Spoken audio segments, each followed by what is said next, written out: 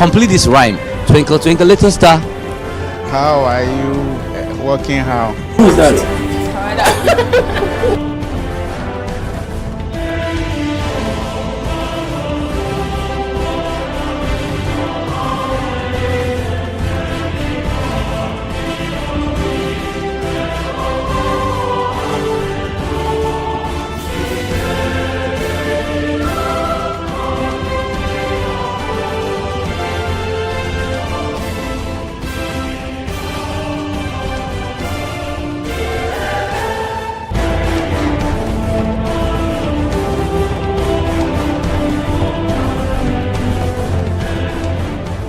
Welcome to The Point of View. Welcome to Face to Face on Channel 1 Television. And hello, welcome to What the Papers Are Saying. This be football made in Ghana. It be the only pidgin show where it day on your screen. Channel 1 TV. Thank you so much. Some people are late. You know, they have to catch up. City TV is now Channel 1 TV. You understand? This is Channel 1 TV, telling your story, empowering change.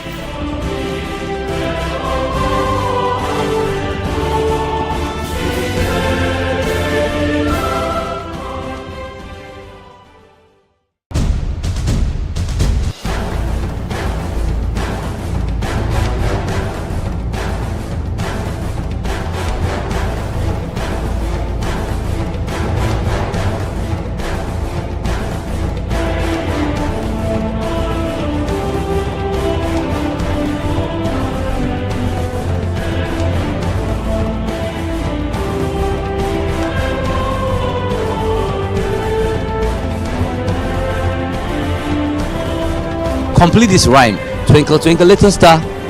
How are you working? How? Who is that?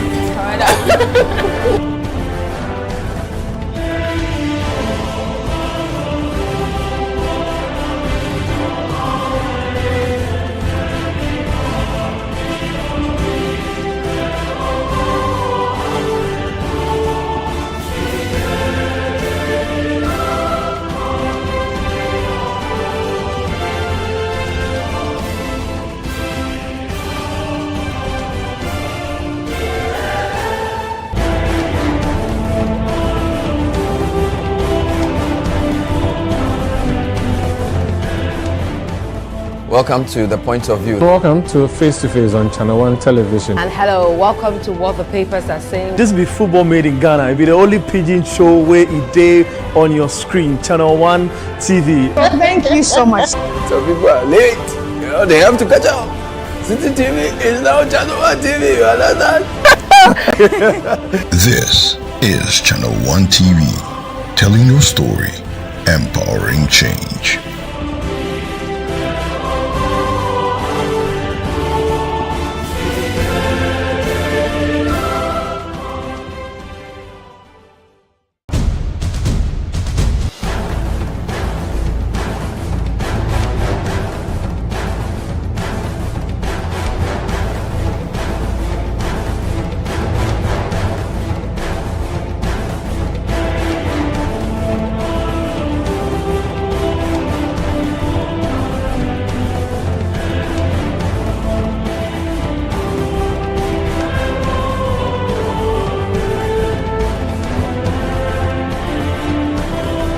Complete this rhyme. Twinkle, twinkle, little star. How are you working? How? Who is that?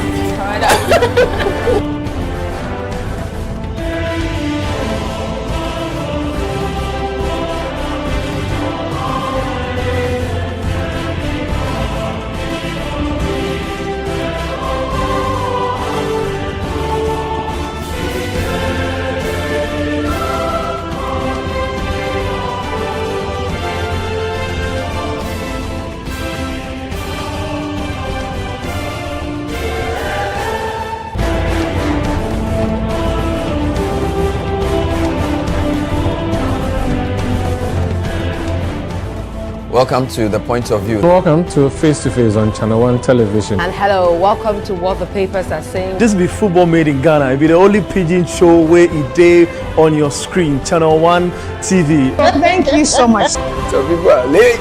You know, they have to catch up. City TV is now Channel 1 TV. You understand? This is Channel 1 TV, telling your story, empowering change.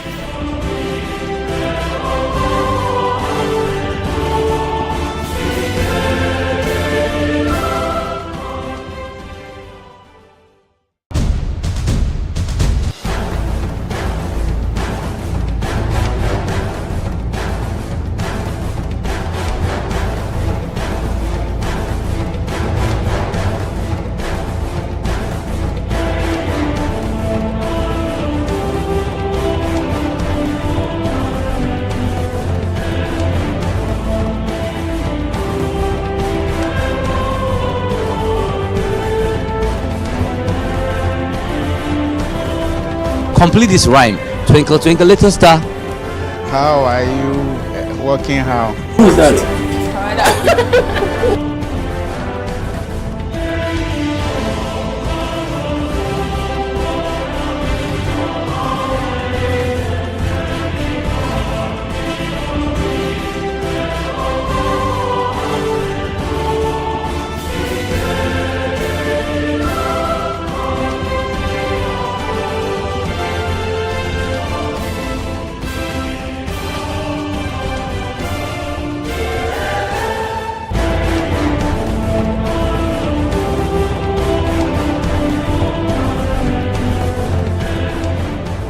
Welcome to the point of view. Welcome to Face to Face.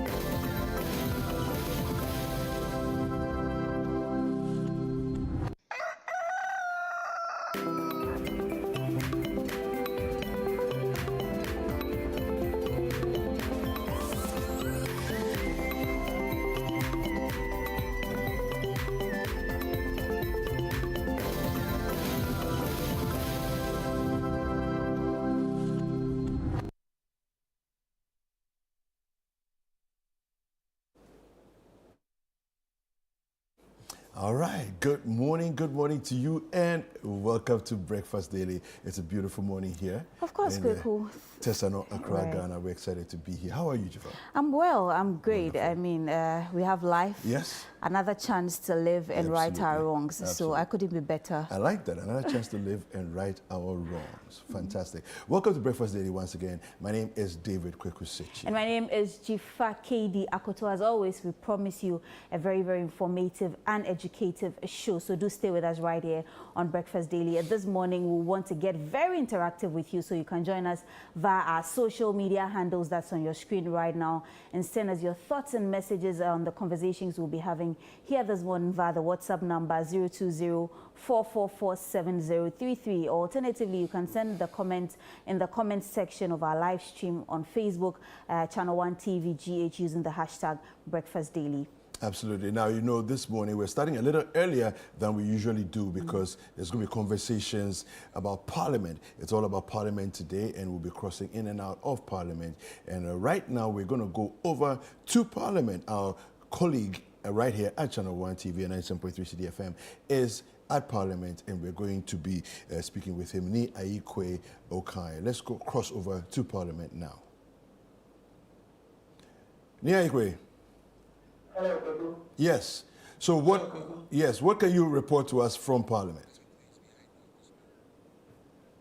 Well, this morning the House is expected to reconvene after it was adjourned indefinitely by the Speaker on October 22 due to the jostling for the majority position of the House by both the NPP and NDC caucuses after the declaration of some 4 seats vacant. So as it stands now, we are not too clear on who exactly occupies that particular majority side of the House, because the NDC caucus, led by its chief whip, Gavin Sagboja, has reiterated that they would still occupy the right-hand side of the Speaker to depict their majority position in the House. And we've had the Deputy Chief Whip of the NPP caucus, Habib Idrisu, also saying that they would ensure that they stick to their original position as the majority side of the House. So there's still some level of misunderstanding as to who occupies the right-hand side of the Speaker. So today, we've seen quite a number of security officers here, police officers as well as military officers. But what we are told is that the military officers are here to conduct specialized security checks in the House, just to ensure that the place is safe and secured for proceedings to begin. We are expecting that the sittings would officially begin at exactly 10 a.m. as announced by the Parliamentary Service. So as it stands now, we haven't seen any member of Parliament here yet. What was witnessed some time ago, where we saw party supporters also here in their numbers, that is not the case here today. It is only the presence of security officers, military, and then police officers in their numbers to ensure that the place is safe and secured for sittings to begin. All right. The last time Parliament convened, we had issues of some parliamentarians entering the chambers before the doors were actually open. Do we have such a situation this morning? Today, we are not seeing that. Like I indicated earlier, it's only the security officers that we've seen here, police officers having an engagement with the Marshal of Parliament. The entrance has not been opened yet to lawmakers or media personnel. So as it stands now, we are just expecting that from 8 a.m. The entrance would be open to all so that they can make their way into the Grand Arena for sittings to begin at 10 a.m. Right. Right. So, you mentioned that the MPs haven't showed up yet. So there's not a single person on the ground at all? Not a single MP around from either side? For now, no. For now, no. I have personally not seen any member of Parliament here at the Grand Arena for sittings to begin. Maybe from 8 a.m. we will start seeing some of them make their way into the chamber as we are expecting to see sitting begin at 10 a.m. All right. So is it possible, that they may be, some may have already arrived by being in their offices and so on? Is that a possibility? That they may be on the ground? It is most likely. Some of them come as early. Yes, some of them sometimes come in as early as 7 a.m. But then they would be in their offices at the Job 600 building until sittings begin. So we are expecting that in no time we will see quite a number of them making their way to the Grand Arena. All right. Thank you very much, Nee. Thank you. We'll be hearing more from you as the day progresses. All right. So that's Nee Aikwe Okai, bringing us an update from Parliament bright and early this morning. And unlike the earlier time that we experienced this on that interesting Thursday, this time around nobody has shown up yet. It's already 7 a.m. By that day, I think by 6 a.m. 6 a.m. There were, people were already on the ground, and so on. So it's going to be an interesting day, but. I really hope that as it is calm and all collected, it will stay as such, and then would have a great interaction with them as well. So look, it's going to be a fantastic morning. I'm just looking forward to seeing what actually transpires at the end of the day. Even though some people are saying that they're going to sit on this side, we're going to sit on this side. We've also heard some parliamentarians also saying that they're not going to go into Parliament and cause chaos. And everything's going to be calm and nicely conducted this morning. So we are hoping for all that to really be the case. But it's Breakfast Daily. How do we start the show off? With some words of inspiration. And we want to take a look at our quote of the day today.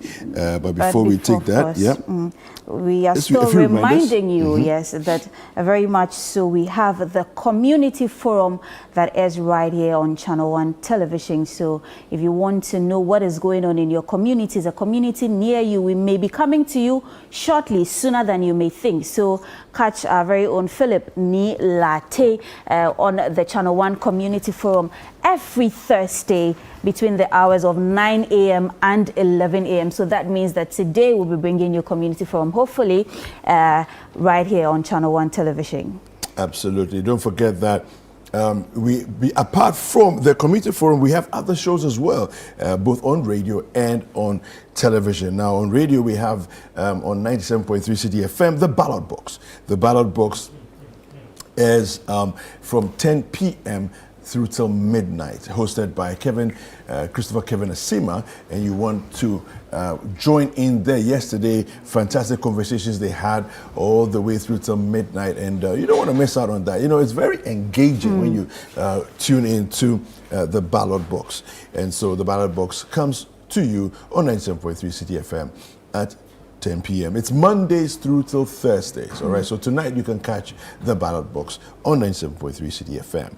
All right, we also have What the Papers Are Saying. Yeah. What the Papers Are Saying right here on Channel 1 Television.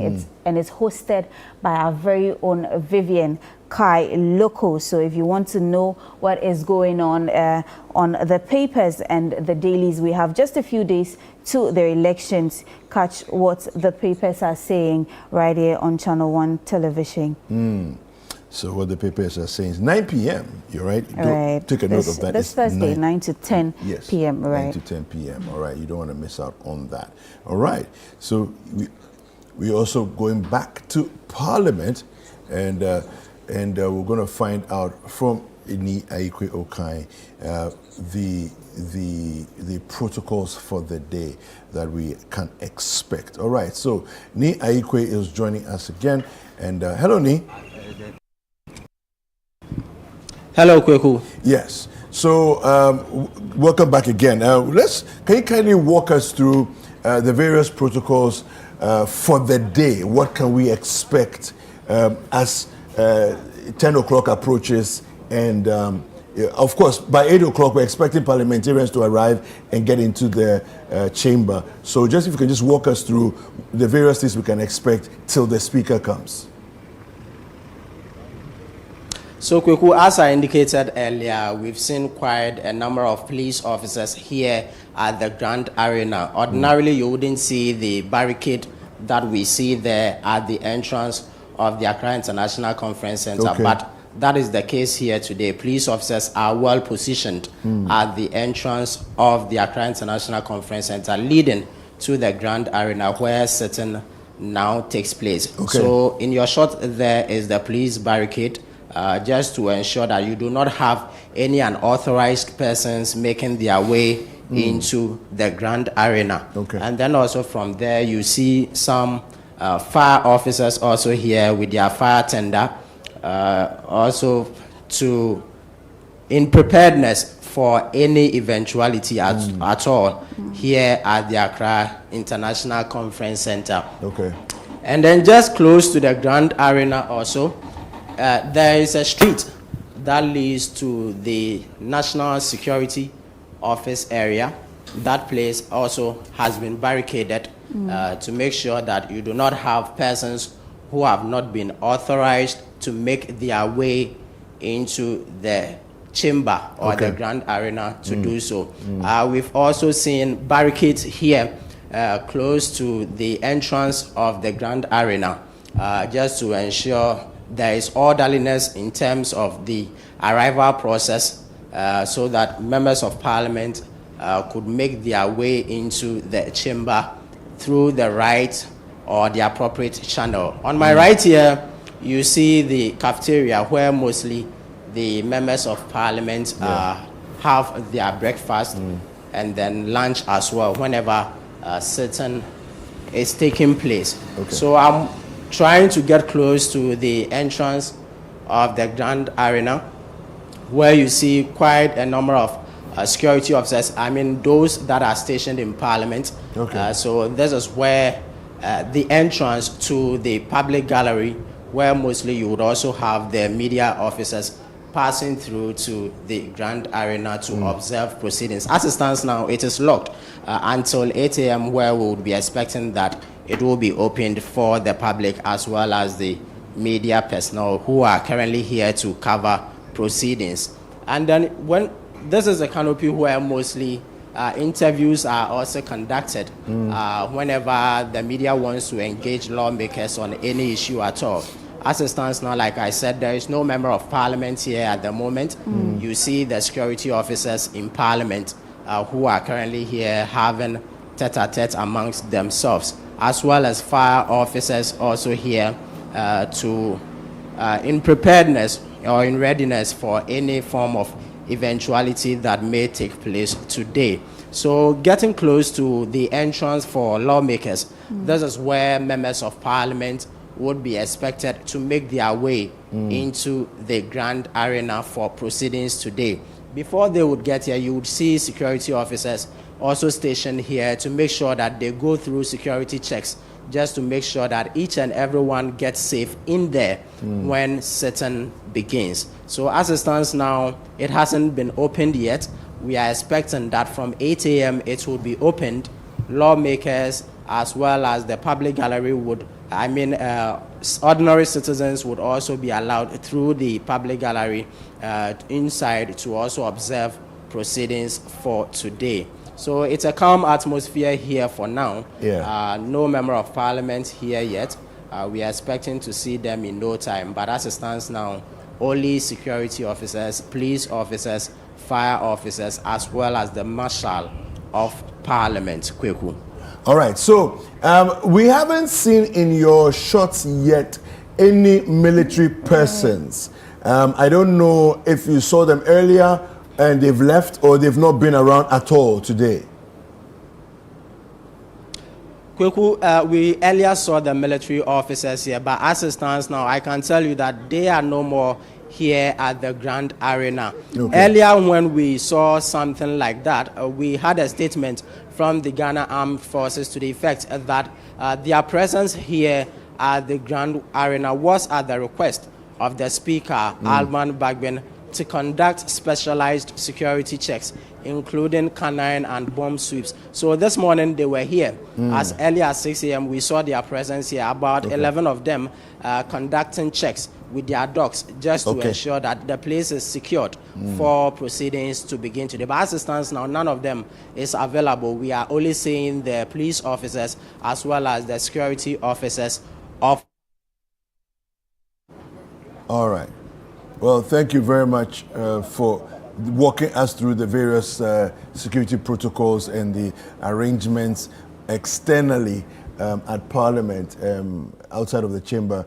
Is a very interesting layout and what's going on now there. We saw someone trying to make entry into the chamber, but then security officers have actually asked him to hold on. I'm pretty sure it's one of the assistants of the members of parliament who is trying to secure a seat for a lawmaker, but then the security officers here have asked him to hold on for now until the arena is officially opened. You know, the last time Parliament had a sitting, we saw parliamentarians and lawmakers all around as early as 5 a.m., even though proceedings were supposed to start at 8 a.m. But today the case is different. Are you able to tell why? Has there been a sanction or anything? What could be the issue? Or they are just waiting till it's time before they come around? Well, indeed, the last time we saw members of parliament here as early as 5:30 a.m. trying to secure seats in the arena, but then later the security officers walked out the chief whip of the NPP caucus, that's Frank Anodompre, who had been here quite early. But today the situation is different. We haven't seen anyone on site yet.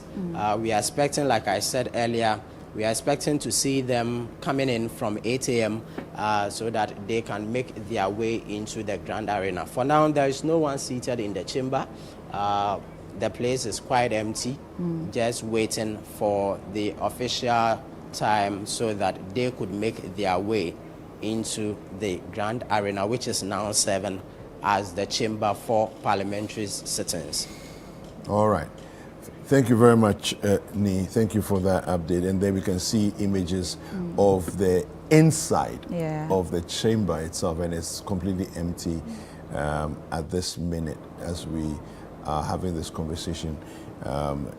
You know, it's completely empty. So yeah, so basically, Ni has walked us through security protocols. The fire service are around, and you know these kind of situations. The fire service, they are first responders. Yeah. That's one of their duties. It's a first responders to any emergency. Right. You know, to be there. So it's important for them to be on the ground. Right. It's not just fire. Right. You know, but it's first response, whether it's a building collapse, whether it's an accident, or any kind of situation, they are first responders. So fire service are in place. We also have the police, you know, who are around.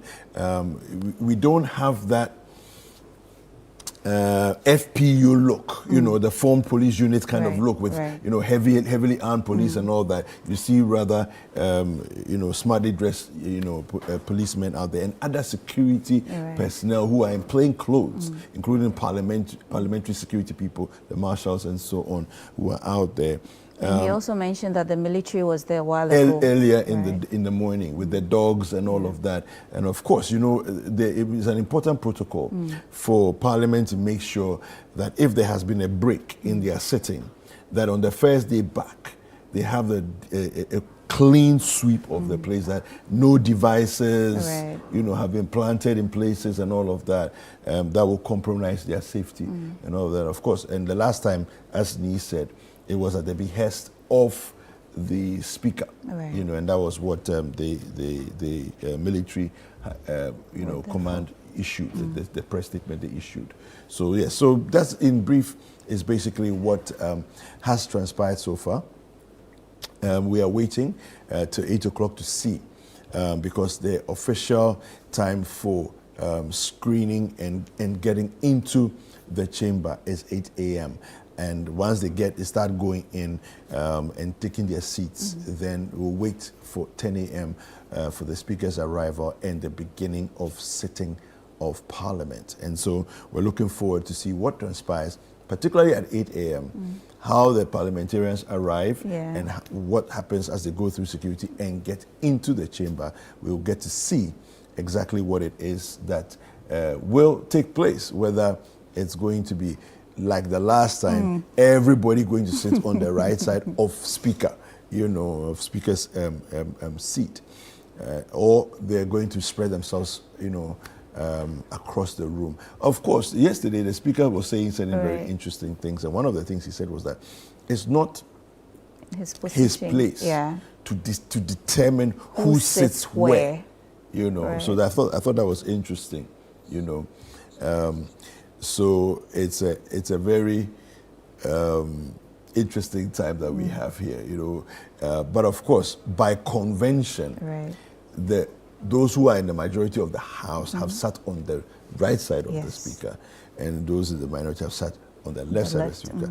But the Speaker says, "Hey, it's not my place. You people should, you know, do what it is that you will do." All right. So we're going to get right into the papers. A lot of the papers are carrying the image and the headline of the Speaker of Parliament. Yes.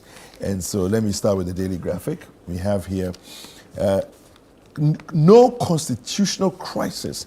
Speaker of Parliament assures nation. All right, it says here, shift to holistic education. Reverend Professor Asari Danso advocates knowledge, skills, and moral values. Petroleum rakes in $840.77 million half year.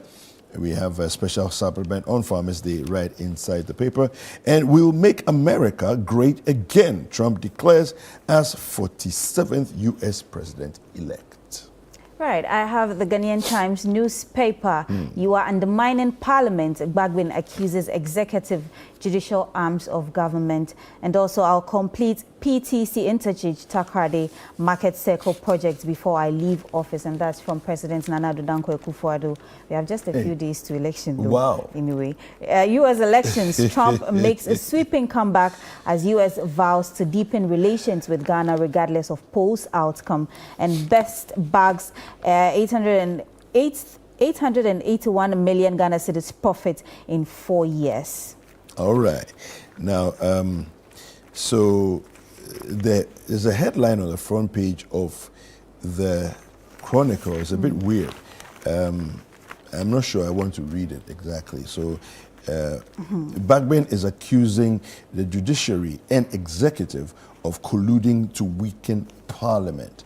All right. If you get the copy of the Chronicle, you'll probably understand why I don't want to read the exact headline that is Would there. you want to turn it for them to see what is there? Oh, yeah. Well, I mean, it's here, so you can always take a look at it yourself and see what is on the front page of the Chronicle newspaper, right? But yes, Baumia's vision for education to be unveiled. And that's Educhum there photographed on the front page. We have Ghana, first country to issue forest law enforcement license. All right. I don't know if I'm hoping that actually makes an impact, you know, on the way we are decimating our forest cover. Stubborn Trump, in quote, Trump returns to the White House. Okay. Philippians 2:14, do all things without grumbling or disputing. And that's the scripture for today on the front page of the Chronicle. So there we have it. Right, I have with me the Daily Guide newspaper. I will establish tomato factory at Akumadan, and that's by Dr. Baumia. Nana elevates 15 assemblies. EC represents certified voters register to parties, and there's a picture of Jean Mensa right there on the front page. No constitutional crisis, says Bagbin, and also Trump sweeps U.S. elections. All right. I have the Anchor newspaper next. And it says, some journal proposes a 1-year military service for graduates. Says Ghana needs leaders, not followers. Yeah, I have always believed in this. I don't know why we should even be talking about it. It's something we should be doing. Everybody should go to the military. Right. I believe that. Everybody should go. Interestingly, you're not the first person I'm hearing say this. I think, for example, and I'll give you an example of Israel. Everybody serves for a year, minimum. If after a year you want to go do whatever, feel free to do whatever, right? But I think it's a good culture of discipline. Yeah. You know, and spending a year in such a disciplined environment will impact on the level of discipline and even our mindset towards being self-disciplined. You know, so Ilapi,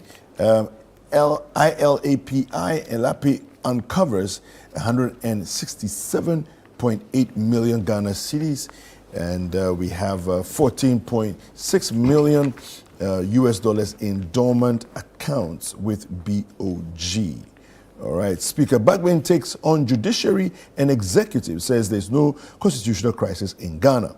Now, broken down, Agodeke Bando pontoon still not fixed. And as residents resort to rickety canoes to cross the lake there. And my good friend Edem Srem is photographed there. I'm sure he's probably the one who he's a drone pilot, you know. So I'm sure he's the one who did you know, the pictures and all of that for that story. Yeah. Right. I have the Business Analyst newspaper. It says celebrating 40 years of Farmers' Day, the ADB story, and we have a picture of the General Manager Kwame Asiedu-Atram's right there on the front page, as well as inflation hits 22.1% in October. IEA slams BOG over gold coin, demands permanent solutions to cedi instability. Power and Energy Ghana Expo kicks off, as well as cocoa farmers in Ghana hoards beans in anticipation of price hikes. All right, a Political Digest has these headlines here. It says, unite and vote for MPP. Napo's wife urges women in Accra. Work done by MPP will win December 7th election, not insults. Baumia speaking there. MPP hints, cashew farmers and learning center. We also have Kennedy Japan warns MPP against complacency, and those are the headlines on the front page of the Political Digest. My final paper for the morning, the New Republic, a tale of 2 one-term presidents. Trump is back. Is JM coming? And that's the question the New Republic is asking you this morning. And also, SEO highway workers in major revolt. Energy sector in debt crisis as Sunon Asogli Power Ghana Limited refutes receiving government promised $30 million. There's no constitutional crisis, Gbagwin Flays Chief Justice. All right. What's the headline there? You said, is it? The Trump issue? No, the other one. Which one? It's Sayo. Sayo. Sayo. Oh, I see. Sayo. Interesting. Yeah. No, when you said, I thought about it. I was like, Sayo. Yeah, Sayo. Right. So let's go to channel1news.com, and we have here Parliament reconvenes amid intense power struggle over vacant seats. Trump, not a model of leadership. Professor Ajimandua there being quoted. He was speaking on the point of view last night with Bernard Avlan. Election 2024, Baumia to engage parents and students on free SHS TVET November 10th. November 10th. We also have NDC's majority claim an attempt to disrupt democracy. And Chumberima is speaking there. We have Asedio Nketia speaking. He says MPP's Ashanti region development projects are election tactics. All right, so that's channel1news.com. We also have some news from citynewsroom.com. So I'm taking us to citynewsroom.com, and on the interface on citynewsroom.com, it says Parliament reconvenes today amid majority-minority standoff over vacant seats, and also Baumia to launch credit score system today. Interesting. I'll establish an airport city in Menchia North if I become president, and that's from Baumia. Also, Trump's victory, a good omen for us, and that's what the NDC is saying. Trump will use globalization only for Americans' benefit.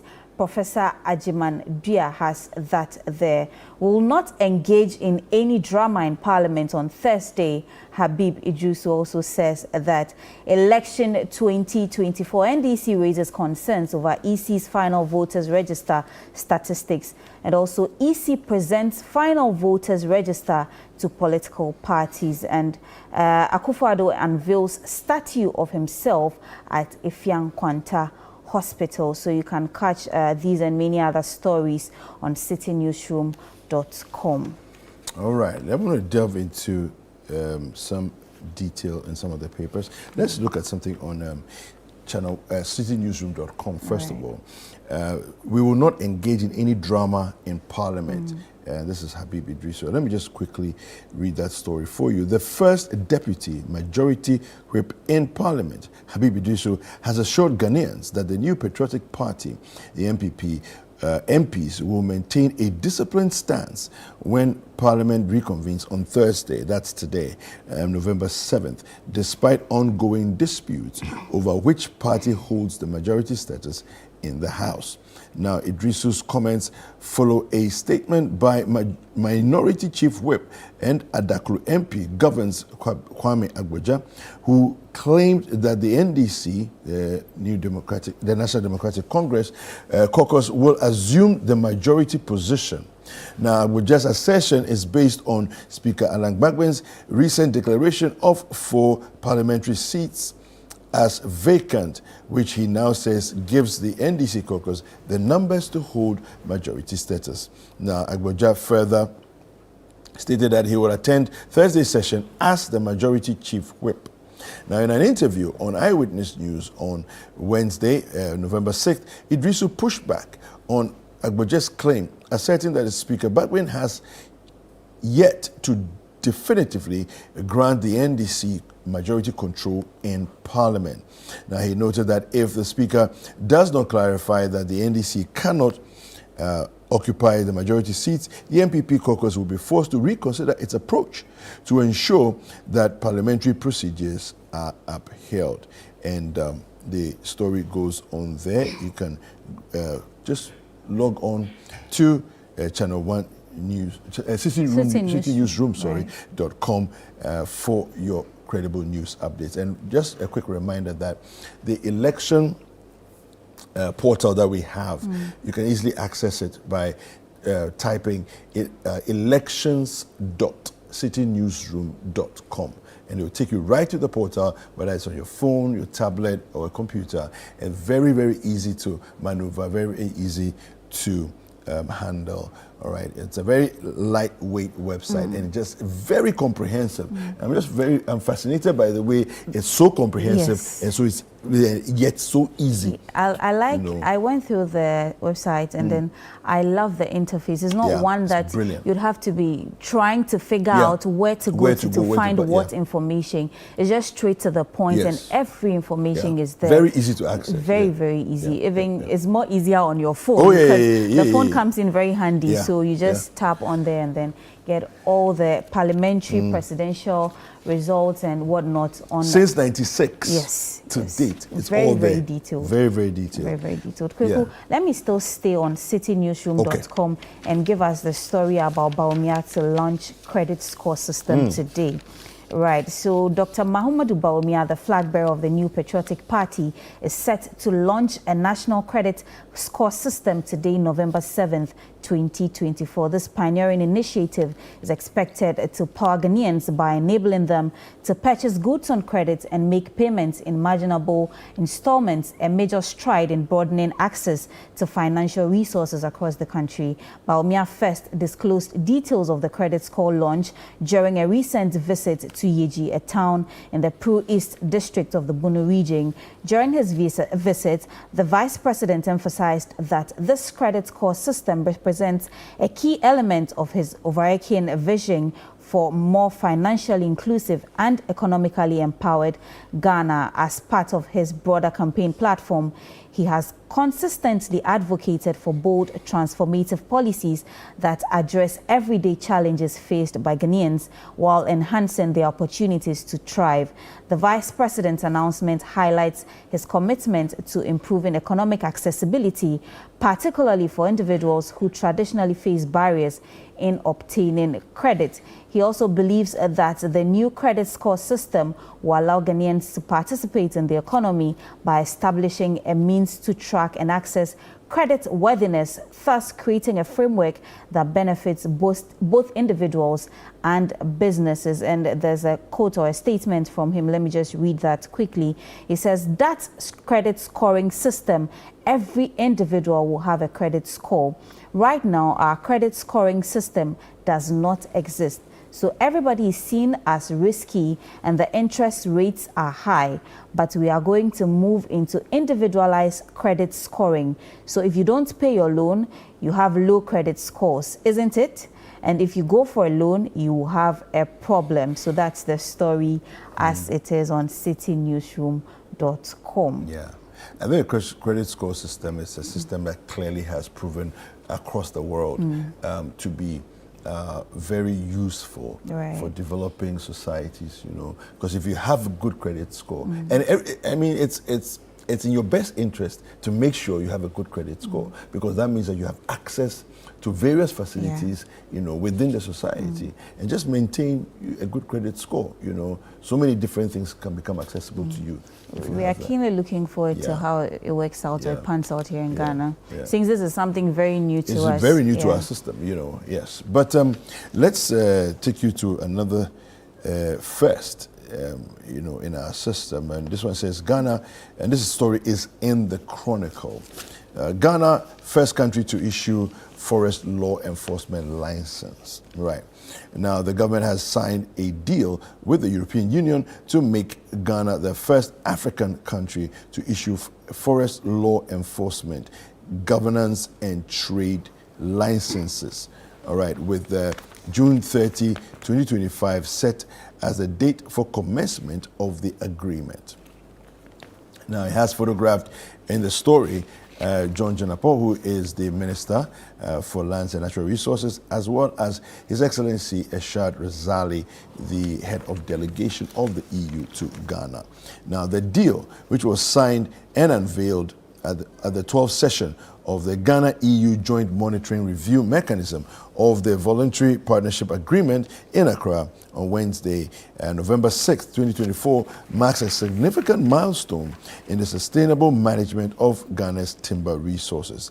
The signing of the flagged agreement, which signifies the conclusion of years of exhaustive and comprehensive stakeholder engagements, not only confirms Ghana's readiness to trade and promote legal timber products, but also affirms the country's openness to serve as a model for other countries that want to pursue the path towards issuing flagged, that is FLEGT licenses. Of course, that's the Forest Law Enforcement, Governance and Trade licenses. Now, let me just go ahead to give you some key highlights. Now, highlighting key aspects of the aid memoir, the minister stated that the document provides an effective roadmap and a guide for the management of the country's forest reserves, and also provides the foundation for the growth of Ghana's economy through the trading of legal timber products. He noted that the document also provides a detailed plan for tackling illegalities in the industry. And so it's a long read. You know, you can just grab a copy of the Chronicle to get into that. Now, I just want to make a quick comment. Jifa, if truly we are actually the first country, there's a problem that I see regarding this. I lived in Kenya in 2003, 2004, right? In Kenya, and you know, Caleb recently was in Nairobi as well, right? And then he shares a similar experience that they came across. In Kenya, you cannot cut down a tree without the express permission of the, let me say in Ghanaian terms, the municipal assembly. Right. You cannot. And Caleb spoke with someone, a Ghanaian, who shared his experience of how he had set up a shop to do some business or something, and there was a tree that was sort of blocking the way, as it were, and he needed to cut it down, make room for expansion or something like that, right? So he talks to some people and they say, oh yes, we can cut a chainsaw, guy, operator. And he says, oh yeah, I can cut the tree down. So the guy arrives on site with his chainsaw and everything is ready, and then the question he asks the Ghana man is where is your permit? The man said, do I need a permit? It's just a tree. It's a tree. Yes. But it's a tree. Here's a tree. Here's a chainsaw. You are the operator. Cut it down. It's getting in the way of my shop. Thank you. Cut it down. That's all. No. But he asked for a permit. So even if we are the first, it means Kenya doesn't even have a law. A forest, what is it called? Forest Law Enforcement license. They don't even have that. But they figured out a way to make sure that nobody, it doesn't matter who you are, you cannot cut down a tree without the express permission of the local assembly. So we can have all the laws. If we want to cut down trees, Ghana, we will still cut down trees indiscriminately. Unless we are willing to enforce the laws we have. That's the point I'm trying to make. We can have all the fancy things. We've signed to a lot of things. But enforcement, and it looks as if we don't have the appetite to enforce difficult decisions, hard decisions. That's what we need to work on. That's all I got to say about this one. Anyway, cool. Yes. So a story caught my attention on the front page of the Ghanaian Times about the president saying he will complete the PTC interchange at the Takoradi Market Circle. So I'm quite intrigued because we have just 31 days to go to the polls. I know I am. You're not alone. I'm also very intrigued. You know, and the PTC interchange is the one that people recently went to remove barricades and went to remove metal, you know, things from the place. Yes. So let me just take us through the story as it is on the Ghanaian Times newspaper. So the president, Nana Addo Dankwa Akufo-Addo, has reiterated government's commitment to complete the PTC interchange in Takoradi and the redevelopment of the Takoradi Market Circle project before his tenure ends in December this year. He explained that the recent restructuring of Ghana's debt affected the two significant projects in the Western region, but assured that arrangements are on course for the resumption of works to ensure full completion. And he quotes, "The Ministry of Finance is working to complete the processes, and by the grace of God, the PTC interchange and redevelopment of the Takoradi Market Circle will be completed before I leave office," he reaffirmed. President Nana Addo Dankwa Akufo-Addo gave the assurance yesterday at a meeting at Fijai, Takoradi, as part of his visit to the Western region to engage key stakeholders to discuss progress as far as achieved on ongoing projects. So the story is a long one there, so you can grab a copy of the Ghanaian Times newspaper to take a read of the complete story. So we have 31 days to election and for a new president to come. And we are still making promises. Interesting. Yeah, very, very interesting. You know, the story that caught my attention on in the Anchor newspaper, I want to get down to that and just, you know, bring that to you. So Sam Jonah proposes a 1-year military service for graduates. He says, Ghana needs leaders, not followers. Sir Sam Jonah, Chancellor of the University of Cape Coast, UCCA, has proposed a remodeling of the National Service Scheme to require graduates and individuals over the age of 19 to serve in the military for 1 year. Now, he suggested that this initiative should be part of a larger strategy aimed at instilling discipline, confidence, and resilience in the youth of the country. Now, the concept of national service, while commendable, must be looked at critically to ensure the building of character in all our youth. We need leaders in our young men and women now more than ever.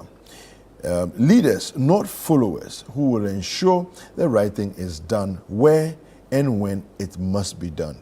And he said this in a report, of course, by the Ghana News Agency. So the story goes on. There's more to it than what the bit that I've just read. But I think that in essence, what it's basically saying is that, and I really honestly, truly agree with him, and I've felt this way for a very long time, that the spirit of patriotism is lost on a lot of Ghanaians, and especially the younger generation, because really the question is that what is there to die for?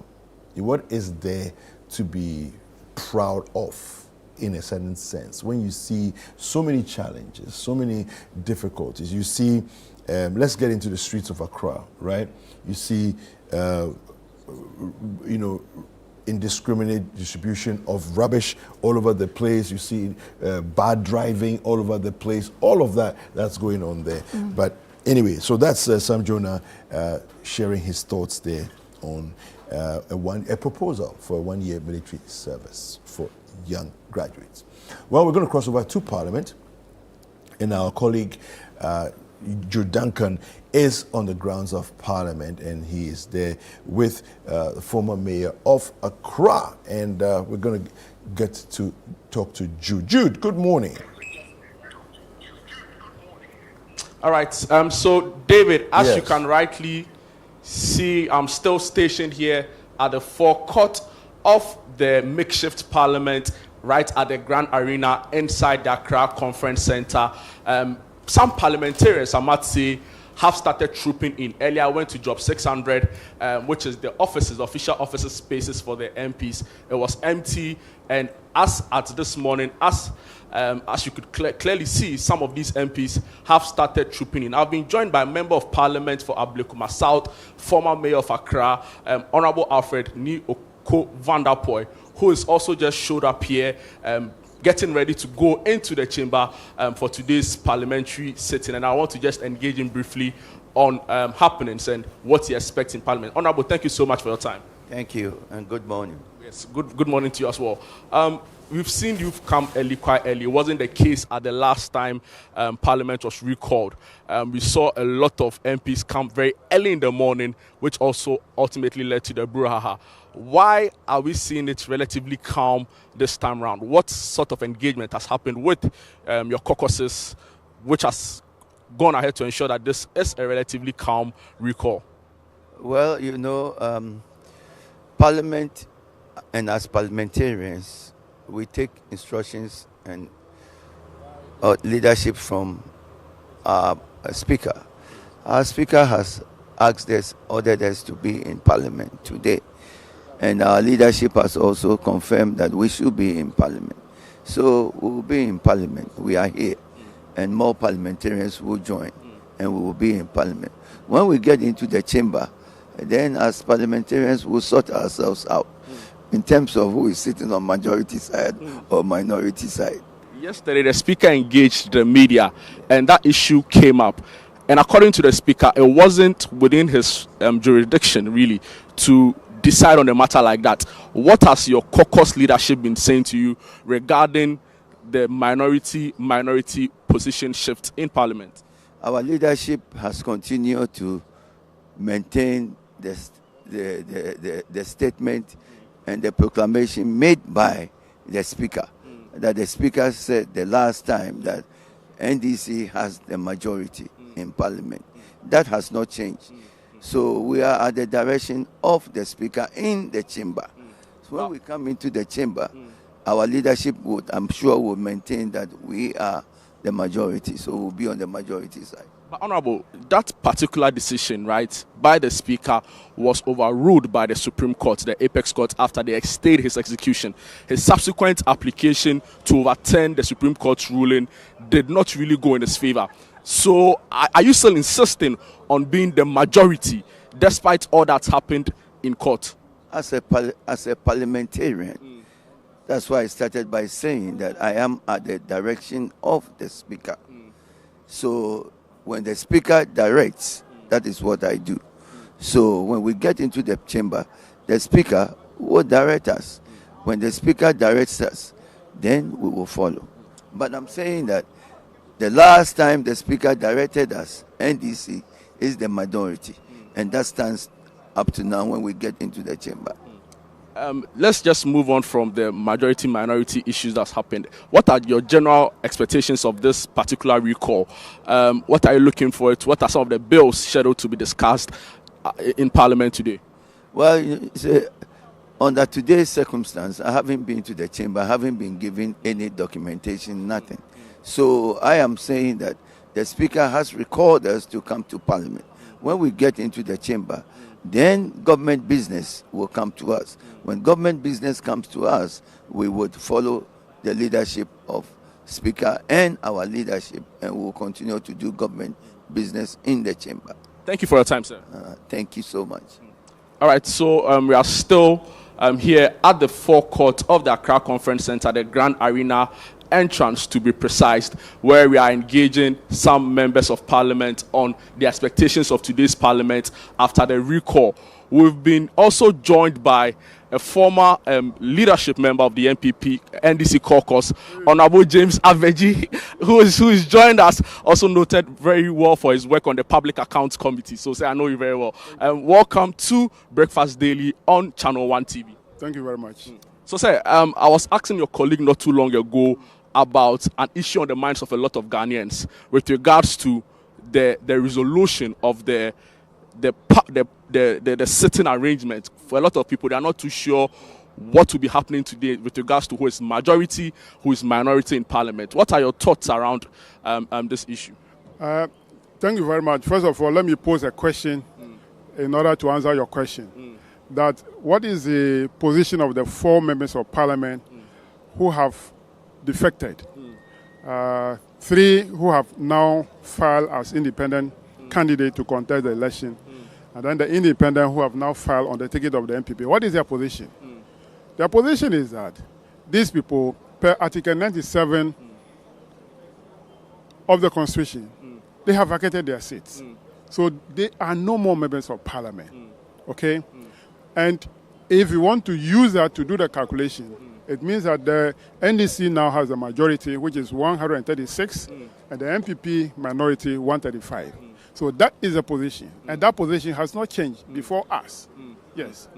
I must also add that whilst I'm engaging Honorable James Aveji, we've seen some members of the NDC leadership caucus working together with the NDC leader in Parliament, Honorable Kisel Atoforsen, in the company of Honorable James Amabua, Member of Parliament for Elembele, Kofi Amabua, also Mahama Yariga Boku Central MP is here, as well as Governor Kwame Agboja, who is also here. I must also add that we've seen Member of Parliament for Kole Klote, yes, Honorable Zaneto Ajiman Rollins is also here. So mainly it's been members of the NDC caucus we've seen here. I've engaged 2 members of parliament already. They tell us that they still maintain their stance of being the majority in the side of the house. But I'm still here with Honorable James Aveji, who is just explaining his thoughts around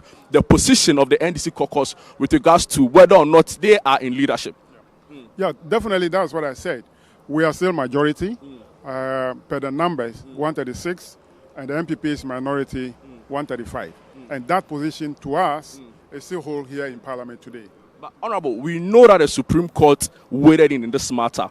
They stayed the execution of the Speaker of Parliament's ruling on the 4 vacated seats. His subsequent application would be denied or overruled by the Supreme Court. So where does this leave the NDC caucus in Parliament? I'm sure you listened to what the Speaker said yesterday in his presser, that both the executive and then the judiciary have sinned against the Constitution. And I stand by what he said, that they need to be forgiven, that we are equal arms of government. We are checks and balances on each other. The Supreme Court, cannot veer into what the Parliament is doing. In fact, let me give you this information, as said by the Speaker. The Speaker never made a ruling. The Speaker, based on the standing order and based on the issue raised by our leader, Dr. Atoforsen, he has done his consultation. He had realized that, yes, these 4 members of Parliament have taken actions which goes against Article 97 of the Constitution. So their seats have become vacant. He has communicated this to the House. He did not make ruling. He communicated this to the House. And per our work as members of Parliament, if these people are no more members of Parliament because of the vacant position they have created by their actions, do the computation, do the calculation, majority now is NDC.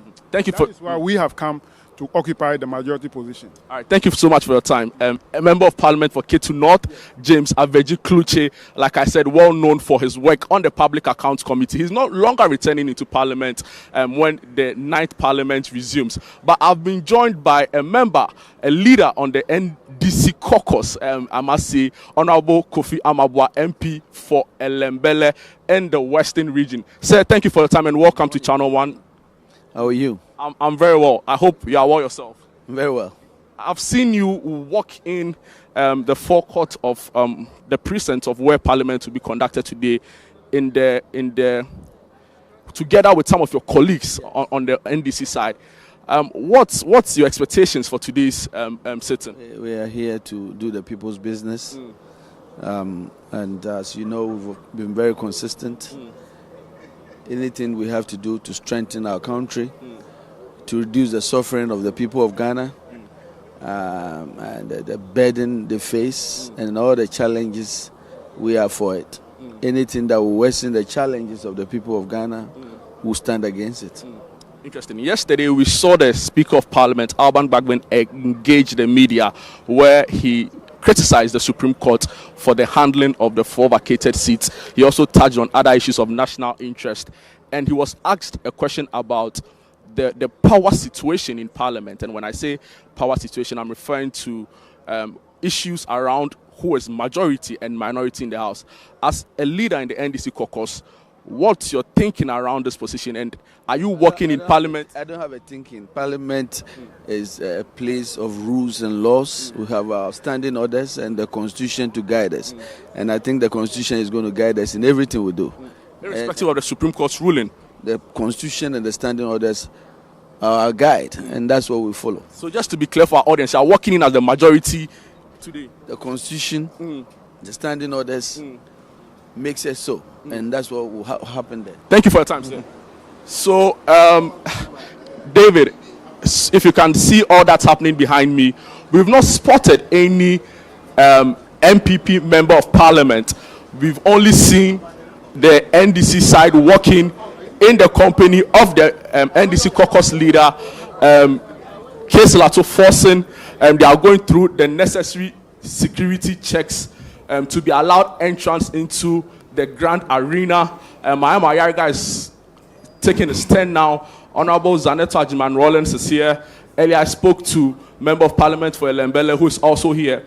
And they are going through all the security checks, like as you can see on your screen right now, to be allowed entrance into the hall. They tell me that they remain the majority of the side, the majority side of Parliament coming into today's sitting. They say they stand by the orders given by the Speaker of Parliament, Alban Bagbin, in the day he ruled on the issue of the 4 vacated seats. Like I said earlier, we've not seen any member of Parliament on the MPP side report to Parliament yet.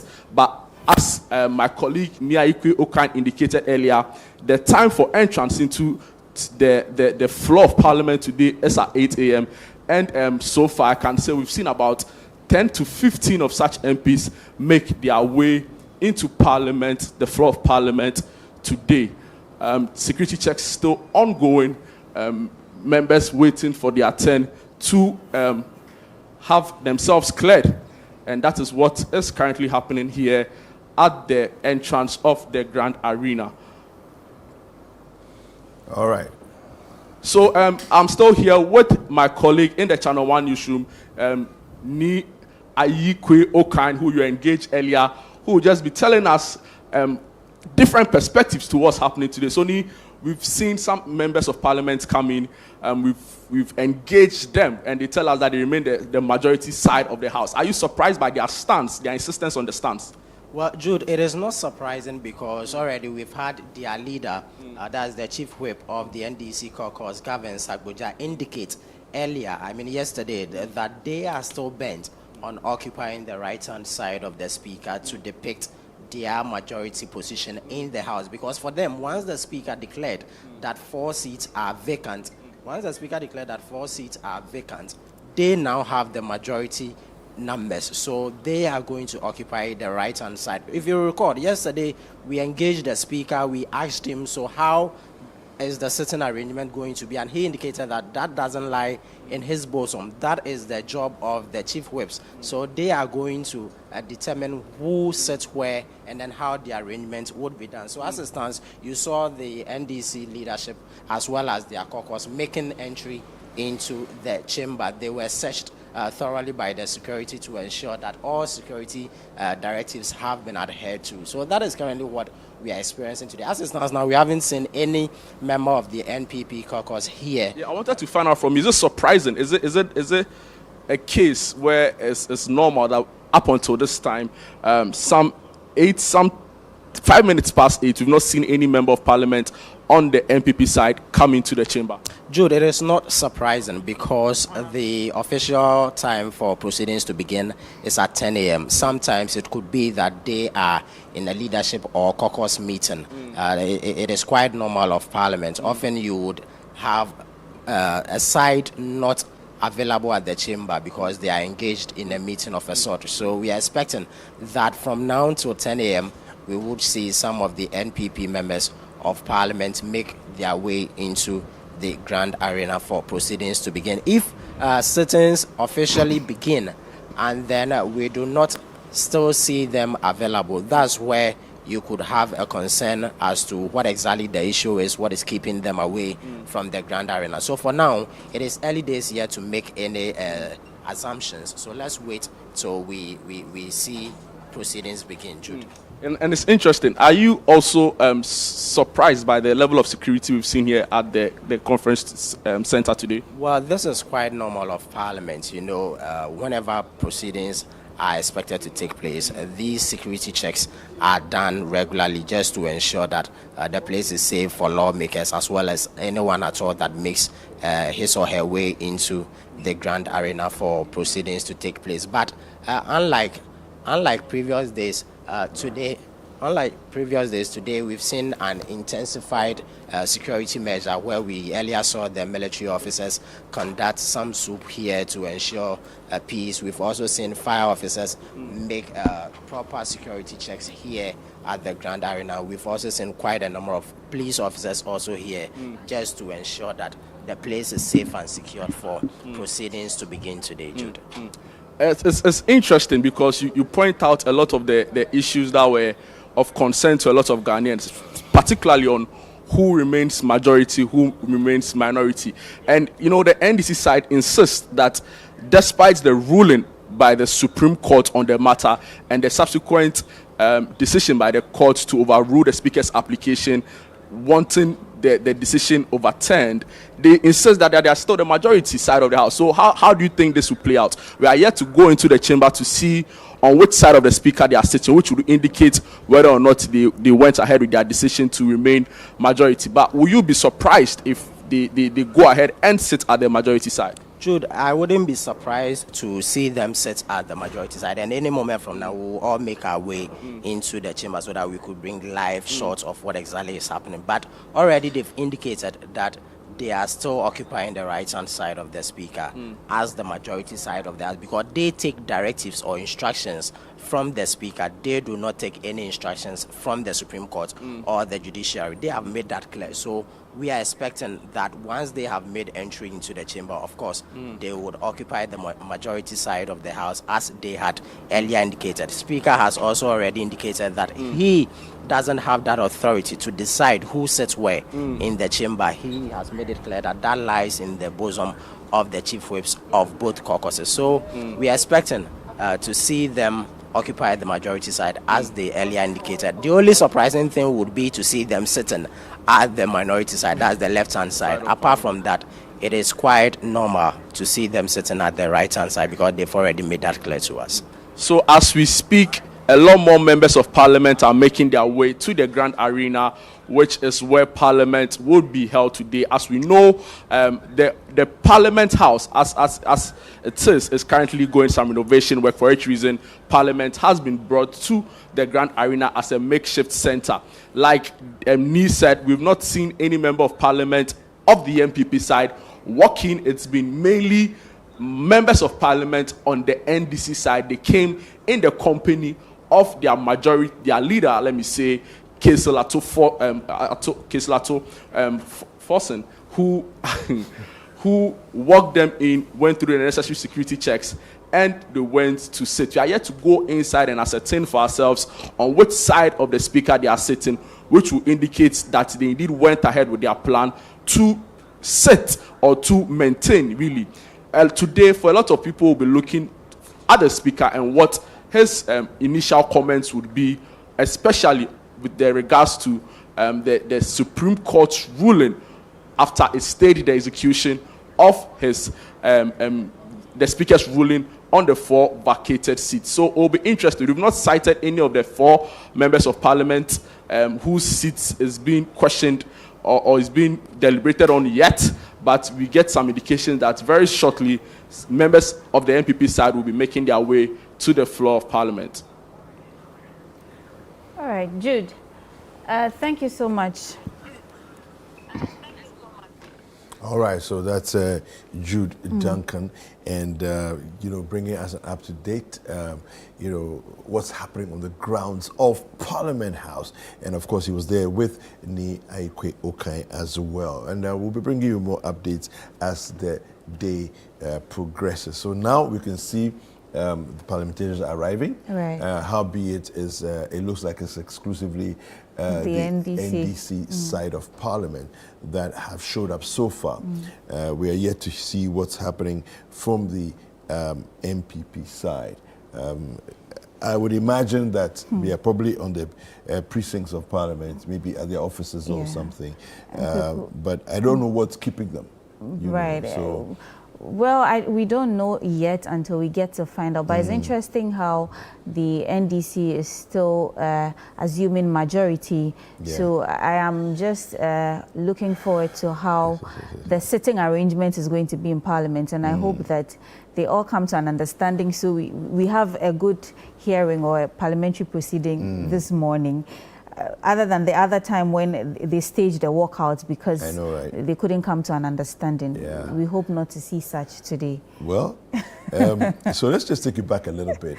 And, the Speaker declared certain seats vacant. This is back maybe now about 2 weeks, 3 weeks ago, 3 weeks ago. And so take it to citynewsroom.com. And there's a story there. It says, Bagbin declares Agona West, Fomena, and 2 other seats vacant. Now, Alban Bagbin, the Speaker of Parliament, has approved a motion that calls for 4 members of Parliament to vacate their seats. All right. The motion was filed by the former minority leader, Haruna Idrisu, and argued that the MPs who are seeking to contest the upcoming December elections as independent candidates must relinquish their parliamentary positions as outlined in the constitutional provisions governed by parliamentary membership. Now, the members affected by the decisions are Cynthia Morrison, Agona West, Kojo Asante, Suhum, Andrew Esiama Fomena, and Peter Kwache Aka, Amenfi Central. Now, the motion highlights the interpretation that by announcing their intent to run as independents, these MPs have effectively forfeited their party affiliations, thus vacating their seats in Parliament.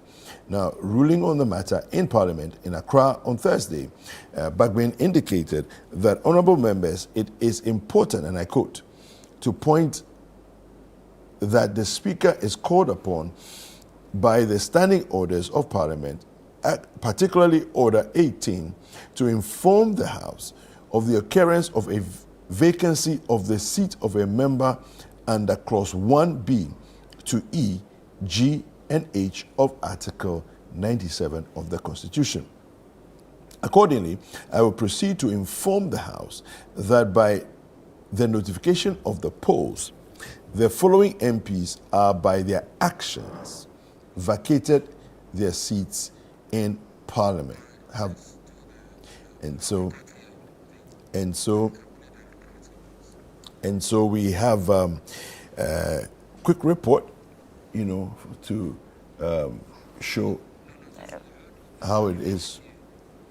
How did we get here? Right? Let's take yes. Right, so we are just running our viewers through how we got here to this back and forth with Parliament. I mean, as you rightly said, I think sometime 15th of October this year, the Speaker declared the vacant seats, as you rightly mentioned, making way for the NDC to assume majority in Parliament. And there's been a whole back and forth with Supreme Court issues and all of that. And the Supreme Court issued a ruling, I mean, to halt the Speaker. Yes, so it was the Alexander Afenyo-Markin went to petition the Supreme Court to say this, we are asking for stay of execution, all right, because this is what the Speaker wants to do. Then the Supreme Court then made a ruling. And so, continue. Right. So, I mean, to declare the seats vacant, and there's been a whole back and forth parliamentary sittings that are not going on because one side would not agree to assume majority where the other will assume minority.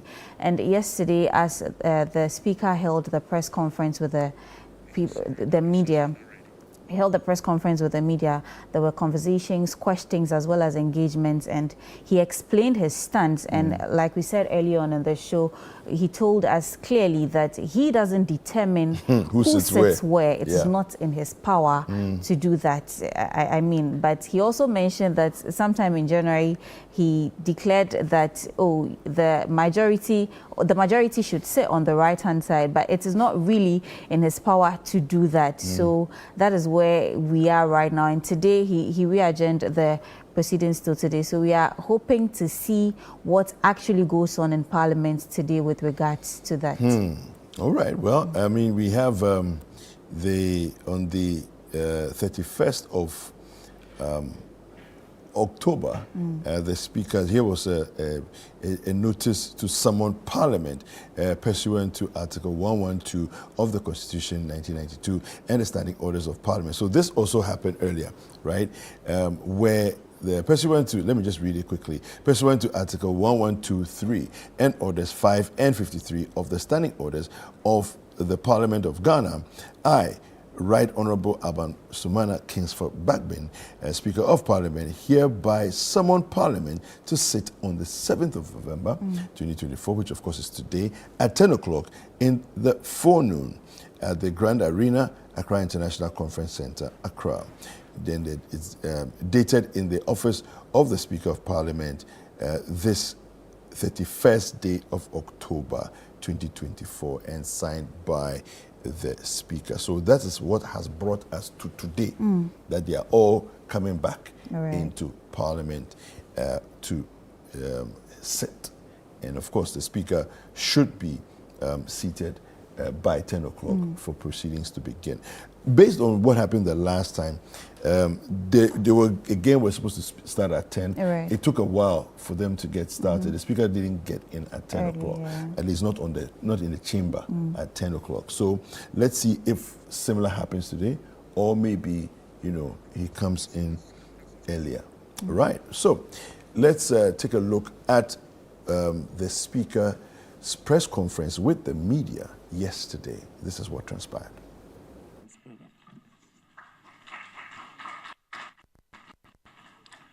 Thank you very much, Kate. Right Honourable Speaker, colleague deputy clerks, colleagues, coordinating directors,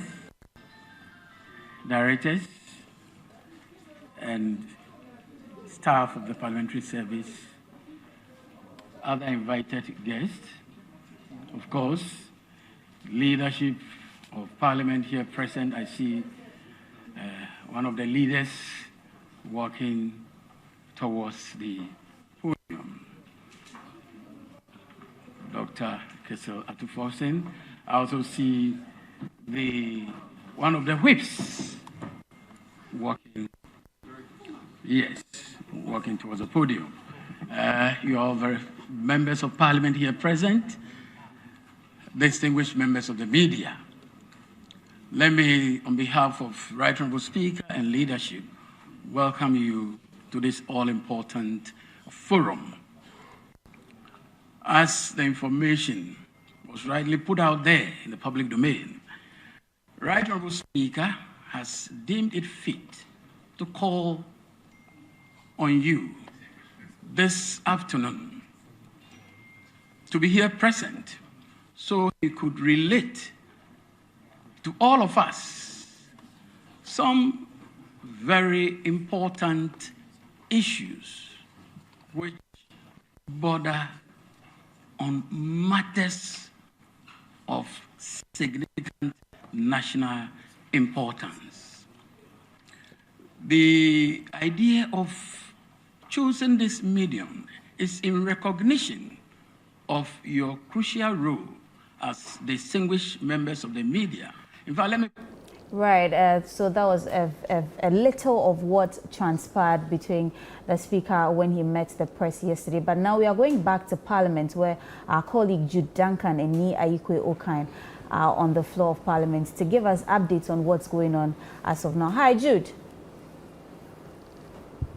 Hello. Hi, Jifa. Hi, right. So we came to you early on to tell us what was going on. And as of now, what is happening? Because we can see that you are actually in the Chamber of Parliament. So run us through what's going on.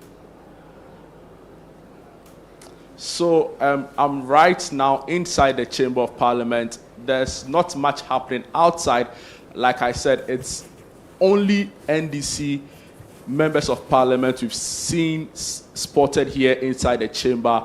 They came in the company of their leader, Keselato Forsen. Since then, a couple more have joined the NDC.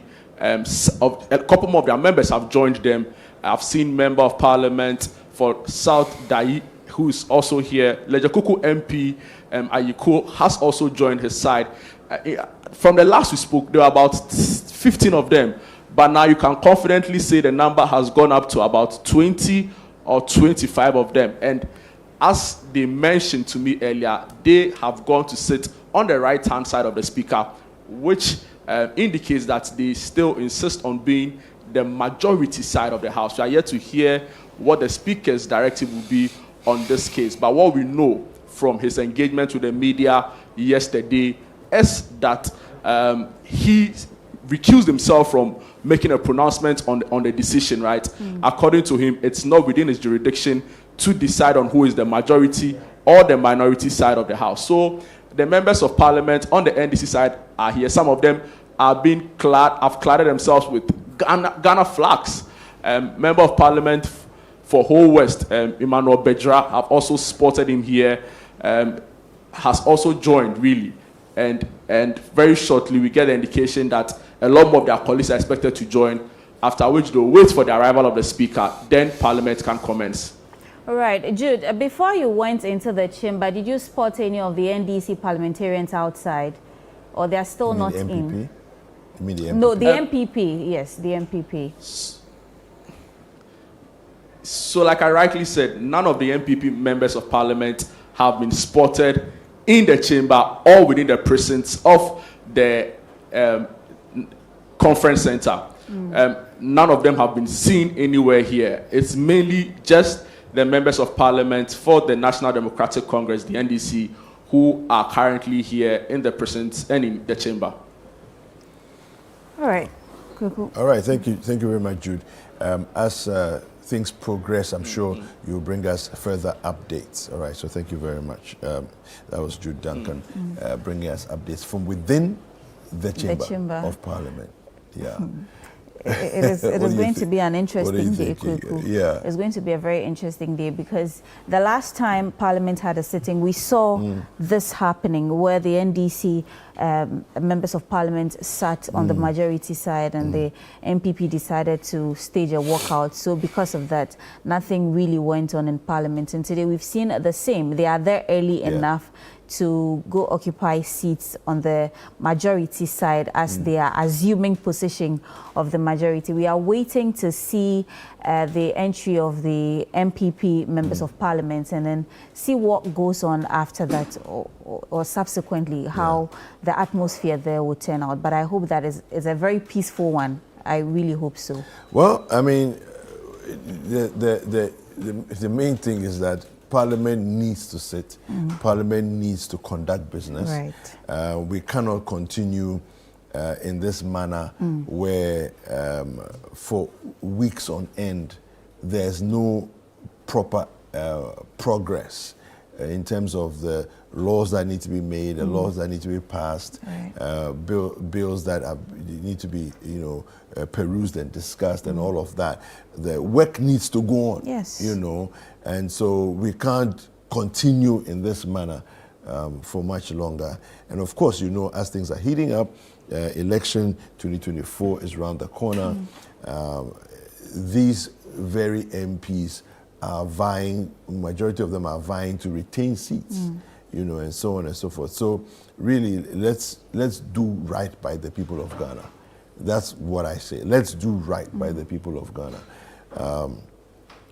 I do understand turf wars, and the fact that everybody feels that they need to protect something, right? But at the end of the day, we should protect Ghana. Of course. That's ultimately the end goal. Where I don't know if anybody is doing politics for the sake of just doing politics. At the end of the day, every one of them there in the chamber, as we are looking on our screens, every single one of them there promised to serve Ghana. All right. Do you understand? Forget even about the oath. When they were campaigning, what was the promise that they gave us? Exactly. They campaigned to promise to serve Ghana. Not selfish individual parochial goals. Do you get it? So we need to grow up. MPs, Parliament in general, we need to understand that it's about Ghana. And it's not about parochial interests. And I mean, they owe allegiance to us, and we cannot wait for them to be going back and forth. Like you rightly said, I mean, laws are meant to be passed. Yeah. Issues are meant to be discussed. So many different things. And for example, there's the LI 2462, which is the law, against mining in forest reserves, right? Now, they are supposed to repeal that law. Because so as it stands, since they have been doing this back and forth, we haven't repealed it. It means that people can feel free to mine in forest reserves. Exactly. And so seriously, we need to grow up, and running a country is not child's play. So if you can't do the job, walk away, let somebody else do it. Honestly, that's what I think. Right, so so far this morning we began on the grounds of Parliament. We went to Ni Ayuke Okai. He walked us through security protocols, all the different things that have been happening there. This was right bright early in the morning. Then he told us about the military deployment that came in to do security checks and all of that. At the time we were speaking with him, there were no military on the ground, which for me it's a good sign of proper practice of how we do things. And then we saw the marshals, we saw police security, and so on and so forth. We saw members of the fire service as well, who of course are first responders when it comes to any emergency. So we saw all of that. Then at 8 o'clock, the members of the NDC caucus started trickling in. Jude Duncan then spoke with a few people as well. We spoke with Chen Cheng, the Alfred Okovanda Poi. We also spoke with James Aveji Kluche. So a number of conversations went on there. They stated their position, they stated their opinion, that they're going to go into Parliament and they're going to go and sit as majority. We spoke, of course, with Emmanuel Amabua as well. So that has already happened. Then Jude proceeded to enter the Parliament chamber itself. Okay, and then, of course, we brought you images of what was happening in Parliament. Basically, just hanging around MPs from the NDC side, hanging around, chatting, bantering back and forth. And basically, they were seated on the right side of where the speaker's seat and podium are. So that's what we've brought you so far this morning. All right. We're looking forward to, it's still, just about, what's the time now? It's just about 8:29, so it's just shy of 8:30. So we still have an hour and a half to go before the Parliament actually begins, and hopefully if the speaker comes in on time, we will begin at 10 o'clock as they've already promised us. So these are so far the updates that we have for you. We're going to take a quick break. When we're back, there's more on Breakfast Daily.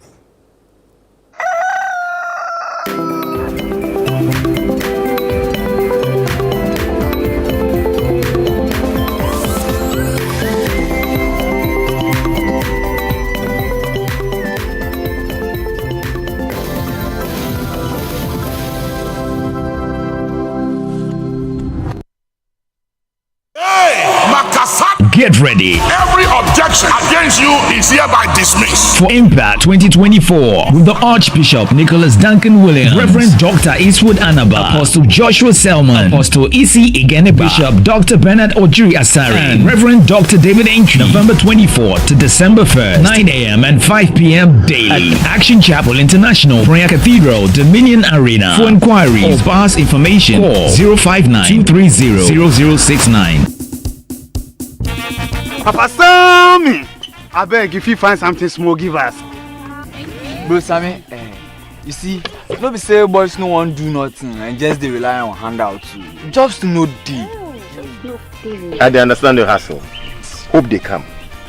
John Mahama they come do the National Apprenticeship Program where he go sort you guys. Brother Sammy, waiting with that. John Mahama knows say no be everybody wey won't work for office. Like me. That one day is true. Under the National Apprenticeship Program, young men and women where they won't learn craft will be enrolled under the program and attached to a senior craftsman who will train them for free. I beg you, mechanic day inside.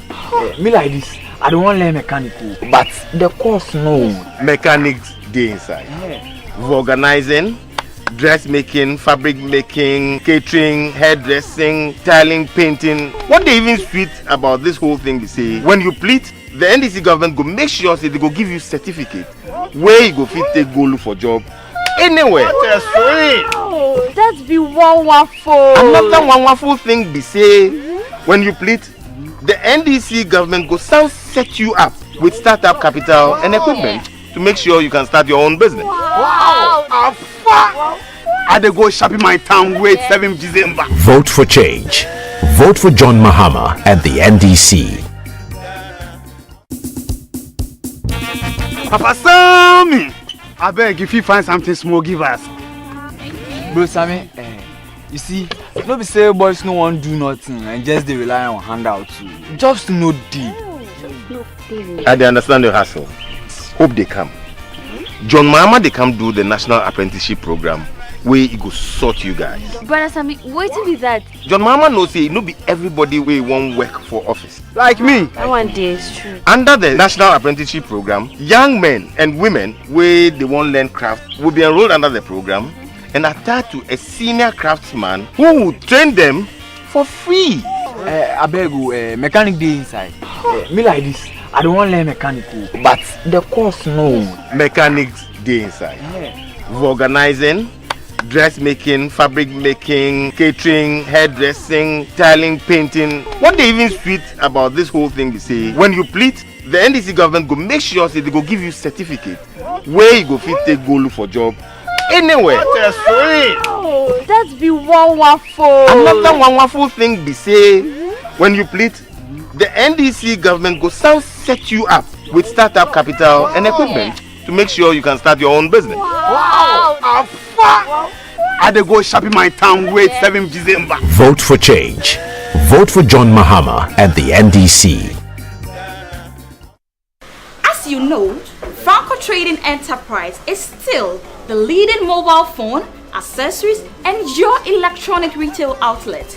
You can purchase affordable items such as Nokia, Samsung, iPhone, Franco air condition from 1.5 horsepower to 2.5 horsepower, Franco TV from 32 inches to 65 inches, and all other mobile phones from our shops nationwide at discounted prices on all digital platforms. Call us on 0246 422 338 or 0555 939311. You can download the Franco Trading app on Apple Store or Google Play Store, or you can visit our website on www.francotrading.com. Franco Trading Enterprise, the home of quality mobile phones and accessories. Luck is everywhere. 8K. Hey, wait. You can put it on this tab. This is my man. Good luck. Bill Radio. We are star 712. I'm on dialing the magic numbers. Star 712. Now welcome to the luckiest. And now with me at home ticket. You can buy for yourself or your loved ones. Mommy, tell mommy who's here. You're buying for me, right? Or who else? Let's choose buy tickets for others. Love you, boo boo. Maybe straight to option 4. You need to buy tickets worth 50 Ghana to qualify. Yes, you can buy random or preferred ticket. I'm choosing random ticket. Listen, if you buy the random ticket, the system chooses a random number for you. But if you buy the preferred, you get to input your own preferred 5 digits. 5. Now follow the prompts and confirm. Now the luckiest. The luckiest is regulated by the NLA on the Caritas platform, not for persons below 18 years. T&Cs apply. Introducing Rexona Non-Stop Protection 72-hour antiperspirant with breakthrough microtechnology that forms a stronger sweat barrier. Tested to the limit, even during the most intense workout. Still clean, dry, and fresh for longer. Try the new Rexona 72-hour non-stop protection for clean, dry, and fresh underarms every day.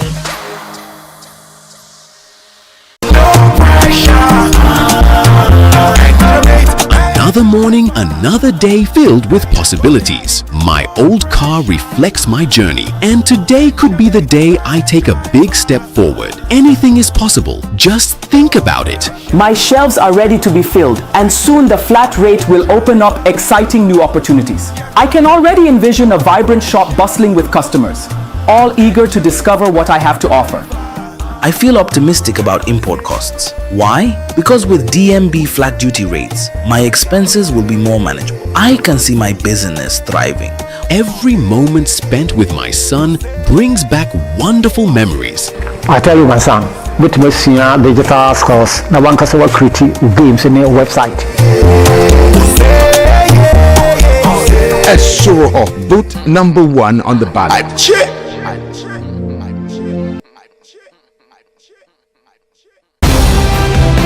Every footprint tells a story from every walk of life.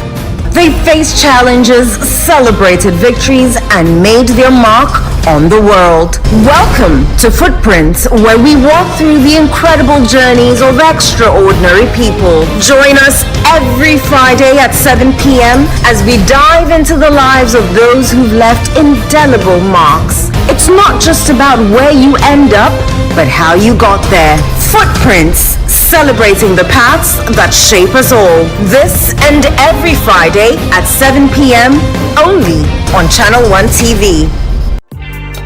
They are the trailblazers, the pioneers, the unsung heroines who break barriers and set new standards. Hello there, welcome to The Woman in You with me, Zoe Abubedoado.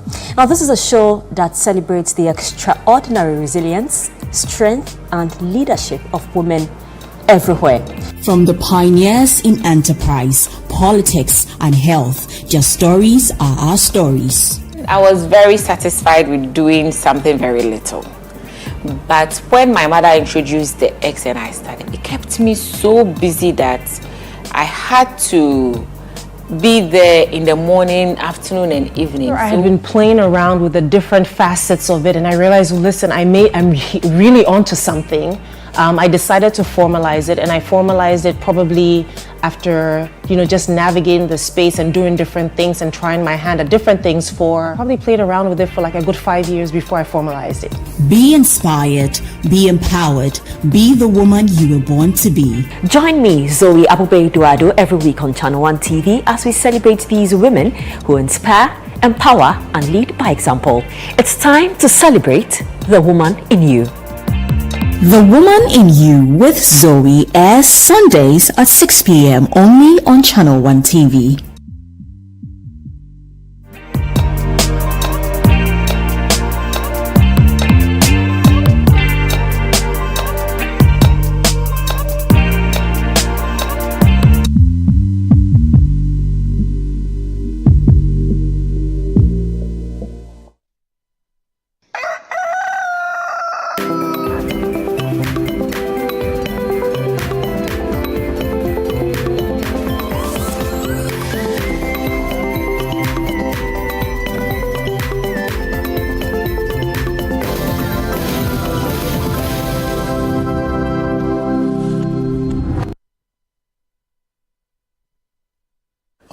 So welcome back, and we're going to go back to October 17th when our colleague Vivian Kai Lokko has a report for us how we came to this point. Let's take a look. petition to the Speaker, Alban Bagbin, by the minority group on Tuesday in demand for the declaration of 4 seats vacant due to a decision by 3 MPs, i.e. the Agona West, Amenfi Central and the Sohum MPs to contest as independent candidates in the December general elections, as well as the Formina MP's decision to contest on the ticket of the New Patriotic Party in the upcoming polls. The Speaker, Alban Bagbin, on Thursday delivered a ruling by declaring the seats vacant in accordance with the standing orders, the Constitution, and on the premise of precedence. I proceed to inform the House that by the notification of the polls, the following members of Parliament have by their actions vacated their seats in Parliament. The members are Honorable Peter Yao Kwashi Aka, NDC MP for Amenfi Central in the Western Region, now referred to as an independent parliamentary candidate for the same constituency. 2, Honorable Andrew Amwako Asiama, independent member for Formina constituency in Ashanti region, now referred to as MPP parliamentary candidate for the constituency. 3, Honorable Kojo Asante, MPP MP for Suhum in the Eastern region, now referred to as independent candidate for the same constituency. And finally, Honorable Cynthia Mamile Morrison, MPP MP for Agona West constituency in the Central region, now referred to as independent candidate for the same constituency.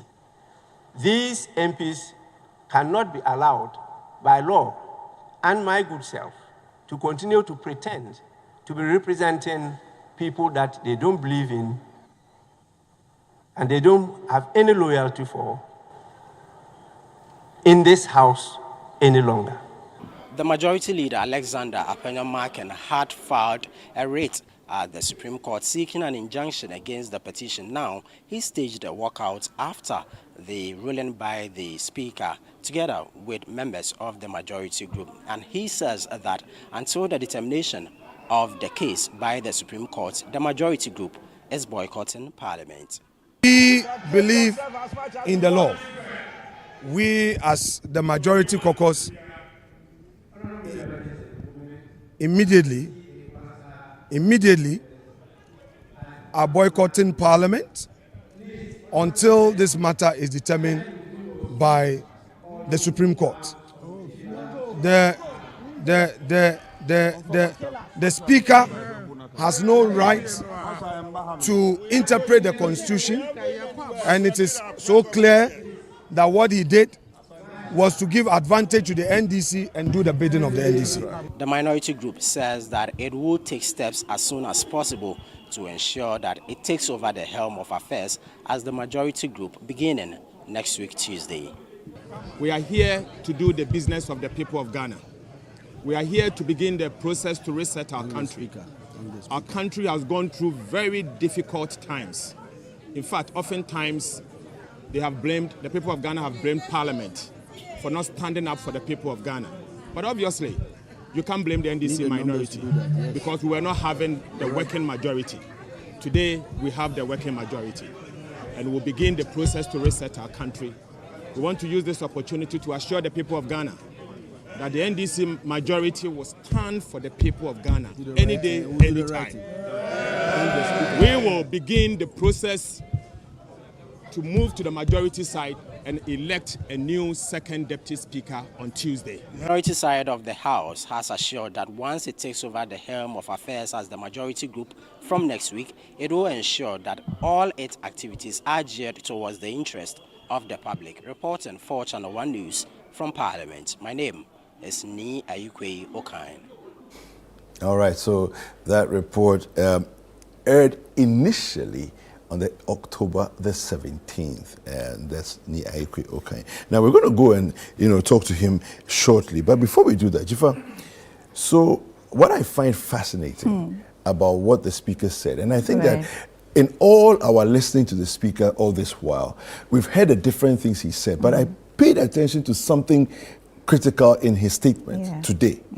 He said that by your action as saying you're going independent, you are saying that you're no longer loyal to the people of the constituency. Yes. You don't care about them. But I think that's an error. Yes. Because that's not the case. Respectfully, in my humble opinion, I think that's an error. Because the people are saying that I want to represent the people, but as an independent party. I don't want my party. I want to go as an independent. Anyway, Ni Ayikwe Okai has joined us. We're joining him once again in Parliament. Ni? Hello, Ni? Hi, Kweku. Yes. So, any updates from Parliament? Kweku. What's happening? Walk us through what's happening. Kweku, as it stands now, members of Parliament from the NDC caucus have made entry into the chamber for expecting that sitting will begin at 10 a.m. as announced by the Parliamentary Service. In our short, some members of Parliament, we have the one flanked by the Ghana flag, the MP for Keta Kwame Jujoli Gakbe, and then also close to him is the Ketu South MP, Ablajifa Gomashi, and then by her is the Ketu North MP, that's James Kluche Aveji, and a host of other lawmakers, Dr. Zanato Rollins, MP for Clote Kole. You have the leader of the NDC caucus, Dr. Kese Lato Forsen. You have the chief whip of the NDC caucus, Gavin Sagboja, the deputy leader of the NDC caucus, Emmanuel Amakofubua. So these are all members of Parliament from the NDC caucus. But when you pan through to the side, or the left-hand side of the speaker, you do not see any member of Parliament there. The only person we can see there is the Akachi South MP, that's Bernard Ahiafo. He is from the NDC caucus. I do not know what exactly he is doing there, but then I'm pretty sure he's checking the names that have been assigned to the seats there. So that is what he is doing there now. But on a whole, there is no member of the NPP caucus currently seated.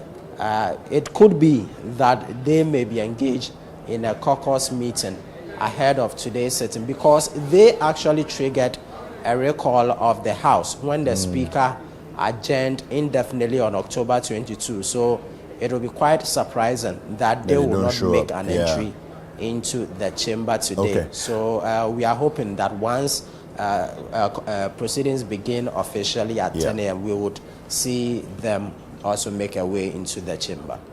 Now, Ni, you made mention of assigned seats. I'm very curious, who assigns the seats? Who assigns names to different seats?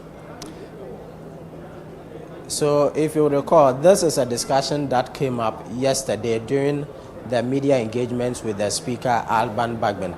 Now, he made it clear that the allocation of seats are done by the leadership of both caucuses, precisely the chief whips. So they actually designate the seats. These are sometimes based on the leadership positions, gender, as well as other factors. So these are things that they consider to allocate the seats.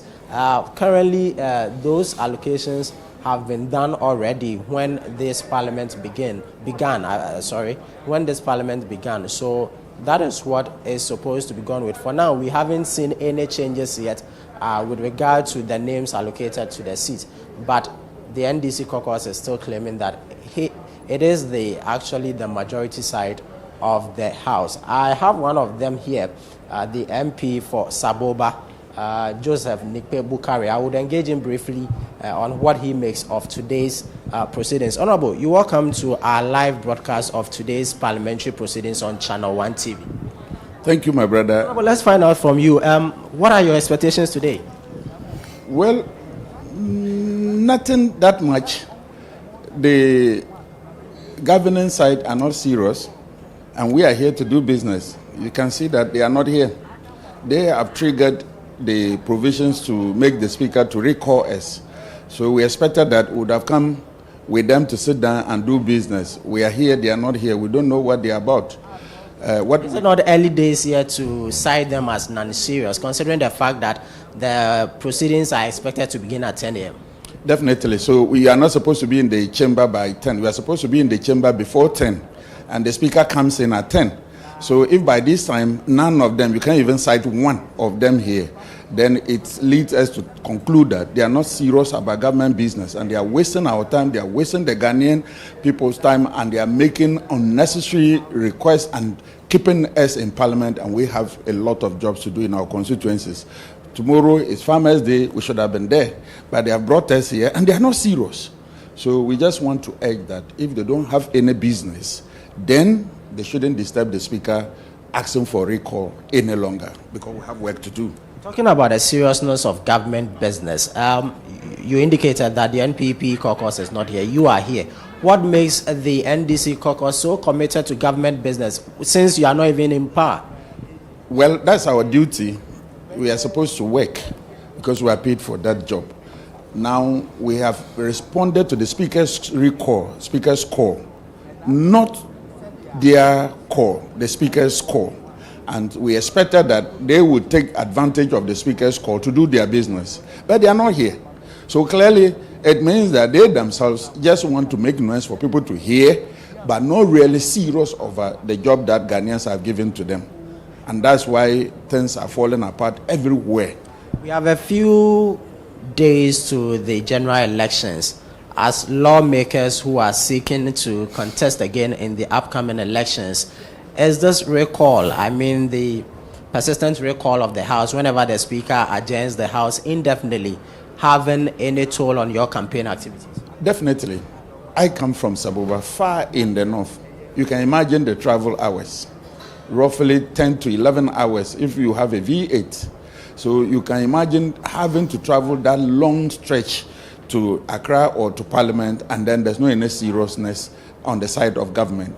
And so it actually drains us, it actually delays our work, and this is the time, this is the peak of the elections, that we need to explain our party policy, our manifesto to people. We need to get to every house to explain to them what we intend to do for them should they give us their mandate. And so if you call me here and you are not serious, definitely you have brought a lot of disturbances to my work, to myself, and a lot of pressure that you are piling ahead of my campaign, because definitely I should have been in the constituency working. So if you call me and there's no any work, actually you have disturbed me. Educate us a little on some of the key government businesses that the House is expected to undertake before it goes on recess. Now, you know that we have some loans that they wanted us to approve. You know, definitely there are some bills they have presented. You know, definitely there are some two Supreme Court justices that are before us, and a lot of other government business. We were expecting that they would have been here for us to see actually what they want us to do in this recall. But they are not here. So for now, until I get the other paper, you are unable to tell what the speaker or what the government side intends to do, because you should have your order paper to determine the day's work. That is not yet ready, but we are waiting. We are waiting. Would you be surprised to see them not in the chamber should proceedings begin? Well, it will not be a surprise to me, because it happened before and it is likely to happen. At least one of them, or two or three or four of us, 4 of them, you can see our numbers. We are ready. And not even a say, maybe they are holding a caucus meeting, a minority caucus meeting. If not that, then we should have seen them. We expect that they should come. Whatever the situation is, they should come, because they have triggered the provisions for the speaker to recall us. So they should be here. Why do you still refer to them as the minority caucus, and why has your side of the House occupied the right-hand side of the Speaker, considering the fact that the Supreme Court has stayed the execution of the Speaker's declaration of the seat vacant? I am not talking about issues of the Supreme Court. I'm a parliamentarian. Precedence in Parliament guides me. And I can remember my Koko's ruling, and that the former second deputy speaker did not access any parliamentary duties or parliamentary facilities. So that precedent is what is guiding me. That there was a ruling, and then the then speaker, Professor Michael Kwe, had declared the former seat vacant. And I am guided by that precedent in this house. Has there been any changes with regard to the names allocated to the seats?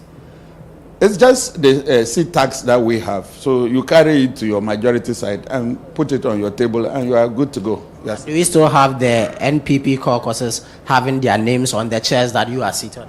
The tax are movable, so a lot of them have moved their name tax. But who moved them?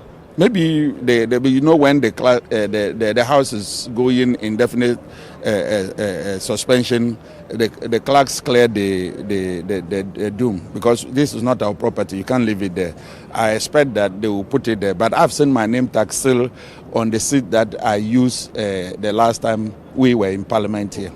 Honorable, one key thing that this session is expected to consider is the mini budget for the upcoming year. Won't these activities by lawmakers affect this particular mini budget reading, and what will be the impact should it not be read? I don't think it will affect the budget. I think it will only delay it a bit, because after elections we still have about a month to sit and that budget can be passed. It is just like I referred to you earlier. The government side are not serious. The minority side, they are not serious with their own business. If they were serious with their own business, we will not be in the chamber, and the leader of the house then will rush to Supreme Court to stay the speaker's hands in activities of parliament. So clearly, if they had any serious business, he would have done some kind of consultations, he would have done some kind of negotiations, he would have done some kind of talking, using senior people to talk to people so that government business goes on. But he chose to go outside or to go to the Supreme Court to cause this issue. So it's self-inflicted. They did it and they are the ones to pay for it, because clearly if they are serious with their business, they will be in the house to do their business. They won't run to another authority or another government arm to sort to do their business there. You can go to the Supreme Court, all right, but as a parliamentarian in this house, no any other law governs me except the standing orders of this house. And the Constitution provides for us that whatever business we are doing in this house, no one can cite us anywhere or no one can take us anywhere. We are guided by the standing orders of our house. So clearly we expected them to be in the chamber. We use our standing orders to transact business, government business, that affect all of us. But because they are not serious with government business, they have gone to use another arm of government to stall the work or to stop the work of Parliament, which is their own business. Thank you so much for your time. I'm grateful, my brother. So, Kweku, you heard me speak to the MP for Saboba, Joseph Nikpe Bukari, on what he makes of today's proceedings and all controversies surrounding the recall of the House, the declaration of 4 seats vacant by the Speaker, Alban Bagbin. Kweku. Yes, and thank you very much for that update there. We really appreciate it because it gives us some perspective. We're hoping that by 10 o'clock, the MPP caucus would have showed up, even if it's just a few of them, because I know in campaign season, it's hot everywhere and people are traveling and all of that. So I don't know if you've spotted anybody yet from the MPP side. We still do not have anybody from the NPP side yet. Okay. It's still members of the NDC caucus who are currently here in the chamber. I have close to me here Augustine Terria. He is a member of parliament. I would engage him also briefly on what he makes of today's proceedings. Honorable, you're welcome to our live broadcast of today's parliamentary proceedings on Channel 1 TV. Thank you. In as much as you do not belong to the NPP caucus, I'm sure you have few friends in there. Have you had any engagement with them as to why they are not in the chamber yet? Not on that specific issue. We've visited, everybody knew of the recall, and so we're expecting that everybody will come, we'll have everything peacefully.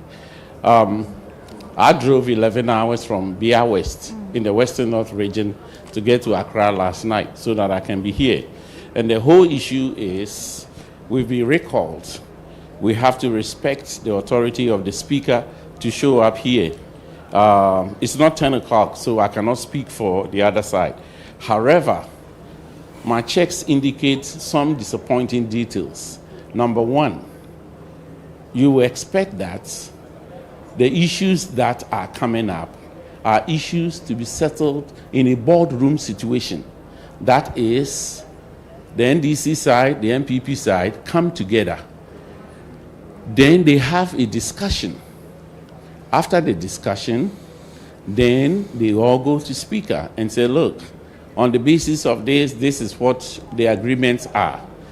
Then they can go on to consult with their political parties, and hopefully, if there's good leadership in this country, then the Peace Council, the Council of States, they do this as what? Backroom negotiation, understanding of the issues that we are confronted with. But for our colleagues to sign a petition asking us to come back, and we show up here and there is nothing, that's terrible. I do hope that at 10 o'clock, the Speaker will walk in and our colleagues on the other side will also come.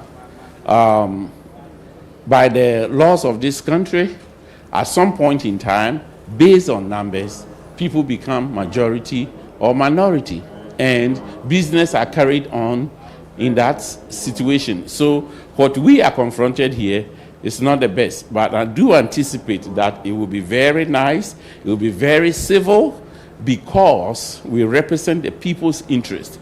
Everybody, 120,000 people in Bia cannot come here. They have sent me in here.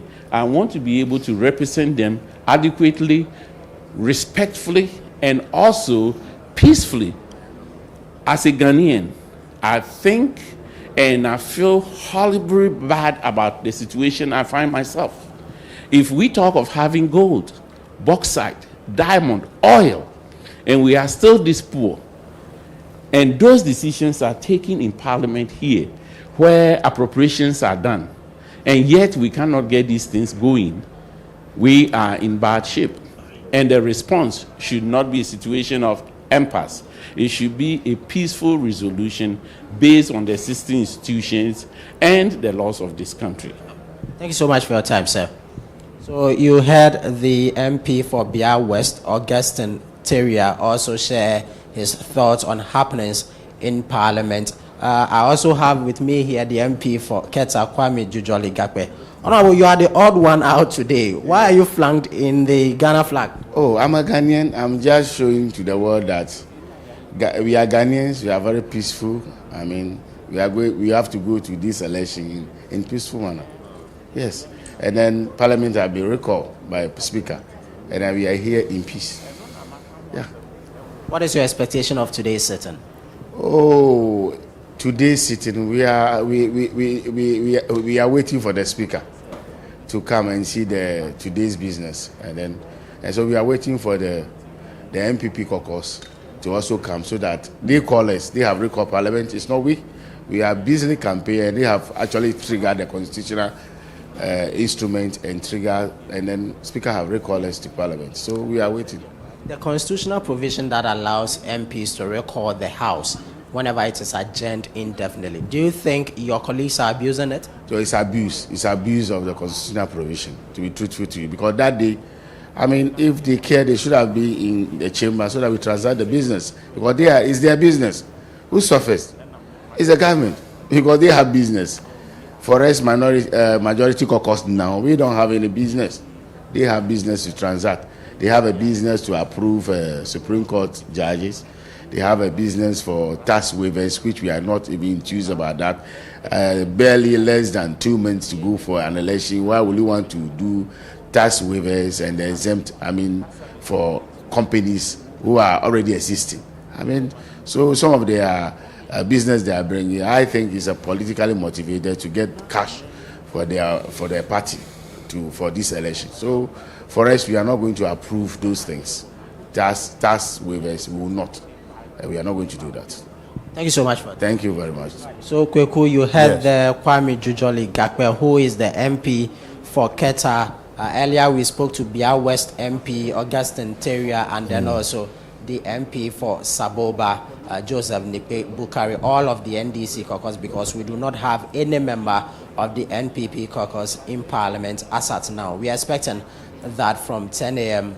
they would also make entry into the chamber for proceedings to officially begin. Yes, I really enjoy the conversation, particularly with the MP for Bia West. I think that very objective thoughts there,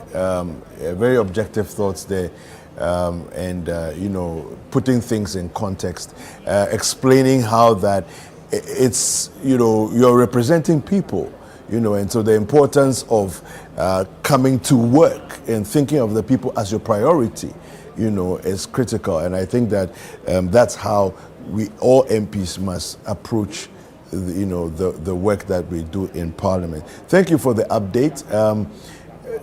There's a lot of milling around. I can see people just, you know, waiting for the 10 o'clock to happen. And so we'll come back to you at 10 o'clock or earlier than that, as per what is happening, if there are any other updates. Thank you very much, Ni. Thank you. All right, so that's... Sure, we'll be on standby to provide you that update. All right, so that's Ni Aikwe Okai bringing us up to speed as to what's happening in Parliament.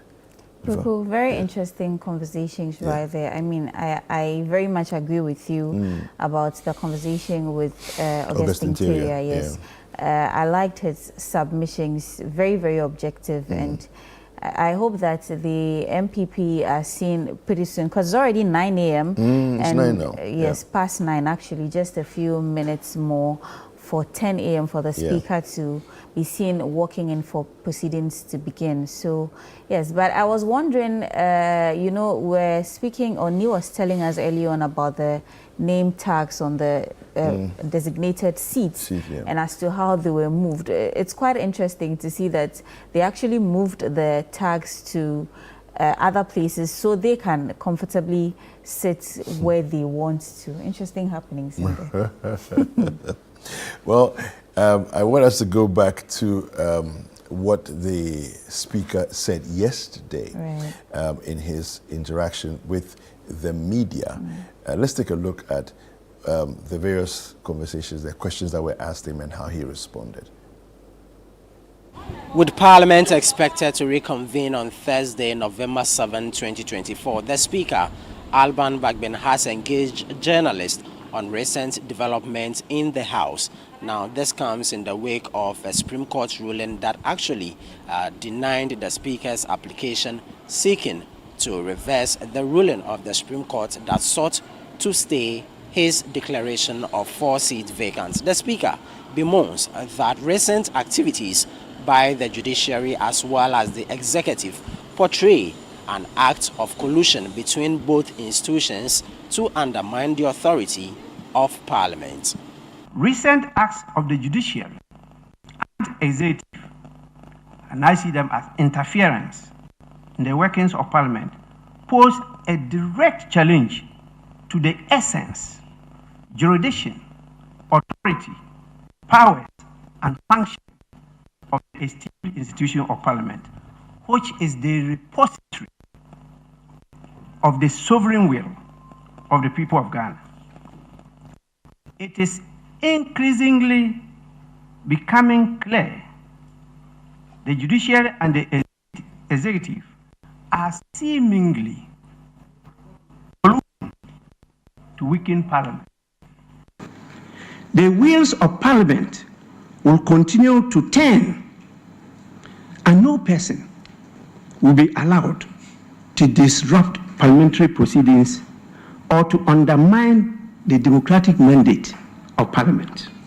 When asked about what the certain arrangements in the House would be when it reconvenes on Thursday following the clamor for the majority position by both the NPP and NDC caucuses after the declaration of 4 seats vacant, the Speaker says he does not determine where members of Parliament should sit in the House. The Speaker is not involved in this. The whips, particularly the chief whips, lead in trying to identify who should sit behind. And it also has to do with years of experience in the House, and also the issue of gender and other professional backgrounds until you get to those who are at the back. Even though we don't sit on benches, we still use the term back benches. The Speaker is not involved in this. After they have agreed on it, they then get in touch with the Parliamentary Service through the clerk, who will get his officer at the table, together with the marshal, and they will get the names, print them, and place them on the various tables as decided by the various caucuses. The Speaker don't come in this. Please. How can you call Speaker to come and decide where people should sit?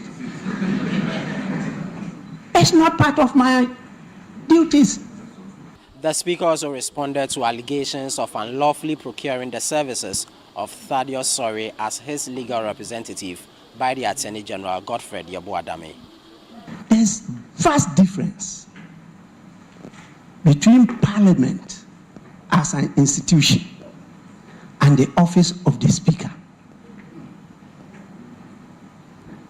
The Speaker is the party before the Supreme Court, not Parliament. So as Speaker, when the Attorney General is taking a different position from my position, I should still contract him as my counsel.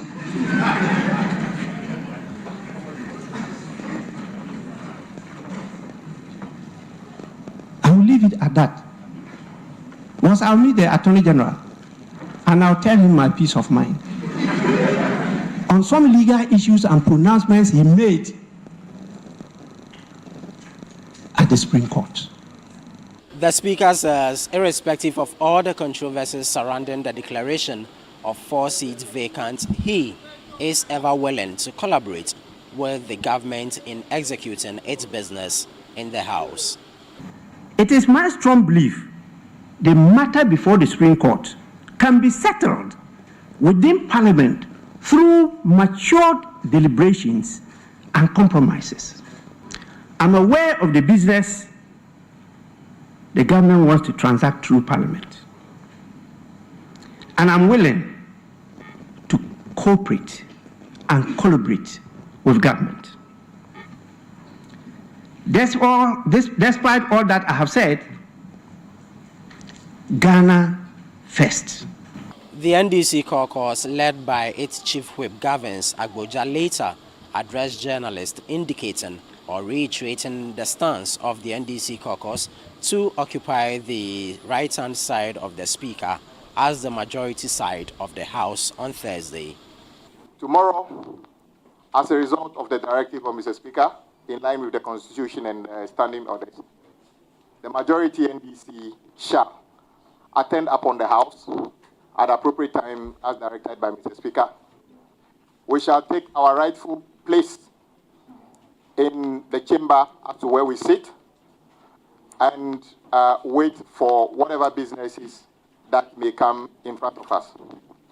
Our advice to our colleagues in the minority NPP is to try and prioritize business that is in the interest of the people of this country, and they shall find favor and cooperation with us in trying to deal with those businesses. We can assure them that as long as the business is in the interest of improving the lot of Ghanaians, they can count on the majority NDC caucus in Parliament to support those initiatives to pass those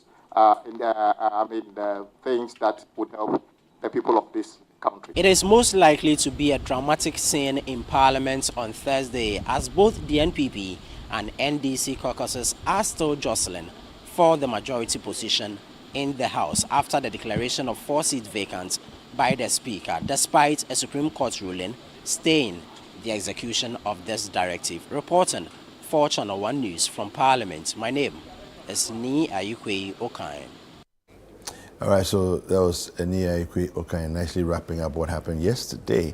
It's about 45 minutes to 10, and we don't yet have anybody from the MPP side in Parliament, in the chamber. And so I'm curious as to, what's going to happen. Going on, maybe they'll show up a few minutes to time. I'm sure they are caucusing somewhere, honestly. I'm sure they are. Yeah, I don't think they haven't shown up at all on the premises. Maybe they are in their offices. They could be in their offices. Yes. Yeah. But as to what time they are going to be seated, because the speaker is supposed to come in, or is expected to come in at 10. And as you rightly said, it's now 9:15, just 45 minutes to 10 a.m. and we've not seen or heard any sign of any of them on the floor. So. Are there any people on the left side? I see some marshals walking, some parliamentary staff walking on that side, but there's nobody sitting there. Right. Yeah, it's all on the right side of Speaker's position. That's where the NDC members are. Well, as they promised in their press conference, the NDC said they will come in, they will take the majority seats because they are in the majority as far as simple mathematics is concerned. They are in the majority, considering that the Speaker vacated 4 seats. In the earlier report that we brought you heard that already. So this is where we find ourselves, and we are waiting to see what happens by 10 a.m. Once the speaker gets in, the ball will be set rolling. The last time, as soon as the speaker got in, a few minutes later, everything came to an end with an adjournment. Yes. So I'm curious to see what's going to happen today. Kwaku, I just hope that that will not be the case for this time round. This time round, yes, because as we've said here, there's a lot we are expecting to do. There's business that's supposed to go on, and pretty soon there's supposed to be the budget reading and it's just a few days away. And today being 7th, we've not seen any actual happenings or sittings in Parliament, and we are beginning to worry. Those of us who care are beginning to worry, and it seems like some sort of a personal interest game here, but I hope that really is not going to be the case. So we are just hoping that by 10 a.m. or before 10 a.m. we see the MPP parliamentarians coming in to assume seats for the speaker to also come at 10, so proceedings will begin. Well, let's remind our viewers once again of how it is that we came to this point by looking at the 4 seats that were vacated. All right, so take a look there. You see we have the 4 seats that were removed, 4 MPs that were removed from Parliament, thereby making their seats vacated. Right, so Cynthia Morrison there, you see Kojo Asante. So Cynthia Morrison is from Agona West with the MPP. Kojo Asante also with the MPP from Suhum. Okay, and then we have, of course, Suhum there's Suhum, and then there's Swam Edwejiri, which is where the majority chief whip comes from. That is his constituency. They're close to each other. Then we have Peter Kwachi Aka, who is with the NDC side.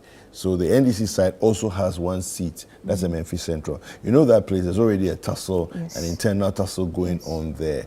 So that seat there is also vacated. And then we have the last one there as well, also from the MPP side. That's, of course, the second deputy speaker, Andrew Esiama. Yes. And, of course, Andrew Esiama, came into Parliament, into this Parliament, as an independent. Right. Of course, I don't know if viewers remember the whole brouhaha that took place, for him to become an independent candidate. Apparently, there were machinations from constituency chairman and other executives of the party to remove him, so that he doesn't run on the ticket of the MPP. And he said, well, I know my people. I know my people want me. And so if you don't think I should run, I will still run because I'm here to serve the people, which is what I was trying to say earlier about what the speaker was saying. When somebody says I'm going independent, it doesn't mean they are disloyal to the people. No, they are rather saying that I don't want to affiliate with the party anymore, but I love my people. I want to serve my people. You know, so I'm not sure why the speaker said those things he said, but that's what he said, and you heard him say that, right?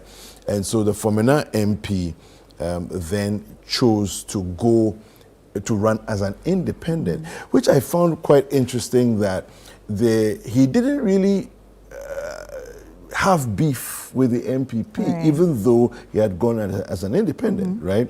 Because having run as an independent, the president in the campaign season actually went to the ground and said to the people of Fomena, anybody who votes for anybody other than the MPP MP does not love our party.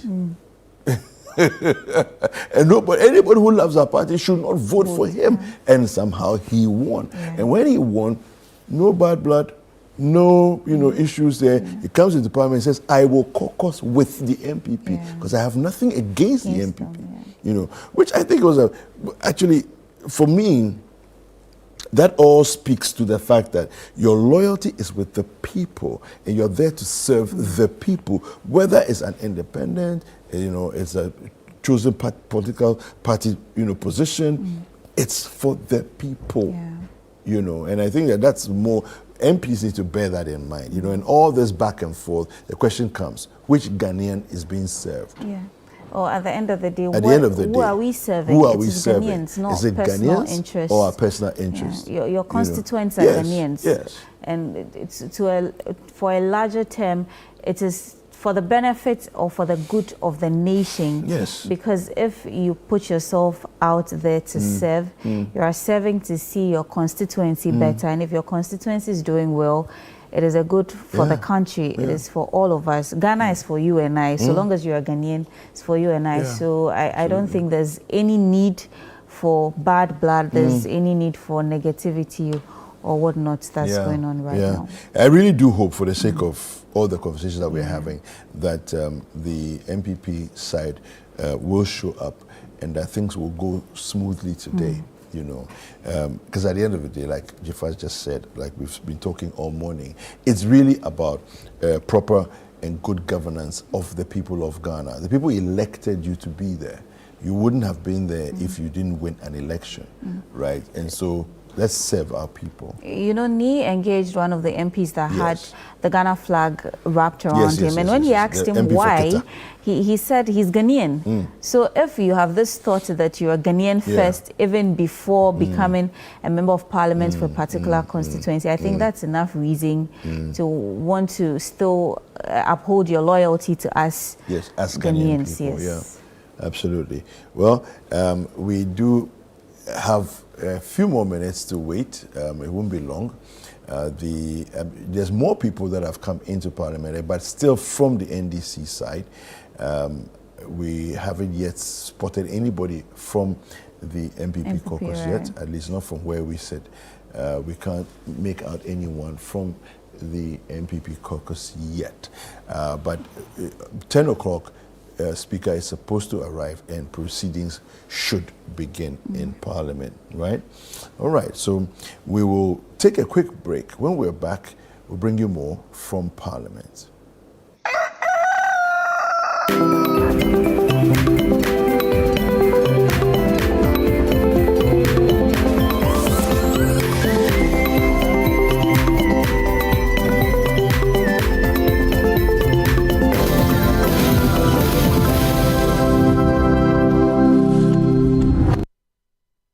Are you ready?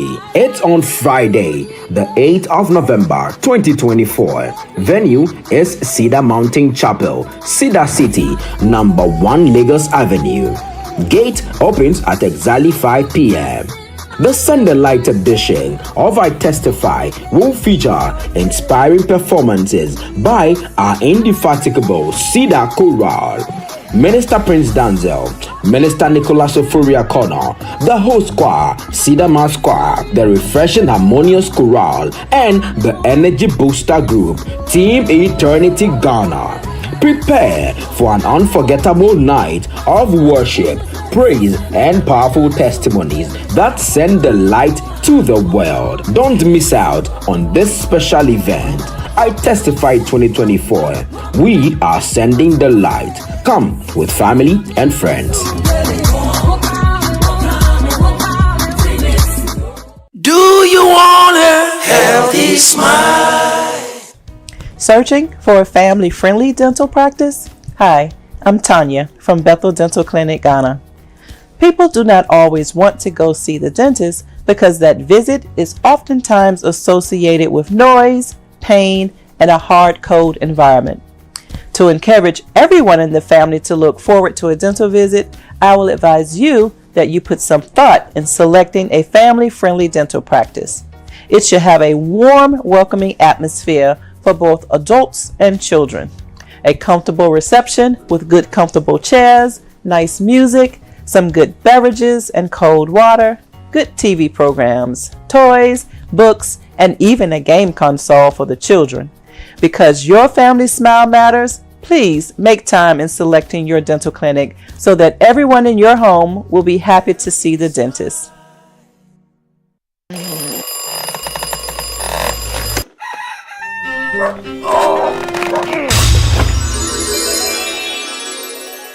Who are you? Who are you? Charlie, I'll be you from the future. Who doesn't sleep on that slice of bready poor mattress anymore? Don some slippers, then follow me. It is part of the mattress we did the front there. Yeah? That'll be the mattress where the dead put on. Wait, what are you doing?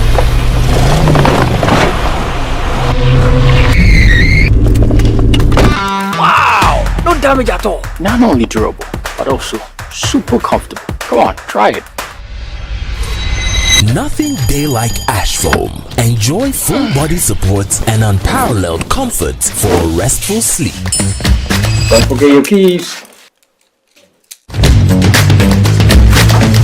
Get the premium sleep experience with mattresses from Ash Foam. Visit any of our showrooms nationwide or at ashfoam.com. Life is a celebration of moments. Big and small. The sun is scorching, I'm feeling the heat. With Piva Drink, every moment becomes a refreshing celebration. From the beach to your home, in every corner of your world, Piva Drink adds a burst of refreshment. Give me Piva Pop and tangerine.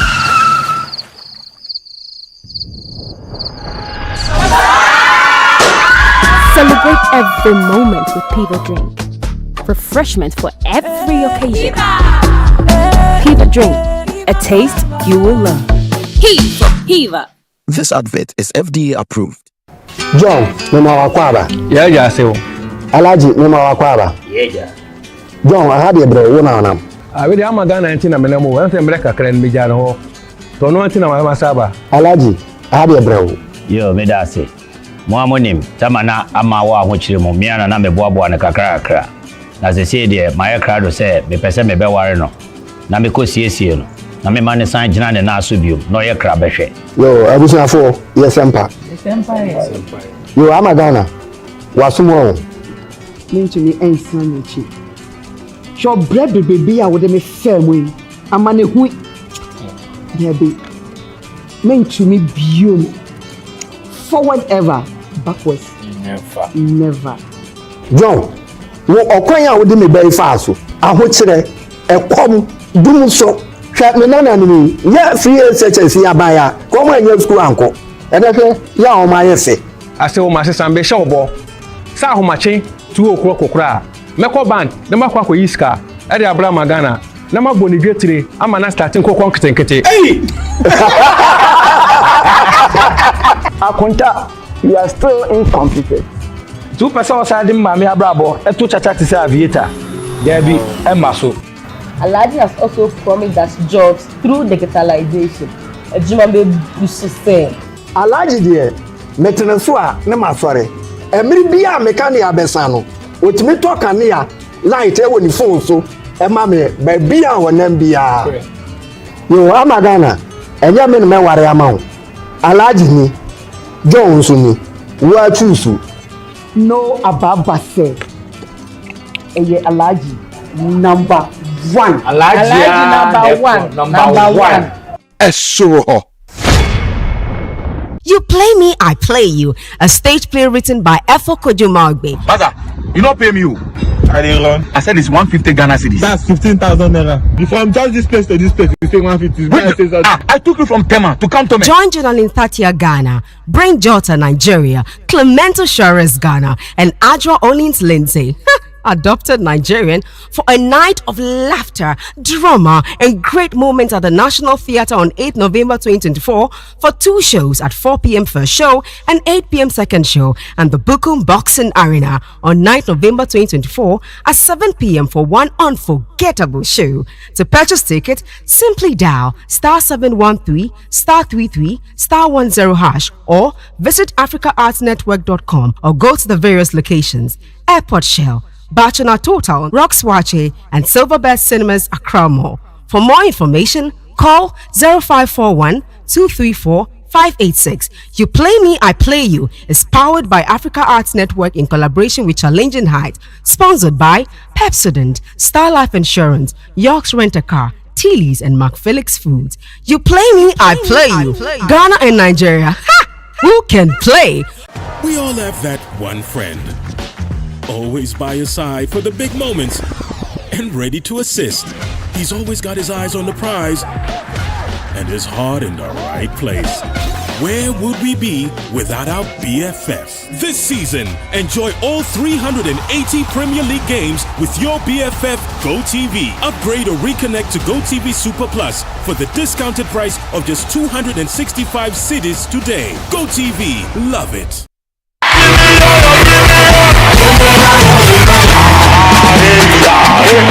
Get ready! The Harvest Chapel International Overcomers Convention is here! It's a week of the word and demonstrations of God's love and power. Theme: Wisdom for Building the Church. And God's servants ministry are Prophet Eric Oku Parsley, Living Fountain Baptist Church, Bishop Ewusi Brookman, Rhema Calvary Center, and Dr. Michael Brady Nyamiche, Makers House Chapel International. And it's hosted by Reverend Fitzgerald Donko. Prepare your heart, soul, and mind, and let's meet at Tehillah Temple, Harvest Chapel International, South Tesano, from Tuesday 26th November to Sunday 1st December, 6 p.m. each night from Tuesday to Friday, and 9 a.m. on Sunday. Song ministrations will be by the Harvest Gospel Choir, and Wonyam and Calvis Hammond. Make time to be at the life transforming Overcomers Convention 2024.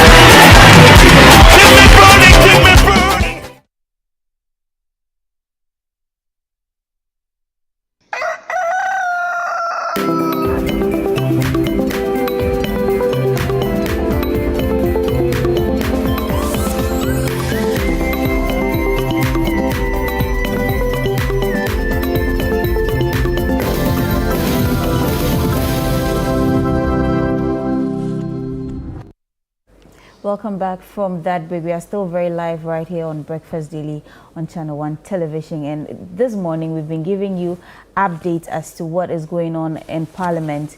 And we are still going to be joined by our parliamentary correspondent, our correspondent right here at Channel 1 Television, as well as City 97.3 FM. We have Jude Duncan and Ni Ayikwe Okan on the grounds of Parliament, giving us updates on what is going on there. So let's go straight and speak to Jude. Hi, Jude. All right. Okay. We are still back to you. We want to engage you. What is going on right now in Parliament? Because when we came early on, you were able to tell us that the NDC members of Parliament have been seated. But have you seen any of the MPP come in now? So, I've still not cited any of the MPP MPs walking into the chamber now.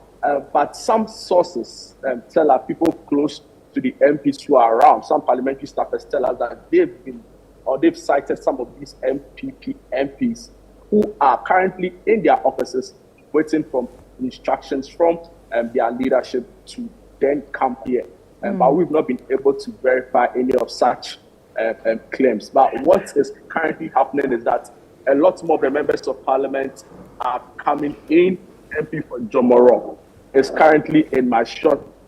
As you can see, she's coming in. She flew into the country not too long ago. And she was welcomed by her supporters at the airport. She's now made her way into the premises of the Accra Conference Center, the Grand Arena to be precise, where today's sitting is expected to be recalled. A lot more of the members of parliament on the NDC side are still trooping in. An estimated number of about 30 to 40 of such members of parliament are currently inside the chamber. And we've seen a couple of them also come out of the chamber, have meetings among themselves. Some are actually also right under a shed, right in your shop, who are also having some breakfast for themselves. So it's been interesting, really. It's been interesting. Not a lot of them actually have.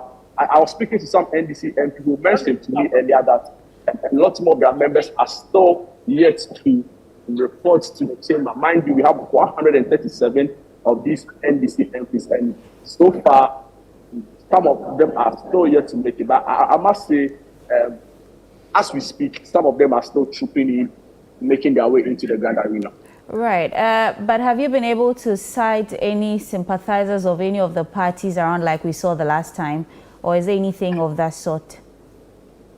Interestingly, so like you rightly said, the last time we saw some party faithfuls being passed here to the Accra Conference Center. There's not been any of that seen here as we speak. It's been mainly parliamentary service staffers of the various members of parliament here, and security, really. That's you've not seen party supporters troop here into the Accra Conference Center. So it's been relatively calm, relatively peaceful. Members of parliament are having conversations among themselves outside. The police are stationed at various vantage points. So it's relatively calm, I must say. It's relatively calm. All right. And do you have news whether the speaker is in sight or whether he's around? Because it's just 9:37 at the moment. We have just a few minutes for him to come into the chamber. So we've not cited the speaker, we've not cited his entourage yet, but we are reliably informed that the Speaker of Parliament, Alban Sumana Bagben, would be making his way into the chamber anytime from 10 a.m. going, which is the official time Parliament is expected to start. So it's interesting. The Parliament, the Speaker, I must say, hasn't been cited here, he hasn't been seen here. But if I've been joined by Member of Parliament for Whole West, Honorable Emmanuel Kwesi Bedra, and he's joined me here for a brief conversation. Honorable, good morning and welcome to Channel 1 TV. Thank you so much. You recently had an event where you invited both political parties to come on board to support the initiative of peace. Prior to this parliamentary sitting, the concern about a lot of Ghanaians has also been about that peaceful coexistence between the NPP and the NDC side. This morning, we've not seen the NPP side yet, but your side are in the House, and you are still insisting at the majority, despite the Supreme Court's ruling. Why are you insisting on still being a majority in Parliament? Well, we are still waiting for our colleagues to come in. It doesn't matter where you sit, the right side of the speaker or the left side of the speaker. We are here to do business.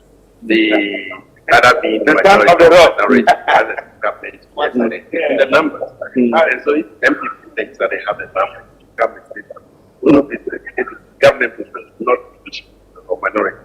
So you are waiting for them. So either we call ourselves minority or we call ourselves majority. The most important is to bring a number to the government.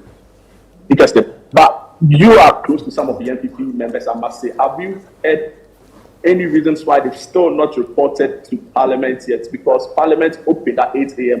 Up until now, I've not seen any member of the NPP side.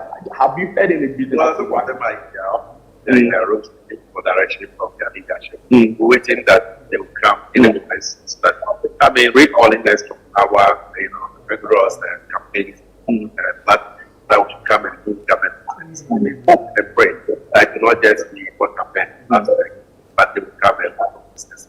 I've spoken so much like they are waiting for their leaders. Finally, how would the NDC side, the NDC caucus, receive news? Should the speaker go ahead and affirm the ruling of the Supreme Court as who is the majority side in the House? But this is the House of Parliament, not the Supreme Court. And I must say that we all will have different states and Parliament has also anything that we do here cannot, and I want to repeat, according to our own cannot be challenged in the court. And so far, Supreme Court cannot take the resolution, and that should no, and that's what Speaker affirmed yesterday. So we go ahead and whatever Speaker said. But for now, that's what whether sitting at the right side or the left side. Interesting. It's image. Honorable Beja, I want to end with this final question outside of Parliament. You are the chairman of the Christian caucus in Parliament as well. You recently held your peace campaign. The Vice President didn't show up. Your flag bearer was there. Some concerns were raised. I just want you to address some of those issues briefly before we take you. Well, look, in America, and I saw a video, and that's the summary of Donald Trump's camp after the election. Saw them singing President 4 years after. Get ready to tell me that I'll Lord just whatever you want, let it happen. Thank you so much for your time. So Jifa,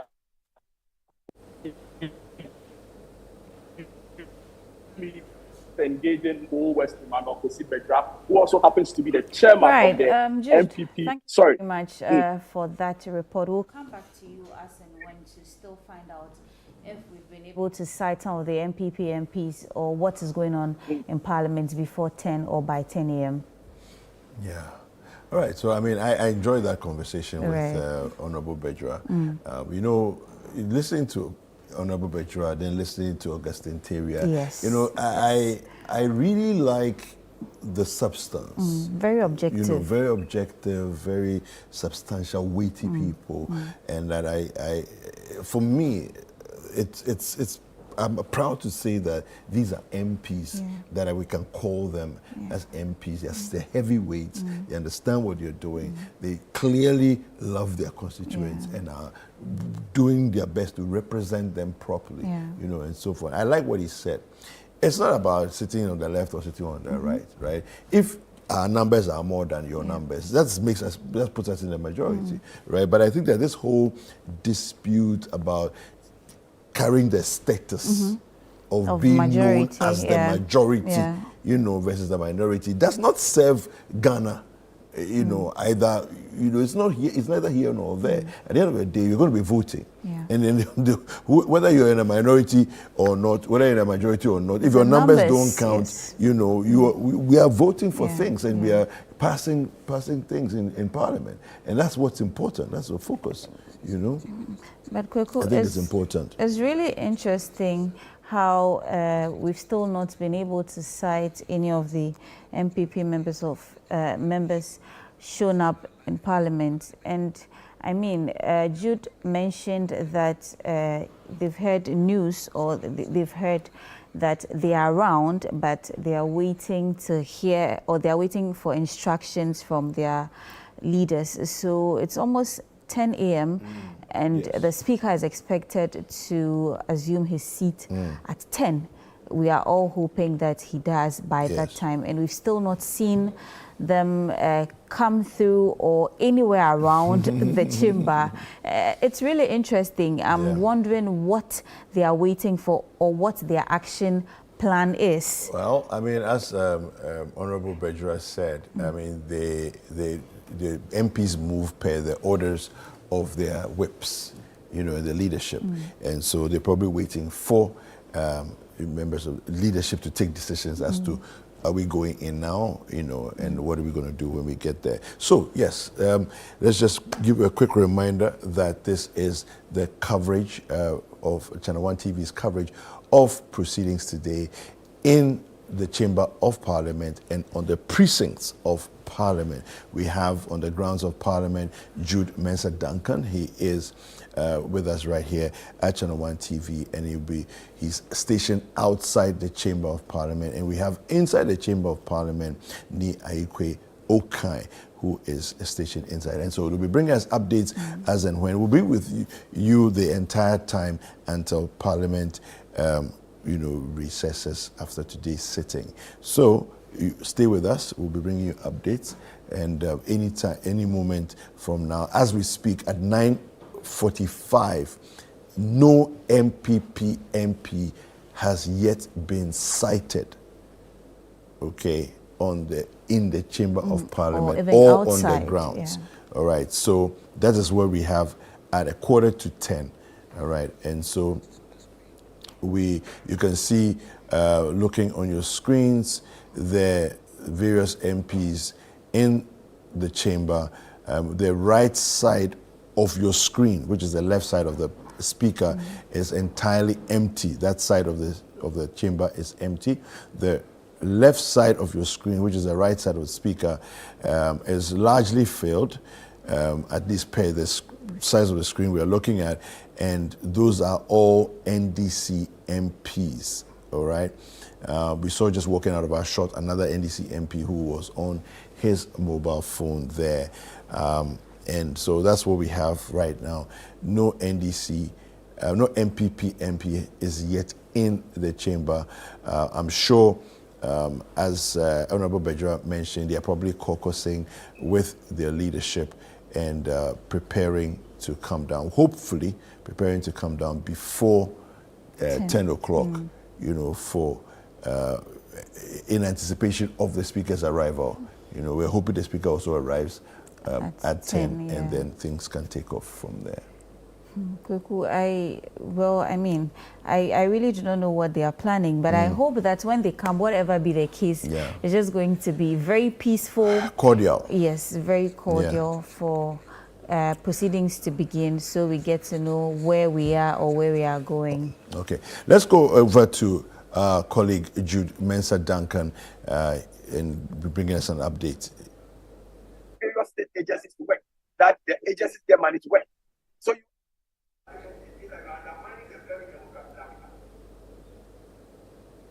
all right, so we're hearing the voice of Xavier Sosu there in the background. He's granting an interview there, and we're picking sounds from all the processes that have gone on so far. Why would there be multiplicity of seats against the Speaker? The Speaker is the leader of this House. I mean, is it the Speaker's fault that some members of Parliament choose to now go independent so they can vacate their seats? Is it the Speaker's fault? If Speaker asks them to come to Parliament on one particular party's ticket and then decide to cross carpet and then move out, if this had happened in January, we would have done by-election. So if it didn't happen in January and now it's happening at the time that we cannot do a by-election, let's respect the sanctity of Parliament. The Supreme Court must respect Parliament. The executive must respect Parliament. The people of Ghana must respect Parliament. This is the chamber of the people. We were elected by the people, the sovereign will of the people, to come here to defend Ghana's democracy. And we will not fail the people. If we fail in this chamber to defend the majority that the NDC has attained, then we have failed to uphold the sanctity of our democracy. And that is what we will not allow. Thank you very much, George. Honorable. So the concern is that we're a constitutional republic who are allegiance to the Constitution. The Supreme Court has that vested authority to ensure that some of the decisions that are in the interest of the country is affirmed. So, following the ruling which stated the execution of the Speaker's orders, as a caucus, are you not minded to obey the rulings of the Supreme Court? In the first place, there was no ruling by the Speaker. So there's nothing to state. As far as this chamber is concerned, there's nothing to state. You know how this chamber works? The chamber works with the Constitution, the standing orders, and practices and conventions. When the Speaker makes an announcement, until the House reconstitutes and has the numbers to take a decision to adopt the vote and proceedings of the day on which Speaker made those announcements, then there's really nothing to be stated in the person. So now get it very clearly.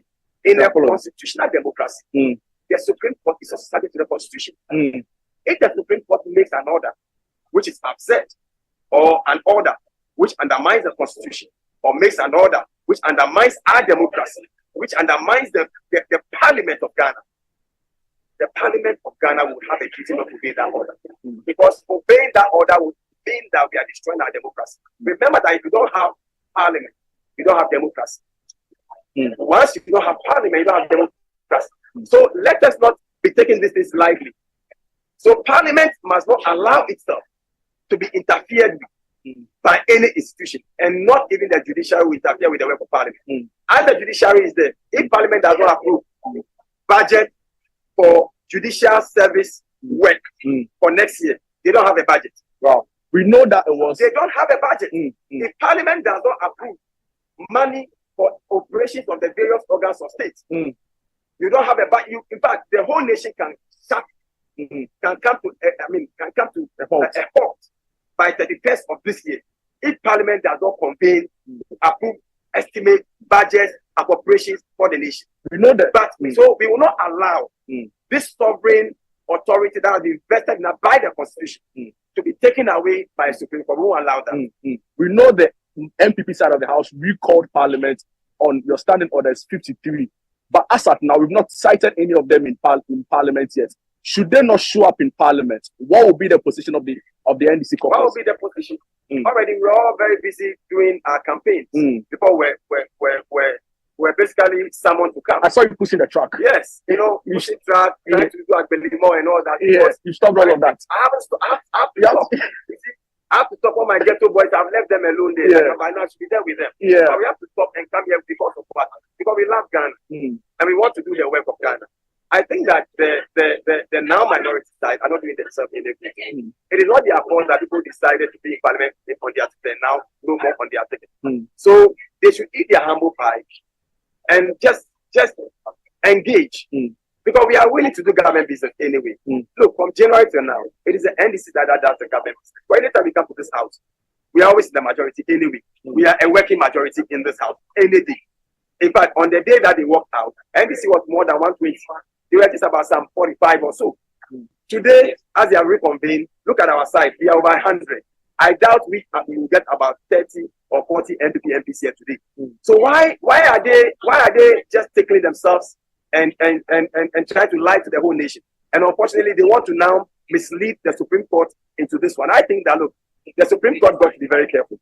But I think that they are being misled. You see, the Supreme Court will act on the information that is before it. I think that the Supreme Court made all these orders because they were misled. They were giving false information. For example, that Speaker took a decision when Speaker didn't take any decision. That the Speaker made some order, Speaker made no order. In fact, even the day's proceedings is yet to be adopted. So what is the Supreme Court saying? All right, well, thank you for your time. Bless you. So, David, if you heard correctly, that was Member of Parliament for Madina, Francis Xavier Sosu, who was raising some serious issues with the MPP's conduct in Parliament. According to him, they've not conducted themselves well in Parliament. He also raised issues about how, time and time again, the MPP have failed to show up with regards to their numbers. He said that if the MPP side don't show up, their side are willing and ready to return to their constituency to propagate the good works of their flag bearers and ensure that their respective campaigns are enhanced in their constituency. So they said they'll be waiting for the Speaker, they are waiting for their colleagues, and hopefully they all show up and the business of the House can be ahead too. Thank you. Thank you very much, Jude. So that's Jude Duncan bringing us some updates from the precincts of Parliament. And very interesting, Jifa. Now, I find it fascinating when Xavier Sosu says that since January, we have been the functional majority, right? Because whenever we come to Parliament, there are more numbers on the NDC side than on the MPP side. So, on the back of that, if he was before me, this is the question that I would ask him, right? So why the fuss? if you're already functioning as a majority, yeah. why are you praying to be called majority? Majority, yes. Do you understand? You're already functioning as one. So it shouldn't be a big deal, right?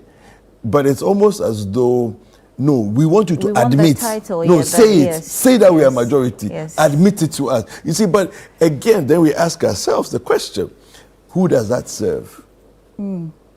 Does it serve Ghanaians? Or does it serve the selfish parochial interests of a few MPs? Really? So I don't know what you make of it, but I'm sure as we're having these conversations, it's also, provoking people to think, and so you can share your thoughts with us, 0204 447 0204 447 033. It's a WhatsApp number. Just type and text your thoughts to us. Right. Very cool. And it's still almost 10 a.m. We are at 9:55 right now. We are hoping to see the speaker coming at 10 a.m. Yeah, 5 minutes to go. Yes, just 5 minutes to go. And we've still not heard or seen any MP on site. And I really do not know what is going on or what they are up to. Yeah. Well, I mean, I'm hoping that, we don't drag this out unnecessarily, right? Because if the MPP MPs are meaning to be in Parliament by 10 a.m., by now they should be leaving their offices. Because it's quite a fair amount of walking. Yes, if from job 600 to the place. It will take at least 5 to 10 minutes to do that walk. From job 600 to where they're currently sitting, which is on the grounds of the Grand Arena, so that's in Accra International Conference Center. Yeah, so this is interesting. I mean, it's what we have been looking at today so far. We've had the initial arrivals, with the security and everybody on the ground. Military came in, did their sweep of the property. Then we went 8 o'clock, security checks of the various MPs as they arrived began to happen, and they were ushered into the chamber. Right. So of course, it's only been the NDC side. They've gone through and so on. And of course, as more MPs arrive, the same security checks are still ongoing, outside the chamber to allow the people to get into the chamber. We've had various interviews with a number of MPs, MP for Saboba, MP for Bia West, right. MP for Keta, and so on, MP for Elembele, so many different conversations that we've been having with different MPs and so on, and hearing their thoughts on the issues that are here. A few salient things that have come out, and for me, I think it's important to remind us that this is about the people of Ghana. This is not about MPs. This is not about Parliament. Parliament is the house of the people, you see, and the house of the people. So Parliament has representatives of Ghanaians from everywhere in Ghana, representing them, in the house. And so, as we speak here, MPs that represent people in Ghana that support the NDC are in the house. But unfortunately, in the House, we don't have any people representing Ghanaians who support the MPP. Not yet anyway. So this is really what we're looking at, and we are waiting for the Speaker, who is the arbiter, the umpire of Speaker's, activities, to come in and guide the process for the morning. Okay, so that's Mahama Yariga just walking out of shot now. So we saw him earlier doing the same. So he is the, I think it's Tamale Central? Yes. Tamale Central MP. And then look at this side here. Very much empty. Yeah. Hundreds of empty chairs. Yeah. Which is expected to be filled by the MPs, of Well, course. somebody's got to sit there. Yeah. Somebody's got to sit there Yeah, so this is a picture of Parliament today. You know, we're bringing you updates. No sign of MPP MPs in the Chamber of Parliament. Something significant that Xavier Sosu said earlier, that they have been the functional majority anyway. And so my question then comes that if you've been the functional majority, why then the fuss in wanting to carry the title of being called as the majority? I think it's wasteful. I think it's unnecessary.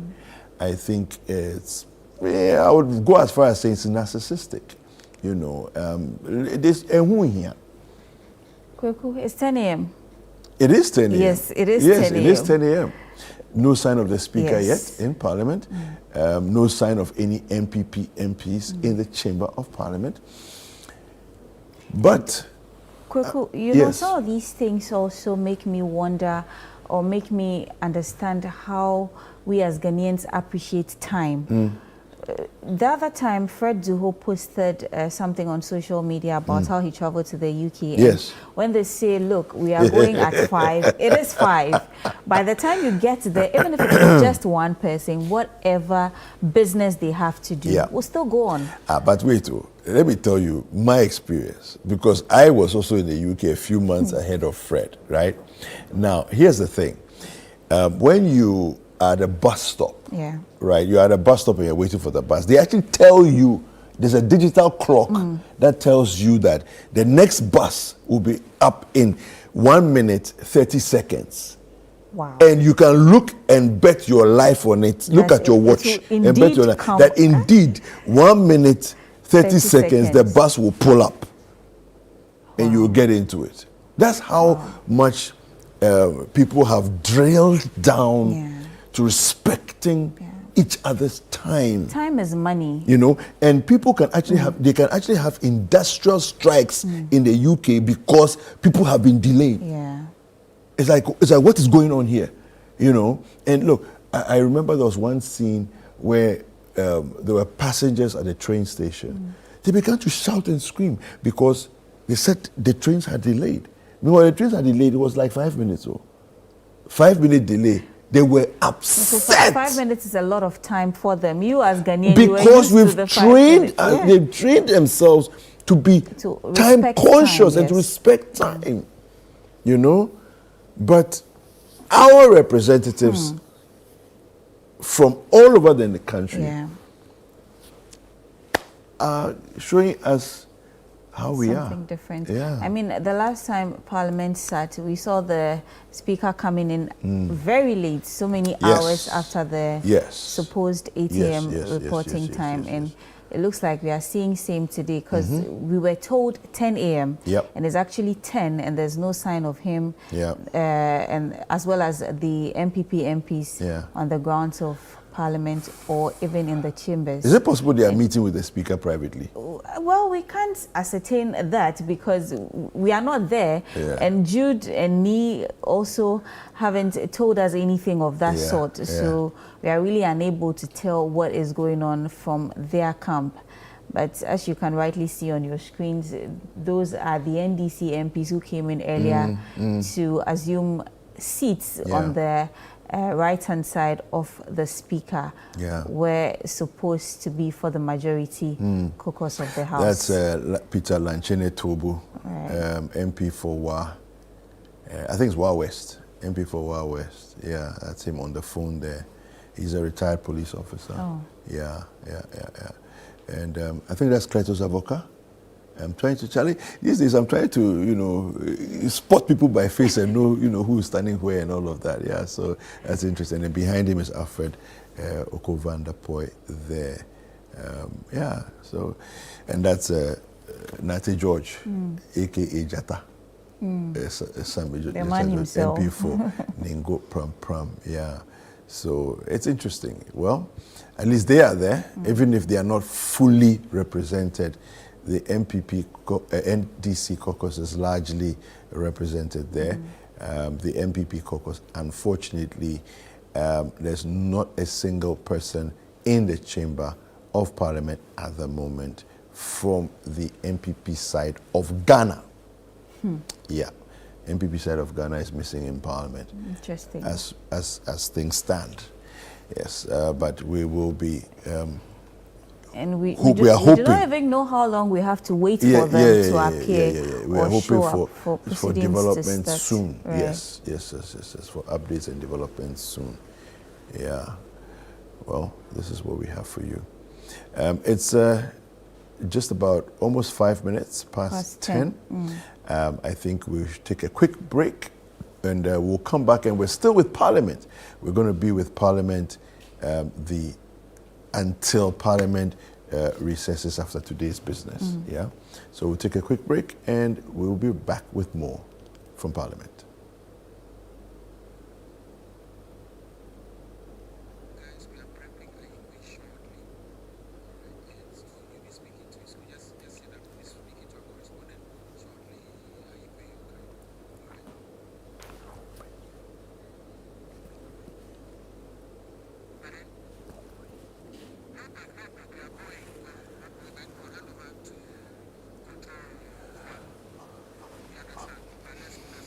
All right, so we're not going to take the break. We're going to be speaking with. We'll be speaking with Ni Ayikwe Okai shortly. To bring us some updates from what's happening on the grounds in Parliament. Yeah. All right, Ni Ayikwe. Ni. Yeah, I'm putting. Hello, Ni. Hello, Ni Ayikwe. Hello. All right, so we'll try and establish that link with Ni shortly, and have him bring us an update as it's just gone past 10 o'clock. Hello, Ni. Hello, Kweku. Yes, what can you update us as we've gone past the hour of 10 a.m. From what is happening in the Chamber of Parliament?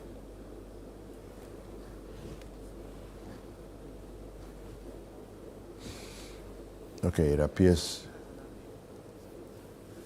we're having a little bit of a challenge. Of Speaker, quite a number of them seated, and we are expecting that the NPP group would also make their way into the Grand Arena, which is serving as the current venue for parliamentary proceedings.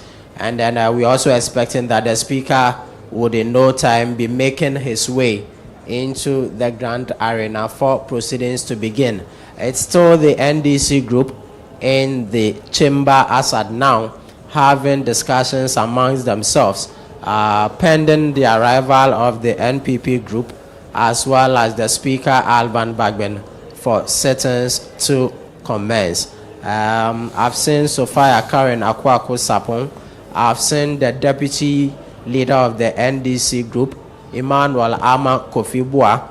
We've also seen Dorcas Afo Tofe, who is the MP for Jomoro, and Peter Nochukotoi, who is the ranking member on the Education Committee of Parliament and MP for Akachi North, and a few of them who are in the chamber having an engagement amongst themselves. What I have gathered is that the name tags that are placed on the chairs, what I've gathered from the NDC MPs is that it is movable. So when they come, they go to the left-hand side of the speaker, they go and pick their name tag and then move it to the right-hand side of the speaker and then go and have a seat there.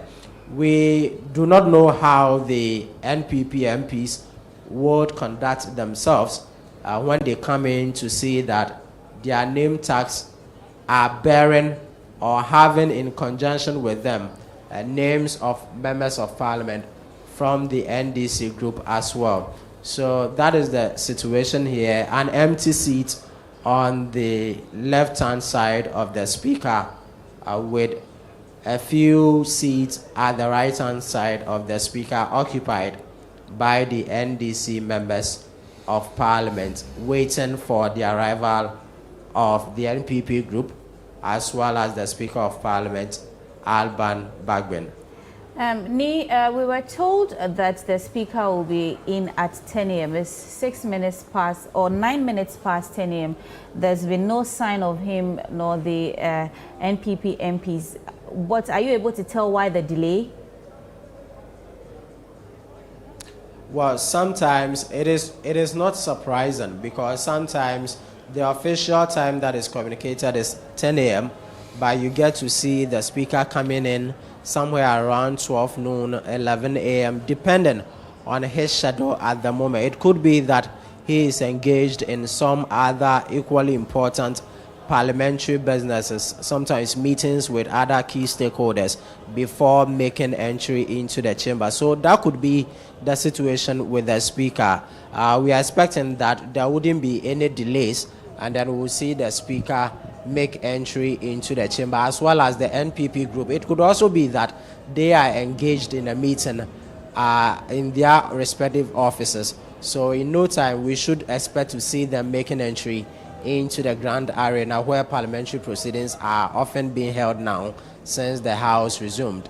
And then also the Speaker will also make a way into the grand arena for proceedings to begin. I have the Member of Parliament for Bole Bamboy here with me, Yusuf Sulemana, to also pick his thoughts on the controversies surrounding this whole declaration of seat vacant by Speaker Alban Bagbin. Thanks for joining us, Honorable, on our live coverage of today's parliamentary proceedings. Now, what is going on with your colleagues on the other side? Have you heard anything from them? Ima, let me say good morning to our viewers. Ima, that for me is not my business, okay?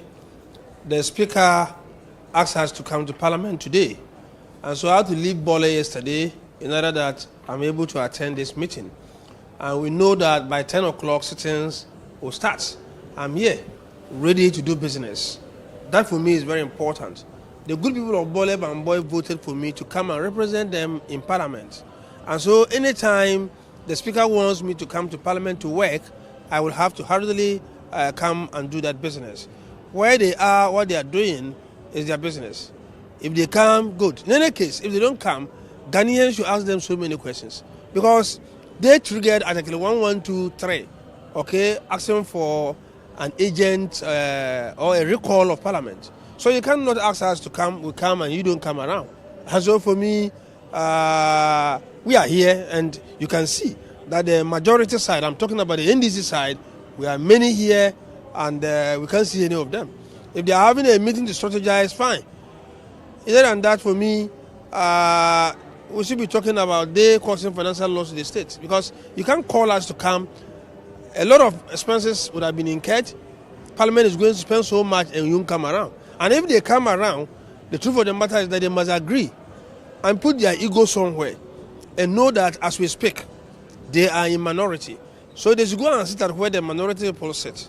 If today the Speaker comes and say that, you know what, a few weeks ago, I declared 4 seats vacant, but the Supreme Court has, given us a different verdict, and the Speaker is communicating same to you, and that I have reversed my earlier decision, then it means that their number would have been more than our number. And nobody will tell us that you are in minority, so go to sit where the minority belong.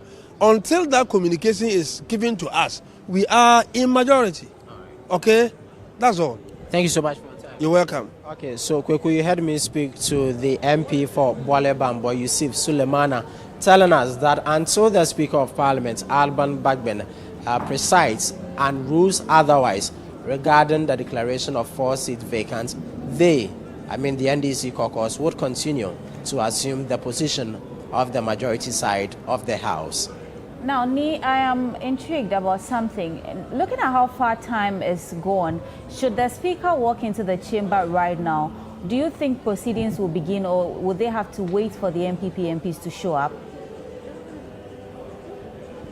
No, there will be no need for the Speaker to wait for the NPP MPs to show up. Right. Members of Parliament would have to, sittings or proceedings would still continue once the Speaker enters. Once they have quorum, once the quorum is formed, then they could continue with proceedings. But what is the percentage for quorum? Because the NDC is also not in full strength. So what are the numbers? So, Kweku, we are expecting that 91 members of parliament would have to be in the house once the speaker comes in for proceedings to commence. That is the required number of quorum for members of parliament.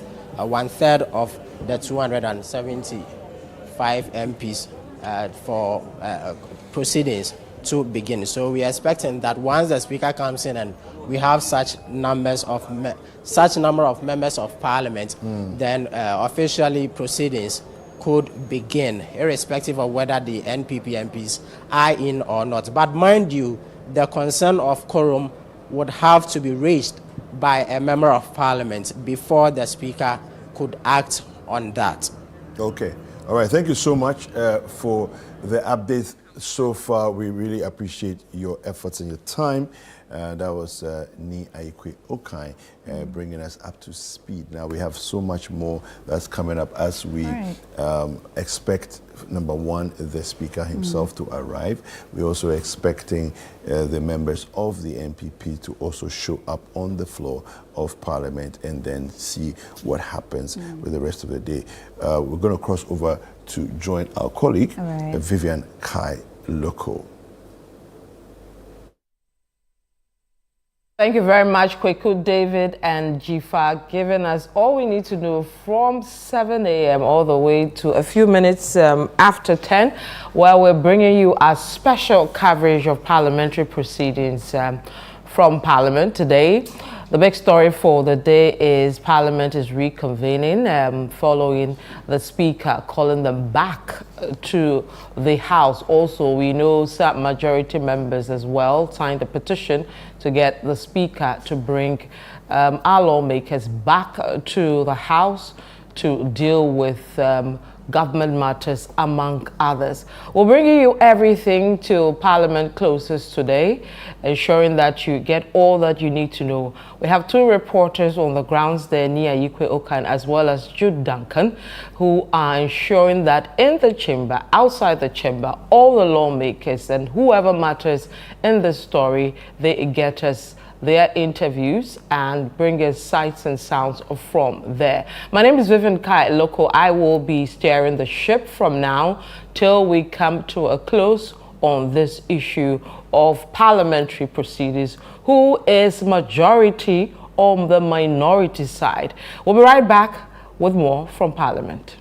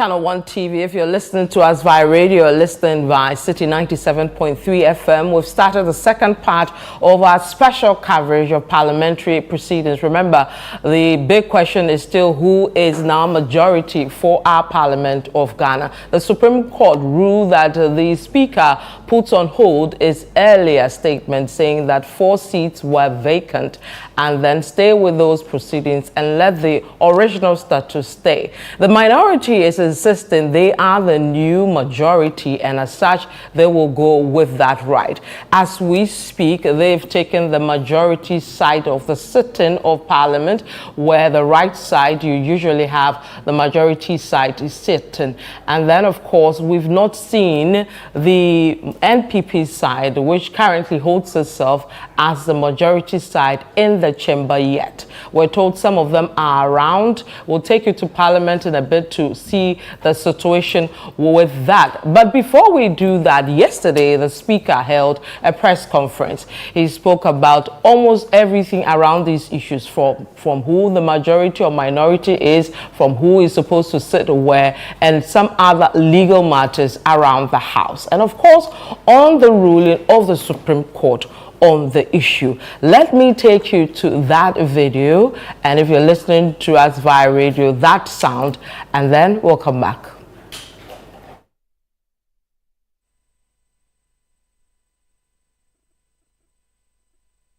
As captured in the Constitution 1992 and fleshed out in various laws, processes, procedures, and practices, is what has been triggered, and it is working.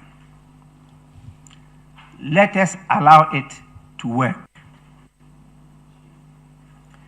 Democracy is about the rule of law.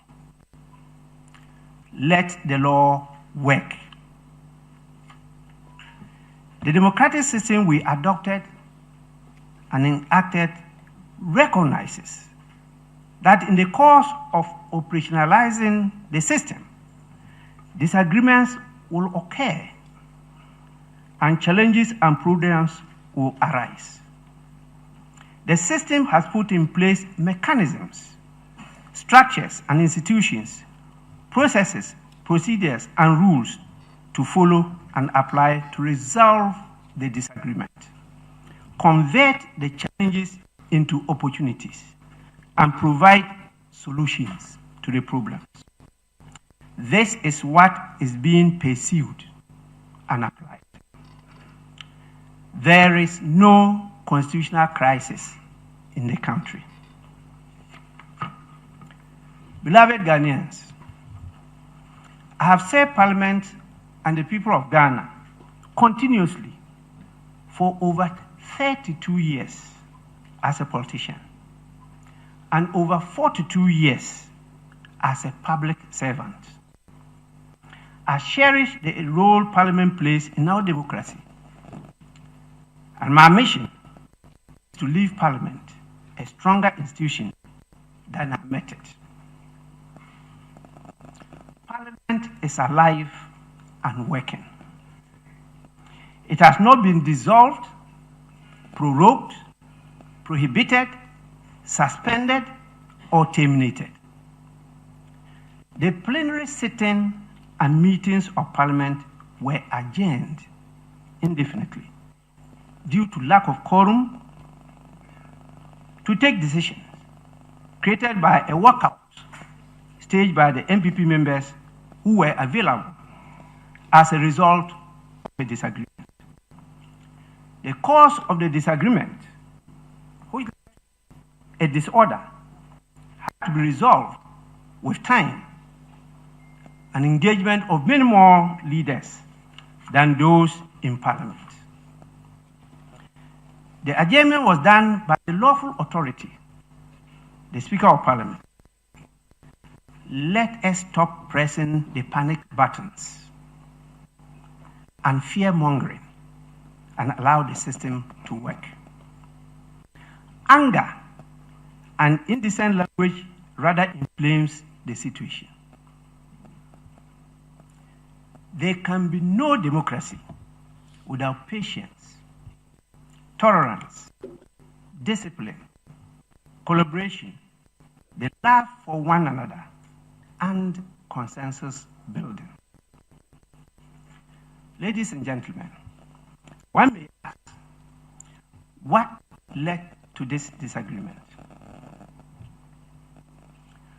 Following a statement by Honorable Dr. KCL Atuba-Forson on a matter he considered to be of urgent public importance on the 15th of October 2024, and comments thereof by other members as permitted by the standing orders of Parliament, I communicated the findings of my inquiry into the matter as the Speaker of House on the 17th of October 2024, the contents of which has been construed to be a ruling. The Honorable Alexander Afenyo-Markin disagreed vehemently with the contents of my communication as the Speaker of Parliament and proceeded to advance an earlier action he had commenced in the Supreme Court on the 15th of October 2024 to prevent the Speaker of Parliament from receiving and making any pronouncement on the subject matter of the statement made by Honorable Dr. KCL Atuba-Forson until the final determination of the matter by the Supreme Court. The rest, we say, is history. Ladies and gentlemen, being a party to the suit in my official capacity, I am mindful of what I say. But it must be said, the suit before the Supreme Court raises not just legal questions, but more importantly, has profound implications for our democratic system of governance. At its core is the very essence of our democracy. While many legal arguments have been advanced in and out of the court, I recognize the fact that connected political and governance implications have not been addressed sufficiently to enrich the national discourse. It is my considered view this should also be vigorously articulated to give a holistic approach to resolving the issue. As one of the protagonists in this matter, and a long-time practitioner, it will be a disservice not to respectfully draw your attention to some of the facts, principles, and ethics of politics and governance, the practice, procedures of Parliament, and what is generally referred to as parliamentary law, to throw light on some aspects of the matter and to clarify the considerations that underpinned my actions. The current brouhaha may be likened to a power play between the arms of government, and has the potential to undermine our democracy and the authority of Parliament. Its outcomes could subvert Ghana's constitutional order and the democratic system. Ghanaians have toiled, sacrificed their lives, and shed blood to establish for decades. Ladies and gentlemen, recent acts of the judiciary and executive, and I see them as interference in the workings of Parliament, pose a direct challenge to the essence, jurisdiction, authority, powers, and function of the esteemed institution of Parliament, which is the repository of the sovereign will of the people of Ghana. It is increasingly becoming clear the judiciary at a press conference yesterday raising some key issues around the House, certain developments that we've seen right from the submission of the bill to the President to assent to, all the way to the Supreme Court ruling, all the way to the issues to do with the majority and minority, who sits where and who is minority or majority. Let's take you to Parliament.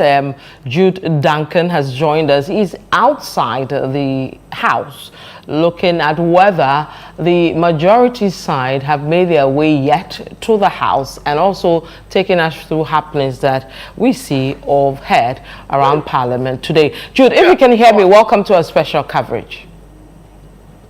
Hi, Vivian. I can hear you loud and clear. Great. Of the presence of the Accra Conference Center. Great. So I have been watching you since 7 a.m. This morning.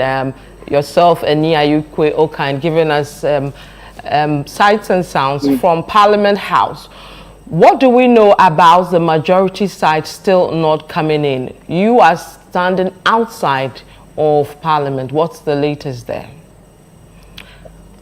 Vivian, so I can report to you now that the convoy of the Speaker of Parliament, Alban Bagbin, is making its way into the chamber.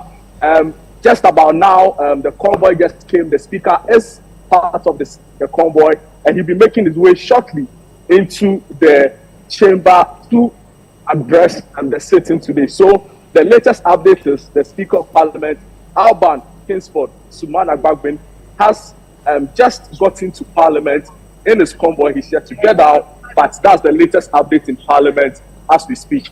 You are right. The majority side of the House has not reported in Parliament yet. So the Speaker is using the back entrance, and he'll be making his way into the chamber pretty shortly. The majority side, like you rightly said, have still not reported. And we've gotten some indications that they are currently, some of them are currently in their offices, awaiting the directive from their leader to make it to their way here. So I've spotted a first majority member of Parliament just when you were speaking with you, member of Parliament for Ibuaka South, Honorable Atachia, in the company of Honorable Mutala Mohammed, are making their way here. And I must say that Honorable Atachia is the first member of Parliament on the NPP side to be spotted here at Parliament. So it's also with the NDC caucus deputy whip, I believe. He's making his way into the chamber. So far, he's the only NPP MP we've seen just making his way into Parliament in the company of Honorable Mutala Mohammed. Honorable Mutala, Duncan, CPFM Channel 1 News. So we've seen you making your way to the chamber, and you were coming together with Honorable Atachia. He's the only NPP member of Parliament we've seen here. Do you have any indication whether or not your friends on the other side will be making their way into Parliament today? Maybe you should be asking him. Yeah. If you ask me this question, yeah. I don't know the kind of answer. No, I'm asking you because you came with him. Oh, yes, I met him on the way. We had a chat, and he expressed his worry about what is happening in Parliament. You know, in recent times, what is happening with our democracy. He has expressed worry. And I want to believe that he's being genuine. I think that is the kind of person that the MPP should be listening to, particularly the kind of leadership they have today. My friend Antonio was actually disappointed. I expected him to have dealt with this with some level-headedness. Unfortunately, it seems to be missing. All right, so Vivian, Honorable Mutala, Member of Parliament for Tamale Central, speaking to me earlier, and he said that he met Honorable Samuel Atachia at the entrance and walked to him. I asked him what they've been discussing from that long walk from the Accra Conference Center gate to the Grand Arena, and he was saying to me that Honorable Atachia expressed disappointment in the way Parliament has conducted itself in the whole issue of the 4 vacated seats, and expressing disappointment in the leadership of the NPP leader, Alexander Apenyo Markin. And according to him, he can't really tell whether his friends on the other side, that's the NPP side, will be making their way to the chamber. But as things stand now, we've seen Honorable Atachia, Member of Parliament for Ibuaka South, NPP MP, make his way to the chamber. And that will make him the first Member of Parliament on the NPP side spotted for today's report. Mind you, the Member of Parliament for Futu, Honorable Penyo Makin, was the one who initiated this report after a book article. They are standing order 53, which enables him to recall Parliament or make a move to recall Parliament for today's sitting. So that's the state of affairs currently happening here at the Grand Arena, which is a makeshift auditorium for Parliament reconvening today. Back to you, or just signal us immediately you see the other members from the majority side walking. I wish you'd call the attention of Atachia, but we'll see if we can catch him in the chamber proper, if he's made his way there. He refused to speak to the media when he got here. Colleagues in the media tried approaching him for some few words, but he declined. So I spoke with Mutala, who was working with him, and yes, that was what he inspired. Sure. All right, Jude, thank you so much. Keep us updated. Let me go into the chamber proper. If my colleague Niayikwe Okine is ready, we can take him quickly to see whether Atachia, for example, has gone into the chamber proper. So, Niayikwe Okine, if you can hear me, we're back to you. Hello, well, thank you, Vivian. So, currently, yes, Vivian, if you can. Can you hear me? We are currently in the chamber. Okay. Yes, Vivian, I can hear you. Right. So we've seen at least Atachia making his way into the chamber proper. We can't see from here whether he is currently in the chamber. But tell us what we're seeing. We're seeing some sites from there. What exactly is happening? Have the majority side come in? Yes. So as it stands now, the NPP caucus is still not in the chamber, but then we've seen one of them, that's the Member of Parliament for Ebuakwa South, Samuel Atachia. He is engaging in pleasantries with the NDC caucus of the House. He is having an engagement with the leadership of the NDC caucus here in the chamber, and so far he is the Member of Parliament from the NPP caucus that we have cited in the chamber currently, but the rest we are yet to know what exactly is keeping them. The Speaker of Parliament, Alban Bagbin, has also made entry to the Grand Arena, but he is yet to preside for proceedings to begin. So that is the latest update. Member of Parliament for Ebuakwa South, Samuel Atachia, is so far the only Member of Parliament from the NPP caucus that we see in the chamber, engaging the MP for Pru East, Kwabena Donko, and other NDC members in the House. All right, Ayikwe, okay, we'll come back to you in a bit when we spot the speaker, for example, coming into the chamber, or the majority side coming into the chamber. I return to the studio fully because I have two gentlemen who've joined me. They will be with me throughout as we steer the ship for you for today's special coverage of parliamentary proceedings coming to you from the Greater Accra region in Parliament House proper. Richard Delaska, he's here with us at Channel 1 TV as well as City 97.3 FM.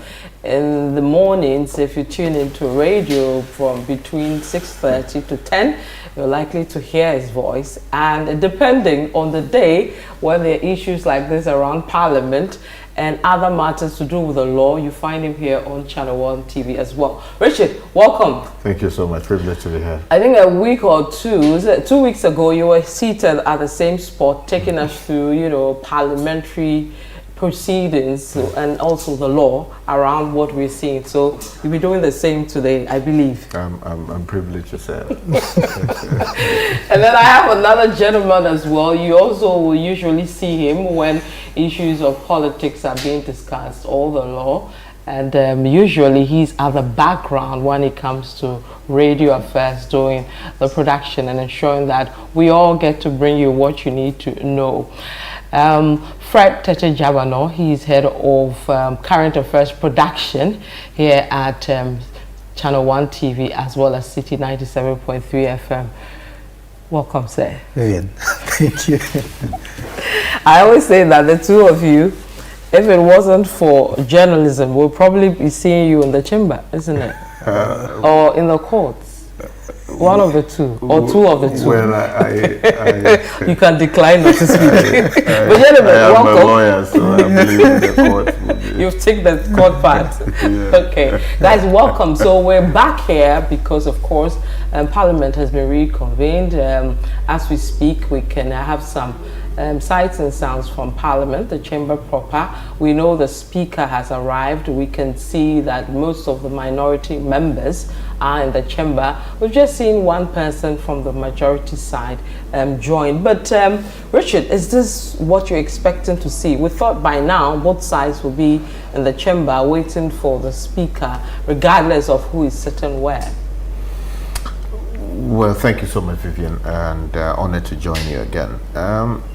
I think there are a number of issues in play, and it would be in the interest of everybody that the people who are in leadership and the people who are following commit to a process that helps to bring this country together while also respecting the rule of law. Because it is not about people's egos. We are not governing this country through the use of egos. We are using the constitution that my grandmother Huenyamato voted for to govern our affairs. So that if there are disagreements which are not political, and I use that phrase knowing full well what exactly I want to say with it. These are not political disagreements. What's happening is a legal and constitutional matter, and it is the courts that should decide it. Of course, there's always room for discussions as to what should be done, but gentleman's agreement, you would expect, would not become the order of the day tomorrow or today or ever in the future. So you want certainty of the law to be determined by the people who have been blessed with the wisdom and given the authority to determine the same. So the matter is before the courts, and one would expect that if people are alive to their own responsibilities, they would respect what the court says must be the order for now. So that if eventually a decision is made, the chips will fall where they may. But it would seem that people want to use their own egos to determine what should happen and what should not happen. And that is why we are where we are. So you believe that this is two sides, so one side insisting they'll do what they want based on what has happened? No, of course, there are two sides to this matter. And I think the poison stream flows from Professor Michael Quay. He made a clearly unconstitutional decision, my respectful view. I hold him in high regard, just as I hold the Honorable Alban S.K. Bagbin in high regard.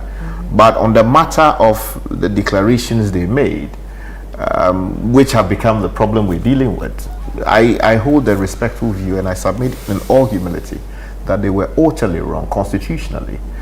But that is where we are. Professor Michael Quay made a decision. It served the interest of the MPP at the time, so nobody really objected to it from their side. The Honorable Mahama Yariga from Boko raised issues with it, but he did not find the appetite, or so it seemed, to have furthered his opposition by taking the matter to the Supreme Court for determination. Perhaps if he had done that, we wouldn't have this problem. At least there would have been a guidance as to what should happen. He didn't do that. And so when the time now came for the NDC spotting an advantage to do something with the majority status they want to acquire, they raised the matter, and the Speaker, also leaning on Professor Michael Quay, made a decision. Now the MPP, being hypocritical, quickly says that no, this thing harms our interests, so let us go to court and test it, which they are entitled to do. Regardless of how hypocritical it may seem, they are before the court seeking redress of the same. The point I'm making is that while there are two sides to it, I believe that, the leadership of Parliament, the Speaker of Parliament, has a responsibility. He has been expressly ordered by the Supreme Court. And with great respect, it seems to me that he is trying to sketch around the order that has been given without expressly showing that he's disrespecting the orders of the court. Because the orders are clear. Allow the guys to come to Parliament and serve until we determine the matter. So whatever position you may have articulated on the floor, all you need to do is to go back and say, look, I gave this order. That order is being challenged. In the meantime, an order has been given by the court. The court says that I should stay my hand. So without further ado, let all 4 members of Parliament continue to serve until otherwise determined. And the people who are agitating over who is majority and who is minority, take note of what the court has said. This is my instruction to you, and everybody will obey. But it will seem that the Speaker is not minded to do that, and he's allowing, you know, the chaos to proceed. Okay, well, we'll come to yesterday, his press conference, and some statements he said around some of these developments, including what you're alluding to. But let me bring in Fred Tete-Jabon on his initial comments around what we are seeing. Sky believes Eagle at play. This is clear, it's a simple matter. At least there's a Supreme Court ruling. Go with that in the meantime, and then let the proper matter be determined, and we'll move forward. Same view? I share part of Sky's views, not fully. I share part of Sky's views where he says that this is a legal matter. Once the Supreme Court has spoken, it should be respected. And everybody should do accordingly what the Supreme Court says. But you see, the institution of Parliament is not just a legal creation. It's also a political institution where there's the politics at play, whether we like it or not. We have the politics which is going to be played in Parliament, in the legislature. So it's not just the legalities, but also the politics. It's come to a point where the legalities have been made very clear, and nobody can run away from the fact that these legalities have been made clear by the Supreme Court. What is at play now is just the people playing politics, the politics of the whole event and situation. How do you address such an issue when now politics is brought to play? The only way to address this issue is to get the leadership to talk. Haven't they talking already? I mean, prior to the Speaker, you know, adjourning the House indefinitely, and then of course seeing the recall today, we were told that they were talking to each other on the way forward. It doesn't look, from what is happening, it doesn't look like there's been any serious conversation. And you see, for me, I believe that there should be a much more engagement between all sides, and the person to lead this engagement should be the Speaker of Parliament. You see, he cannot run away from the fact that he is in charge of the institution. Well, he says who is majority or minority. The two caucuses are supposed to decide that and then inform the clerk, and they take it from there. It's not his place to say who is majority or who should sit where. That is where he plays the politics. You believe so? Yes, that's where he plays the politics. Okay, give me a second. I'll come back to you on that. I see Sky, you know, taking out, you know, but let me go to Jude quickly. Jude, any more members coming in from the majority side? Vivian, so there is no other person from the majority side who has joined us or joined the proceedings about to commence at Parliament. What just transpired was Member of Parliament for Ibuaka South, Samuel Latachia, who very briefly engaged the media present here on why his side have not showed up. Now, according to him, he makes the point that some members of Parliament from the MPP side of the House are currently expected to partake in a caucus meeting, after which they'll be briefed on their next line of action. Then I went ahead to ask him whether or not they will be likely to show up at today's sitting, and he responded by saying that if he gives any response to that, he'll be in contempt of the MPP caucus. So he declined to speak on whether they were going to show up at the Parliament House today for the recall. But he made a point pretty clear that members of Parliament from the MPP side are currently in their job, 600 offices. A caucus meeting is expected to happen soon, of which he is going to be part of, and will later address the press on the way forward. But isn't that interesting that that caucus meeting wasn't done from 8 o'clock all the way to, is it 10:48, hitting 11, before having that caucus meeting when technically the House is supposed to start at 10?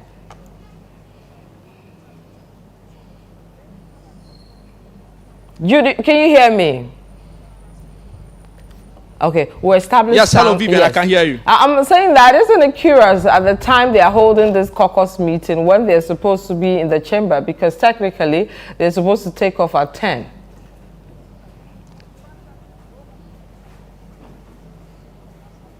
All right, I'll try and establish sound with Jude, but Fred, you're making some interesting point about the two sides, yes, the political and the legal. The political and the legal. We've gotten to a point where it's been so clear what the law is saying, which has been pronounced by the Supreme Court. The speaker in charge of the legislature is also a political player in all these. We cannot excuse him from all what is happening. He's a political player, and he plays the politics within Parliament. One, why do I describe him as a political player here? How did he get to lead the House of Parliament? He got to lead the House of Parliament through the politics of both sides. He's a beneficiary of what took place on the 7th of December or the 7th of January 2020, which was basically politics, where you saw members of Parliament fighting, arguing, going back and forth. Even his election as speaker. No, yes, that's what I'm saying. He's a beneficiary of that politics. Okay, Fred, give me a second. Let me try again with Jude. Jude, can you hear me now? Yes, very loud and clear. Okay, my question was the fact that we know that the House proceedings from the House was expected to take off at 10. It's a few minutes to 11.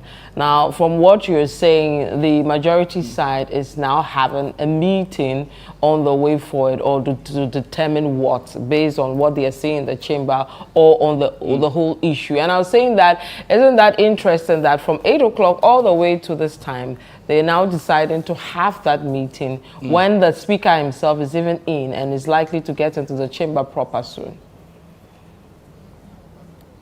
Yeah, Vivian, you're right when you raise some of these issues, because you'd recall early when we were here, as early as 7:30 up until 8 a.m. when we started reporting from here, we got indications that some member of parliament on the MPP side were in their offices at Job 600. Some colleagues in the media claimed to have seen some of them. Later on, friends from the NDC side will tell me on authority that indeed is the case that some MPP members of parliament are in their offices. As to why the meeting is being held now, I'm not too sure.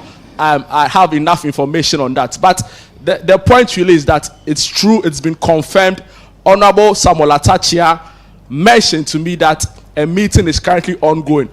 As to the number of MPP MPs who are partaking in this meeting, we can't really tell. The NDC side claim that they've been the functional majority in recent times, considering the fact that a lot of the MPP MPs are battling for their lives in their constituency, working to ensure they are re-elected. So there's a general concern, really, that a number of the MPP MPs are not going to show up because they are in their constituencies, right? So that's a major concern for the MPP as well. But as to why they've not showed up, Samuel Atachia says it's part of their strategy, and they would later address the good people of Ghana on what their intentions are going forward. But like I rightly said earlier on, the Speaker of Parliament has arrived at the forecourt of the Accra Conference Center, and pretty shortly we are expecting that Parliament would, or proceedings in the House would begin. All right, thank you, Jude. We'll come back to you as and when, but thank you so far for your reports, being generous with all the information. Fred. Okay. So, yes, Speaker Alban Bagbin, as a beneficiary of the politics which put him as Speaker, making him the head and the leader of the legislature, should now be able to call both sides of the House to sit down and have a conversation.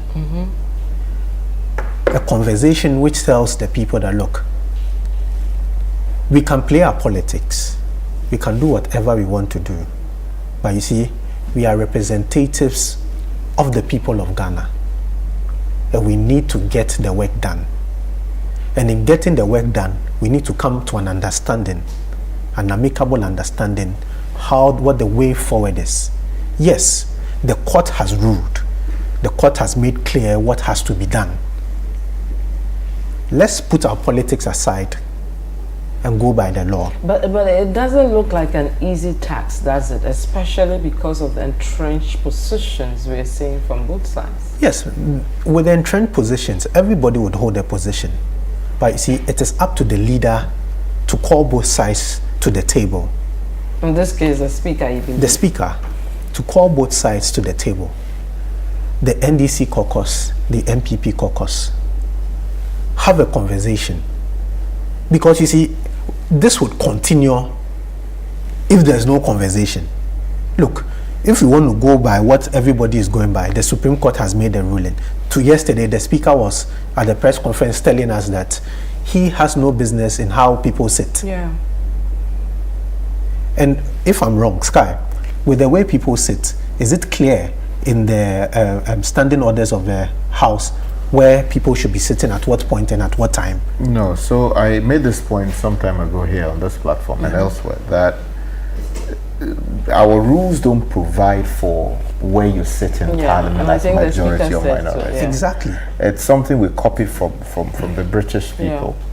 But it has evolved and has become like a convention, a part of the practice and procedure of Parliament. You consider, so when you talk about the law of Ghana, that practice and procedure, to the extent that it does not undermine the constitution of the Republic, it's now part of the laws of the Republic of Ghana by reason of that convention. Exactly. So he knows that this is where they should sit and this is where these people should sit. So it is his job to go and tell them that this is what. But why do you see the speaker trying to, for want of a better word, immune himself from the political part in terms of who is who should sit where and all that? I don't think the speaker is immuning himself from the political part. He's well, actually he's saying that he's actually playing the politics also. So you believe this is no? Yes, the speaker is actually playing the politics also. What end? To what end? To benefit whatever, wherever he wants it to benefit. You see, I'm saying we are all working here. We have a head. There's a disagreement over what to do.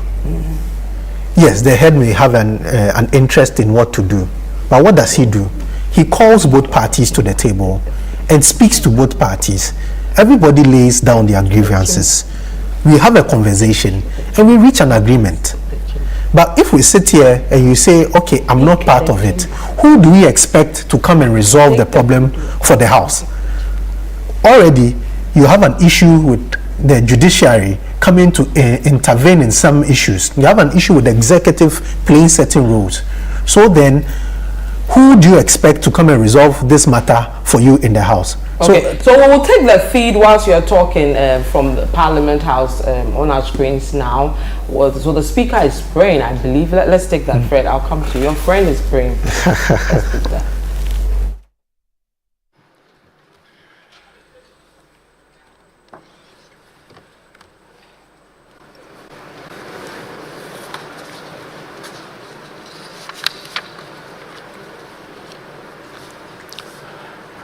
Honorable members,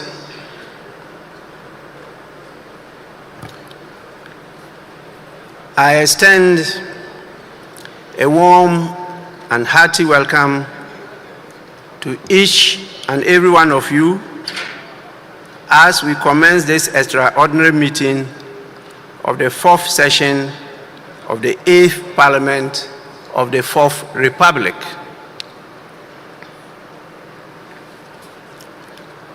This meeting is a response to a request for a recall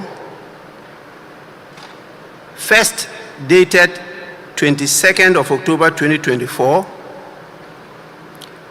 and a subsequent one dated 24th of October 2024, both pursuant to Article 1123 of the Constitution and Order 53 of the Standing Orders of Parliament.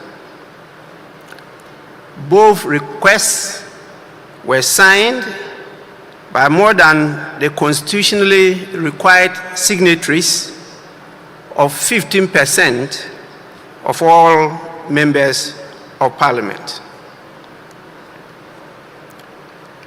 The first request entreats the House to deliberate upon and transact urgent government business.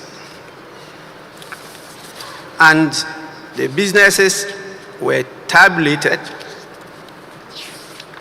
and from what we had, there were not many, just a few.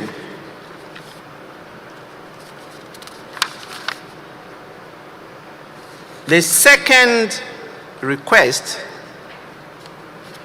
dated 24th, simply added many more items for the consideration of the House. So from the initial request for us to consider 5 items, this second request added 17 more items. And this request came from the MPP members of Parliament,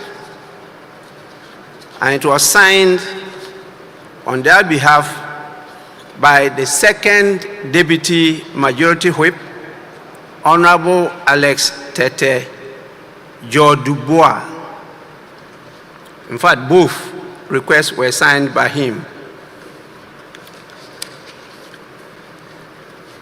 Honorable members, I had, under the dictates of the provisions of the Constitution, to issue the summons for you to be here today.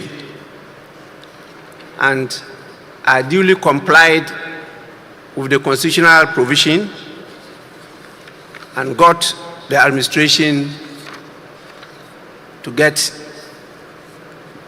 the summons published to the notice of all of you. Unfortunately, the signatories who made the request have not shown up, and therefore matters that they wanted us to handle, which are admitted for the consideration of the Business Committee, are not on the order paper, and in fact there's no order paper for today because the Business Committee could not meet due to the absence of the people who requested for the recall. And as you can see, one side of the House is completely empty. In view of this, we have, as usual, got a quorum to sit, but we have no business before us to transact, because the Business Committee, as you know, they prepare a report, and this report is adopted by the House as business agreed by the House to transact during the course of the week. In the absence of that, there is no other authority that can put business before you which you have not adopted to transact. In view of the failure of the Business Committee to sit, as a result of the refusal of those who requested for the recall to show up, we are compelled to once again adjourn the sitting of the House. Knowing the challenges we are facing, it is not advisable to be adjourning from day to day. And so I'll proceed once more to adjourn the meeting indefinitely. And the meeting, this extraordinary meeting, is accordingly adjourned.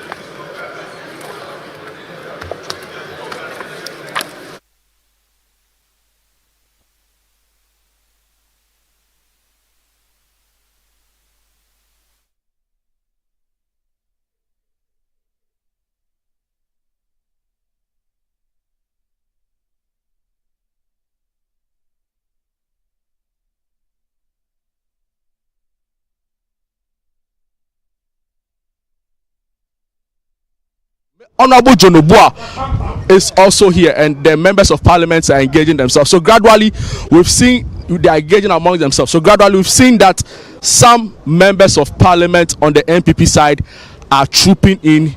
They are coming in as it goes, but they've not entered the chamber.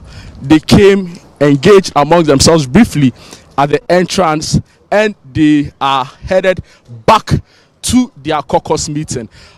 Earlier, Honorable Andy Apia Kubi, Member of Parliament for Asante Akim North, mentioned to me that he was unaware of any said caucus meeting that is apparently going on. You recall that Member of Parliament for Ibuakwa South, Samuel Atachia, mentioned to us earlier that there was a meeting, a caucus meeting going on. Honorable John Obua, Honorable John, are you able to share a few words with us? It's a caucus meeting ongoing right now. So the leader sent you to come to conclave? Yeah, when we came, Speaker is already on the chamber, on the seat. So we don't know what is happening, and we are going to report to our leader. We understand there's a caucus meeting going on. Can you confirm that for us? Yes, yes. We did caucus meeting this morning, and we are supposed to have a conclave with the Speaker to know what will transpire this morning. And we came, and Speaker is already seated, so we don't have any option than to. So do you have a problem with Speaker already starting proceedings in the House? I don't know what is actually going on, so let us go and relay the information to our leader. All right, thank you very much. So Honorable Alexander Jonobua, who is also in NPP leadership, speaking to us, he said that he's been sent by the NPP leader Alexander Penyo Markin, majority leader. They still insist they are the majority side, to come and ascertain what's happening in the House. He makes the point that they are not too happy with some of the way the Speaker has gone about conducting business. So, Vivian, that is what is happening right now. The NDC side seems to have stormed out of the House. The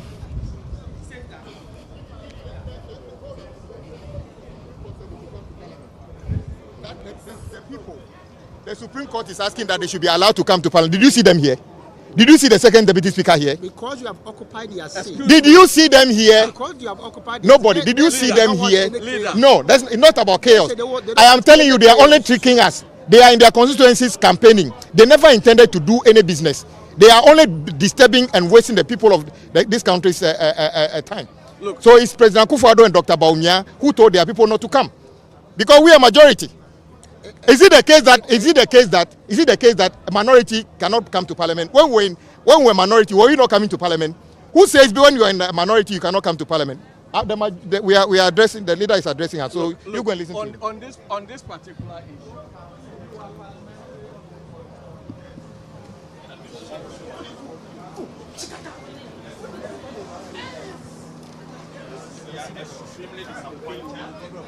In the NPP Minority Caucus for first triggering a recall of Parliament under Article 1123 and Order 53 of our standing orders and failed to show up.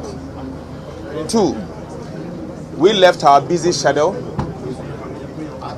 suspended our campaigns and reported to duty this morning, only to see that the MPP members of Parliament who actually recalled Parliament, we noticed that they failed to show up. This morning, at about 7 o'clock, we showed up at the business committee meeting on the 6th floor only to notice that the MPP members of the committee once again failed to show up at the business committee. I personally called the committee clerk and I was informed that she is out of the jurisdiction and no one has reached out to him, to her, to program the business of the day. I was worried and reached out also to the MPP side and to have an indication as to what their plan is. No one responded. I am deeply worried and deeply concerned that the very people that requested for Parliament to be recalled failed to show up. Clearly, what we are seeing here is an abuse of the Constitution and the standing orders of Ghana's Parliament. The NPP Minority Caucus have indeed caused financial loss to the state and to us, the NDC members of Parliament, and to the people of Ghana. We say this because these recalls cost Ghana money. This is not the first time that they have done this. They've done this a couple of times, but we see nothing than disrespect. We call on the people of Ghana to see the behavior of the MPP and punish them accordingly. They have certainly, everything shows that the MPP are tired, they are fed up, and they are not ready to work for the people. They are bereft of ideas and they are short of vision. They cannot solve the suffering of the people. All what they do out there during campaigns, in spite of the hardship, is to sing and dance Osisifia. That's all what they do. In times like this, when the ordinary Ghanaian is struggling to survive, they are dancing and singing Osisifia and sharing money. We want Ghanaians to see them as such and vote against them and sack them. Because clearly, you can see, we have over 100 NDC MPs here today out of the 137, and we are determined to do what is right. But colleagues, let me make this point to the people of Ghana. Let no one deceive you that the NDC is here to obstruct the people's business. No, we are rather here to work for the people of Ghana. We see this as a call to duty. We turn up in our numbers to do what we have to do, only to find out that the very group of people that called us to consider government business, they have no business. So the truth out there is that there is no urgent government business. There is no urgent government business and the government has no business. They have given up, they've checked out, and they want the election to be done as soon as possible so that they can leave office. Fellow Ghanaians, let's vote against this incompetent government and have our country back. Thank you.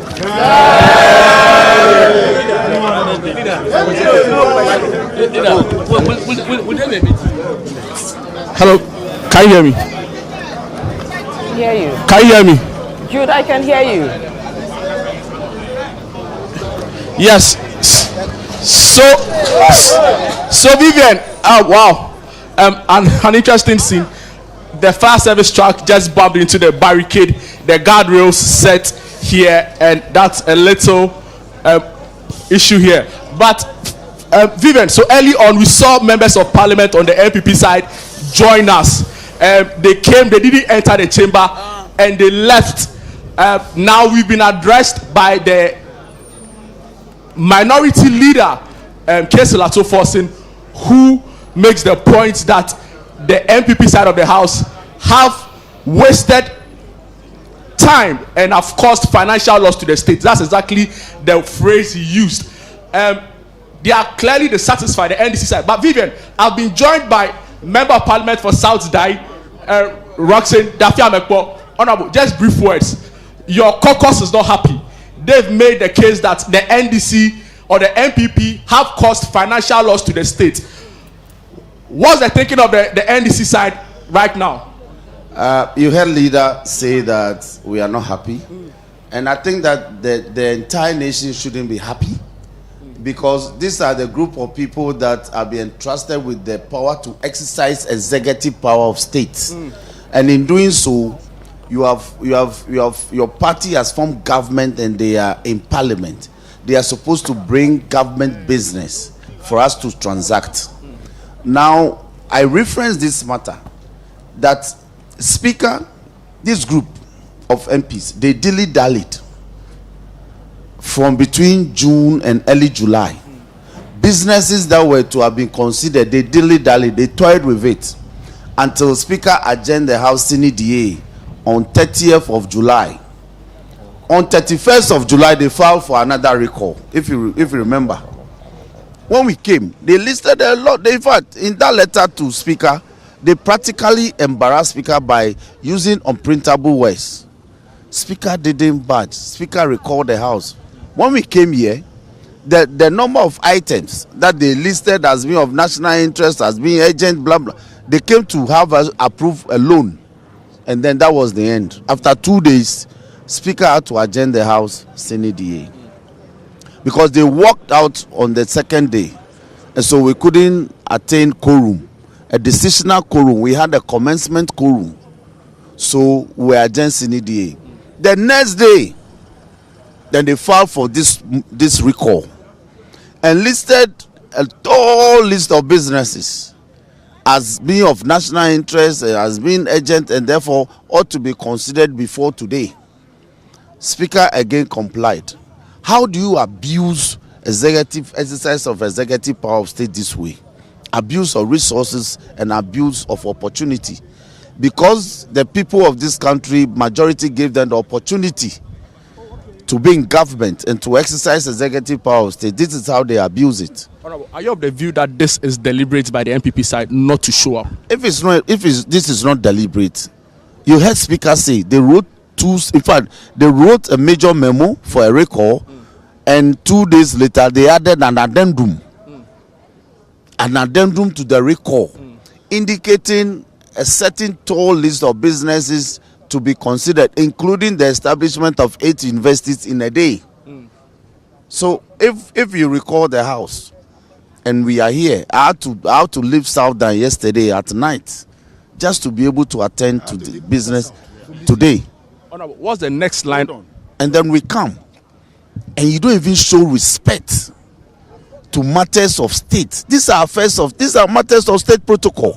These are affairs of state. You don't even show up to whatever excuse there are. Come and tell the nation why you think that we shouldn't do business today and that we should do it tomorrow. Come and tell the country. What's the next line of action for the NDC caucus? But the tragedy, you see, what I want to add is that the tragedy of the situation is that because it's a constitutional provision, they can even trigger it again this evening. And Speaker is compelled under the constitutional stipulations to abide.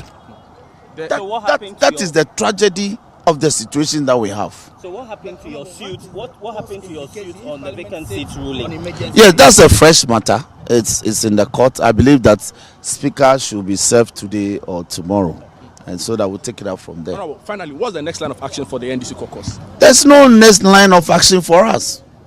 We are public servants, dutifully voted for by our constituents to attend to Parliament and conduct business, so that anytime we are called upon by Parliament to conduct parliamentary business, we do. So NDC, we can only point out the flaws, the problems that the NPP is creating for this country. There's no constitutional crisis. They have created their own crisis. And let me tell you why. You have an indisciplined army. That is why 2 of your members decided to go independent. The origin of all this issue is because 2 sitting members of Parliament on the ticket of the NPP have gone AWOL. They've gone to run independent, and there's a notice of poll from the Electoral Commission to that effect.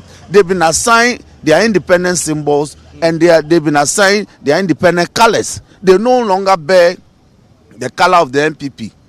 And to confirm this, the NPP has also gone ahead to sponsor candidates, their own chosen candidates for the same constituency in the same contest. So the constitution says when that happens, these people must leave parliament. And again, we are also saying that a sitting member of parliament has also decided to now join the NPP formally, and now is contesting on the ticket of the NPP. He's been assigned the NPP logo, he's been assigned the NPP color in consonance with Regulation 14 and 15 of CI 127 by the Electoral Commission. So when these things happen, all right, the constitution is very clear as to what should happen. When Speaker makes pronouncement on that, then say no, the people, even though they are no longer with us, they must not leave parliament. So it is not a crisis created by anybody. It is a crisis that originates from themselves. All right. So we are saying that if there is any blame to be assigned in this matter, the blame falls squarely on the NPP. They cannot keep an indisciplined army. Honorable, finally, will the NDC make a move to guard against what the Speaker also describes as the abuse of Order 53, where for any reason at all, anyone can just evoke to recall Parliament? Are you minded to just raise an issue? No, the abuse of it. The standing orders, invocation of the standing orders is secondary, because it is the constitutional provision of 112 that is always invoked first. Then you back it up with the standing orders. So to say that if there's anything we can do to prevent it from happening, there's nothing we can do. It's a constitutional provision that they at any time at any material time can invoke. But the abuse, you have the view that it's been abused. Perhaps maybe I should also get my caucus members to also apply for a recall. Yeah, we should also apply for a recall. Yes, maybe we should also consider NDC will now apply for a recall. Wow. And then we'll look at what happens thereafter.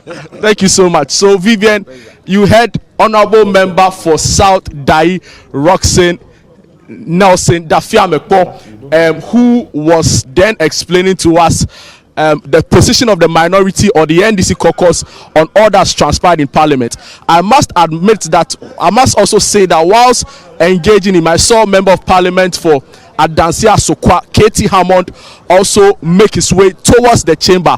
I'm not too clear what his intentions are, but I was saying to you prior to the minority walking out after the House was adjourned that we saw some members of Parliament from the MPP side, numbering about 7 of them, make their way to the chamber, not necessarily inside, but they came to the Princess.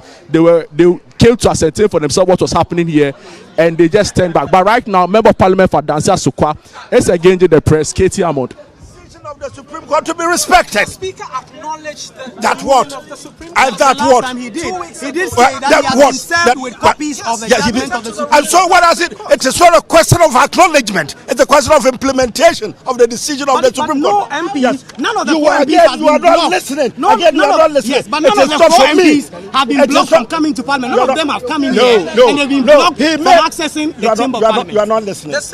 You are not listening. I think I'm going to have to say this for the last time, because it looks like some of you have become impervious to what is it. Listen to this. The Speaker made a ruling. Yes. It was unconstitutional. It was unlawful. By any account, it was illegal. The Supreme Court, contrary to the assertion by he himself and some members of the minority who keep proclaiming from high roofs and high heaven that the Parliament is a master of its own rules and regulations, the Supreme Court is told babbing at Parliament that you are not. There is an institution which is the master of the rules of Parliament, and that this is what the law is. That you cannot make the decision, the proclamation that you made. I call it proclamation because you think he's a king, he's whatever, he's a lord unto himself. But you made a ruling. It is not right. Supreme Court is telling you it is not right. Go back to that house. Can I not complete? Can I not complete? I should complete. Go back there.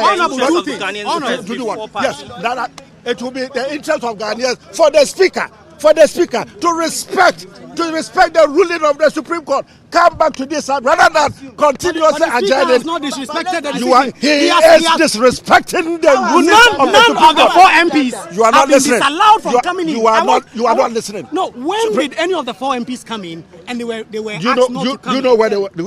Because today the second deputy speaker's aide has been in the chamber, but the second deputy speaker himself has not been inside. You may want to take some medication. Yes, it has no point shouting when you are ignorant of the matter. Yes, what it is this: it's not for the 4 people to simply show up. The Speaker has made a ruling barring them from coming to the Parliament. Supreme Court is reversed it. It is for the Speaker to sit up there and tell the House that his decision has been reversed, and so how will it be reversed if you are not seated? Honorable, you say you are going to cite the Speaker for contempt. That is not properly convened. I mean, you are going how would the Speaker reverse his decision? Again, I'm saying that you either want to take leave of your senses or you listen to what I am saying. If you are not prepared to listen to what I'm saying and just listen to your own voices, we are not going to get anywhere. Look at the paucity of cameras. Everybody is listening, but you don't seem to be listening and concentrating on what I'm saying. It is not a question of our presence in there or not. It is for the Speaker. If it is only about 100 people who are coming to the room there, minority and the majority will constitute the composition of the House in its entirety, which never comes in there, provided that we have enough to constitute the House and then start business of the House. We should do it. So even if he had 99, which is 1/3 of what to form the quorum, it was for the Speaker to make the announcement in the House that his ruling has been stayed, has been overset. Accordingly, minority back to where you were, majority back to where you have been. That is the simplest solution that we're talking about. You say you're going to cite him for contempt. Yes. When are you doing this? Watch the space. Watch the space. I mean, finally, the Speaker says that the majority has failed to convene the business meeting yesterday, you see, so that they can put the business for this emergency. I keep saying that first things first. First is for the Speaker to declare in that House the same way as Cathedral, the same way he did to make that. Well, you can keep on making that foolish statement. It doesn't take you anywhere. But what it is that it is for the Speaker to sit up there and make the pronouncement that the Supreme Court is already overset his decision, and accordingly we should come back and sit where we sit. Then the business of the House begins. Just briefly. Wow. So, Honorable K.T. Amon addressing the press there on what just transpired in Parliament. He makes the point that the Speaker of Parliament doesn't have the constitutional, is not mandated by the Constitution to go ahead with the kind of ruling he gave in the House today. Vivian, it's interesting what's going on. Honorable K.T. Hammond has shown a lot of disrespect to this House. How can he use those words, nonsense, and all of those disrespects and all of those things on Speaker? The pride is too much in this House. You see, the Speaker has recalled all of us from our constituencies. We are here to do the work as members of Parliament. Why didn't they come? They could have just come and show anything they want to show, say anything they want to say. But you don't say outside of the chamber.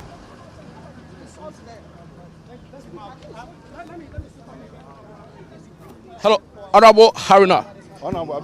Julia, are you able to engage the media just briefly? Definitely, leader. I mean, you've served in leadership for so long.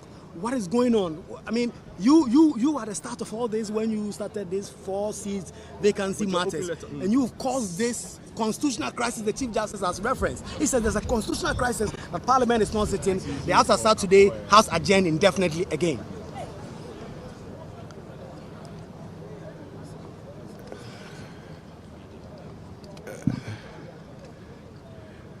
Leader. Lecture them. You are live on Joy News City and other channels. I think it's important that we recognize as a country that the 3 co-equal organs of government perform distinct and separate functions and must respect the mandate, power, and authority of the other. The matter before us may border on constitutional interpretation depending upon who invokes the jurisdiction of the Supreme Court. But clearly, what is before us, given precedent, is a matter under Article 99 of the Constitution, which in my view strongly belongs to the High Court as a forum on whether or not to declare a seat vacant or not vacant. But those of you who have studied Article 97 well, you must read the text well. The text reads, a member shall vacate his seat. Simple. A member shall vacate his seat. The onus is on that member. I'm not even too sure whether it's for the speaker to declare that seat vacant. It says a member shall vacate his seat if he. And when you read the he, I have read from persons in government, even from the learned Attorney General, seeking to talk about the future. The provisions in Article 97 does not only talk about the future, it talks about the past. When it uses the word, if he was elected, it didn't say if he is elected, if he was elected. And for me, I haven't revised my constitutional law lately, and particularly the rules of interpretation as I should do. But basic, give words their ordinary common sense meaning. It is only when the ordinary common sense meaning leads to absurdity that you look for their secondary meaning. I do not see how the text in Article 97 can be compromised. More importantly, many of you will recall that when I had the rare opportunity to lead the minority, I kept warning then President Akufo-Addo and Professor Michael Kwe as Speaker that watch the precedent you set and watch the consequences of the precedent you set. This is a consequence of a precedent. God bless. Wow. So, Speaker of Parliament for Member of Parliament, right, for Tamale South, former minority leader Haruna Idrisu engaging the press. He makes the point that in 2020, when this issue was topical, he made it clear to President Nana Addo Dankwa Akufo-Addo and the Speaker at the time, Aaron Michael Kwe, Professor, that their decision was not constitutional, and he still stands by it. So, Vivian, that's what has transpired in Parliament. Largely, Member of Parliament has joined me for Proof for Prue East, Honorable Donko. Honorable, thank you so much for your time. Thank you. Can you give us a brief overview what transpired in Parliament and what's the NDC caucus appreciation of all the issues? Well, for us as NDC, Parliament is an institution governed by our standing orders, just like the courts are governed by a constitutional instrument.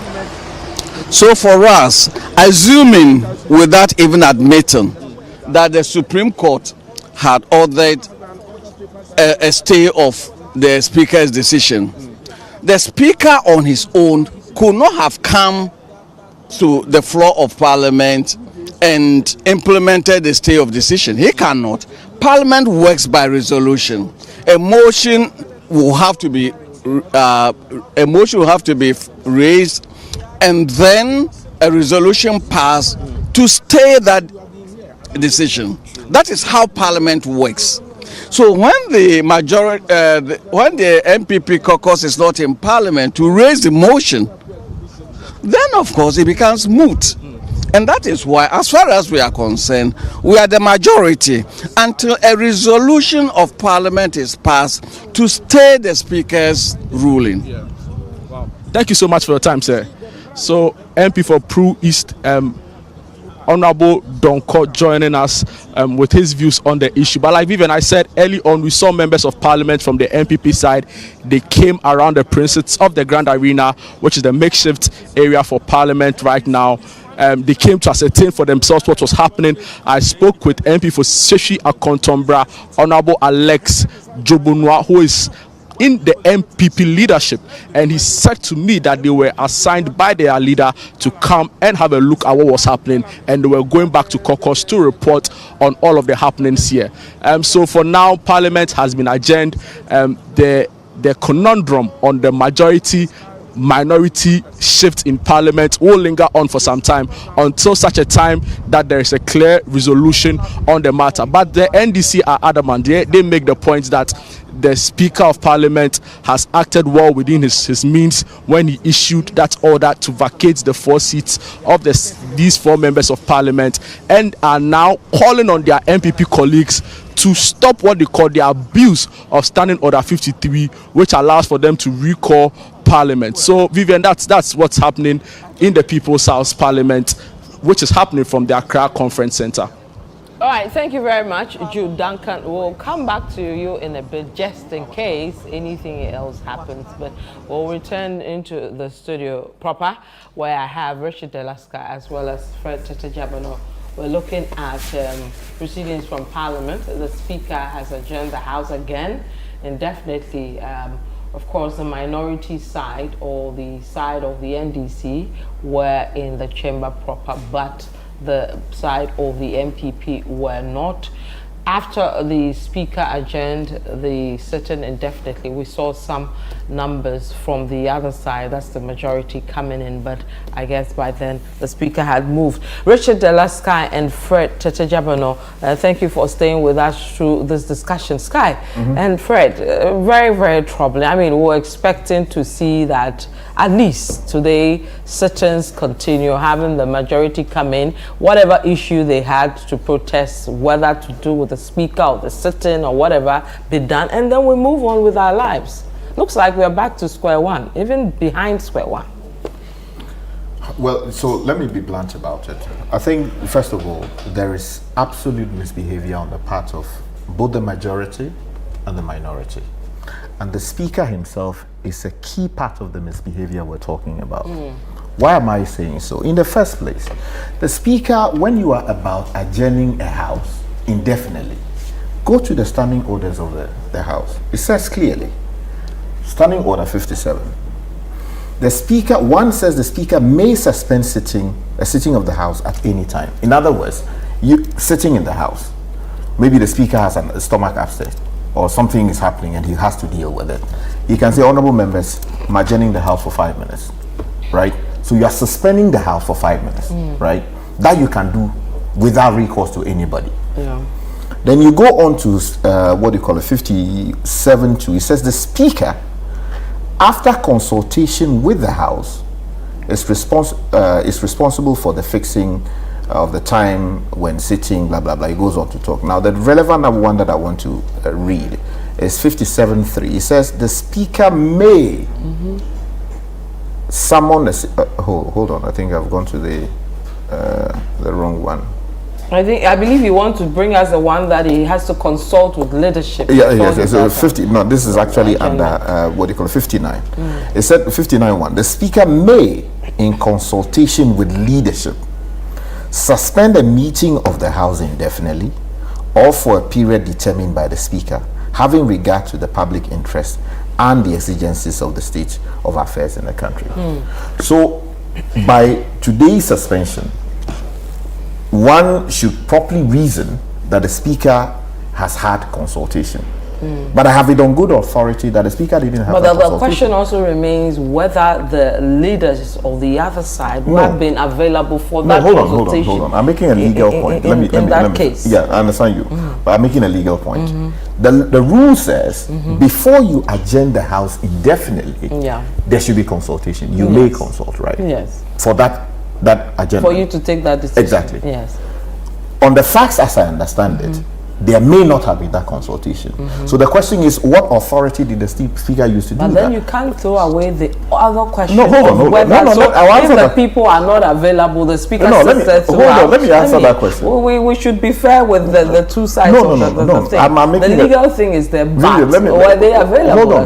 Hold on. You see, that question only arises subsequently when I make the subsequent point. Yeah. So I made an earlier point that the Speaker at any time during sitting can say, I'm suspending sitting. So the Speaker could have said, I've taken notice of the absence of some members of the House, or that we do not have the requisite quorum to transact, to take decisions. Because at this stage, it's not even about doing business. Right. There's a quorum to do business, and there's a quorum to take decisions. What was happening at that point was not about taking a decision. It was about what? Doing business. Commencement of business. Exactly. So there was not even an issue of there should be a quorum for that to happen.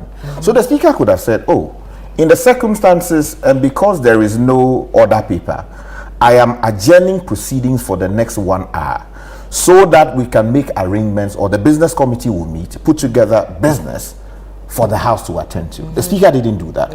What he chose to do was to adjourn the House indefinitely. And I'm saying that the moment you say you are adjourning the House indefinitely, then you come within the ambit of the rule that says that you ought to consult, or you may consult, that as the rule provides. And I'm saying that my understanding, based on what I have gathered, is that that consultation did not take place. So that's the first part of it. Then still on the speaker, an order has been given by the Supreme Court, right? A dutiful speaker would go to the House. The first thing that comes from his mouth is that, honorable members, as you would recall, on so and so date, I gave out information to the effect that 4 seats have become vacant because some members of parliament have sinned against, in my view, the Constitution. That matter is currently pending litigation. In the meantime, the Supreme Court has given me an order that I should freeze execution of that order, or that ruling, or that information I provided to you until after the matter before them is determined. Honorable members, I feel very strongly about this decision of the court. I believe, in my respectful view, this is an attempt by the judiciary to control what happens in this House. While I may disagree, the law enjoins me for the time being to obey that which the Supreme Court has said. Following that, the honorable members who I ordered to leave this chamber because of my understanding of the law as currently constituted should resume their duties, and that all existing matters before the ruling should resume and take effect. Which is to say that you are returning the situation in Parliament to its previous days. The Speaker didn't do that. On the first day that the House sat, he didn't do that. Yesterday, I listened to him carefully when the journalists were asking him questions. There was an express question asked as to whether Ato was the majority leader or Alex was the majority leader. The Speaker sort of avoided the point. Because it serves a certain interest? No. That is not how you do it. Because he ought to have used that opportunity to say that, yes, I still believe strongly that the decision I took aligns with the constitutional provision. However, the Supreme Court, which is close with the authority to take this decision, has taken that decision. For the time being, I am obeying that. In keeping with that, I am informing and instructing the members of the minority who are claiming majority status to respect the orders of the court as issued thus far. And therefore, when the House resumes tomorrow, I would not expect any chaos. I would expect that when the minority people come, they should sit where traditionally they have been sitting. And so when the majority people come, they should also sit where traditionally they have been speaking. I don't want to go to the House and preside over chaos. I hope this is clear. I am not saying that I have reversed my decision. The court is simply instructing me that I should freeze my decision for now. In keeping with that, I am doing that. He didn't do that. He said somewhere in the statement that it is not his, not in as many words, that it is not his business to determine who is majority and who is minority.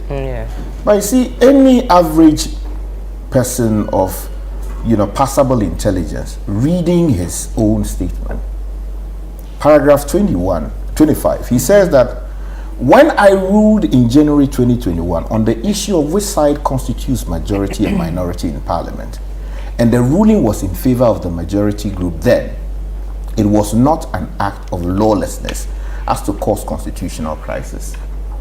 Now, what I'm isolating from this is that the Speaker himself is defeating his subsequent submission yesterday that it was not his business to determine whether this party constitute the majority or the minority, because you had made a decision on it previously.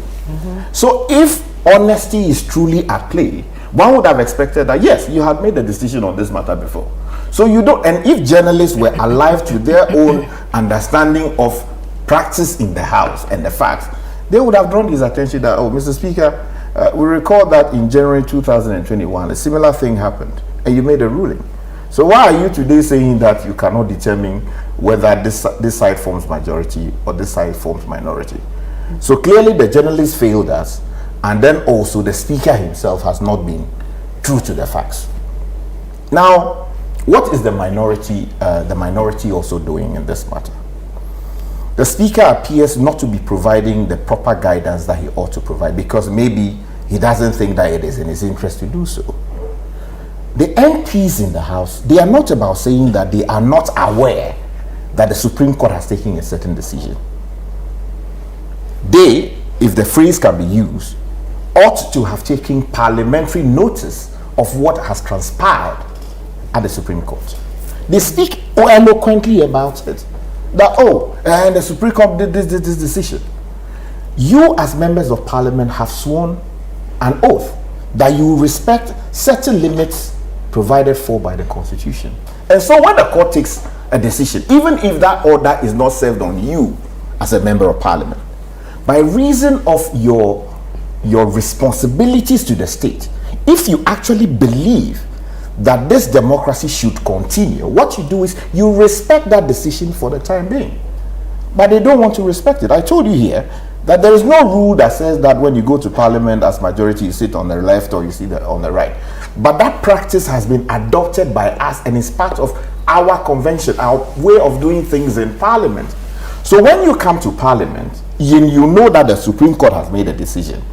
You don't feign ignorance of that decision, because you do know that that decision has been made, and you do know that the implication is that A, B, C, D. So these people come to Parliament, they sit on their normal side. But what did they do? They went to Parliament the last time and sat on the right side of the Speaker, when they do know that what they were doing was wrong. You understand? So clearly, if you look at it, you realize that there is a political attempt to ensure that Parliament doesn't continue its work because, let's provoke the other side. That is not what lawful people do. That is unlawful conduct. Now, coming to the majority side, yes, you benefited from this decision in the past. You raised it as a political party. The Speaker at the time, Professor Michael Quay, took a decision, I believe, is clearly inconsistent with the Constitution. But you benefited from it, so nobody raised it. It was the Honorable Ayariga who raised it. But now that it hurts your interest, you have run to the Supreme Court. Of course, we would expect that if you believe that something has been done which is a sin against the Constitution, that is where you go to ventilate it. The court has given an order. Now, the only way you can test whether or not the Speaker is respecting the orders of the court, or that members of the minority are respecting the orders of the court, is where you lead the 4 MPs who have been affected, or at least on your side, 3 of them have been affected. So you lead them to the House. Take them to the House. Let somebody at the entrance tell you that we are not allowing you because the Speaker says that you are no longer members of the House. Anybody who does that, you cite the person for contempt of the Supreme Court. And then you drag the person to the Supreme Court. The Supreme Court, using the powers given to it under the Constitution, can then cite that person, or the person will be prosecuted for high crime. The punishment for it is what? 10 years. At most, 10 years. And you will be barred for taking part in, for holding public office and related issues. The majority hasn't done that. They are sitting in their offices, or they claim they are meeting, depriving Parliament of their presence and their capacity to be able to raise the issues they are concerned about on the floor. That is irresponsible.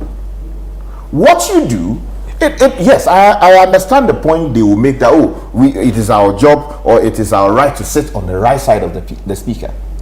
But once the issues are so much still burning, what you do is go to the House. Go, even if you will stand in the House, let the Speaker recognize you, rise and make the point, and invite the Speaker to make express pronouncements in connection with the orders given by the court.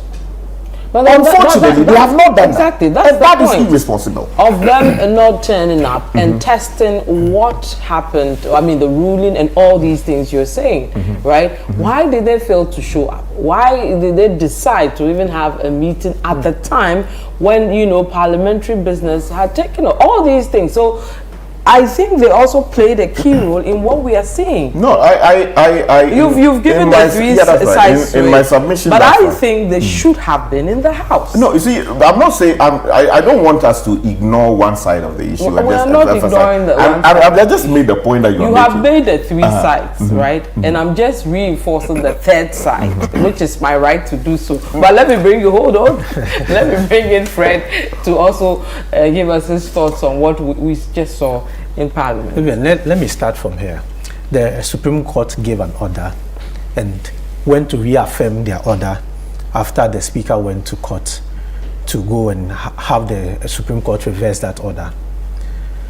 After the order by the Supreme Court to stay the proceedings in court, the question I ask myself is, have we had the names of these members of Parliament removed from the list of parliamentarians in the House? Was it ever removed? No, with effect, if the Speaker's orders made that statement. It means that it takes immediate effect. Okay. But then, after the decision of the court, was it what happened? Has it been implemented? Have the members of Parliament affected been allowed into their offices? Have they been engaging in parliamentary work?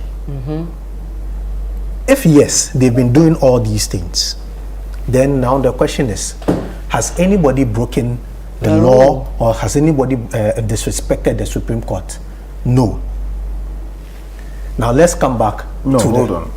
No, let's take that again. Yes. You see, the real and constructive effect of the Speaker's declaration that these members no longer be recognized as members of Parliament is to reduce the number of MPP MPs or majority MPs from 138 to 135. But right? the question is... no, hold on, let me just finish. Respectfully. What that means, if that order is to be executed or takes automatic effect, what it means is that automatically the numerical strength of the MPP or the majority has plummeted, and that of the NDC side is now superior. Now what then would have to happen is the formalities as to communicate to the House that going forward, this is the majority, this is the minority. Now those formalities have not been done. Exactly. But the NDC side is arrogating to itself the status of majority, moves to the House early enough to occupy the side reserved traditionally by practice for the majority side. You understand? So while it might seem to the ordinary mind that, oh, nobody has broken the law, constructive effect of what they are doing is to indirectly disrespect the orders of the court. Okay, Sky, I'm saying that the formalities have not been gone through. We haven't gone through the formalities. We still have the status quo as it is, based on the decision of the court. The Speaker of Parliament who made that particular decision has not gone anywhere to say, I disrespect it. The status quo, my decision still remains. That is one side of it. Let's but you see, by conduct, is the Speaker showing that he respects the orders of the court? I'm saying that as we speak now, the Speaker hasn't said anything which goes contrary to what the Supreme Court said. It is not only about saying things. It's also about what you Sky, do. just hold on. Just hold on. So he hasn't done that.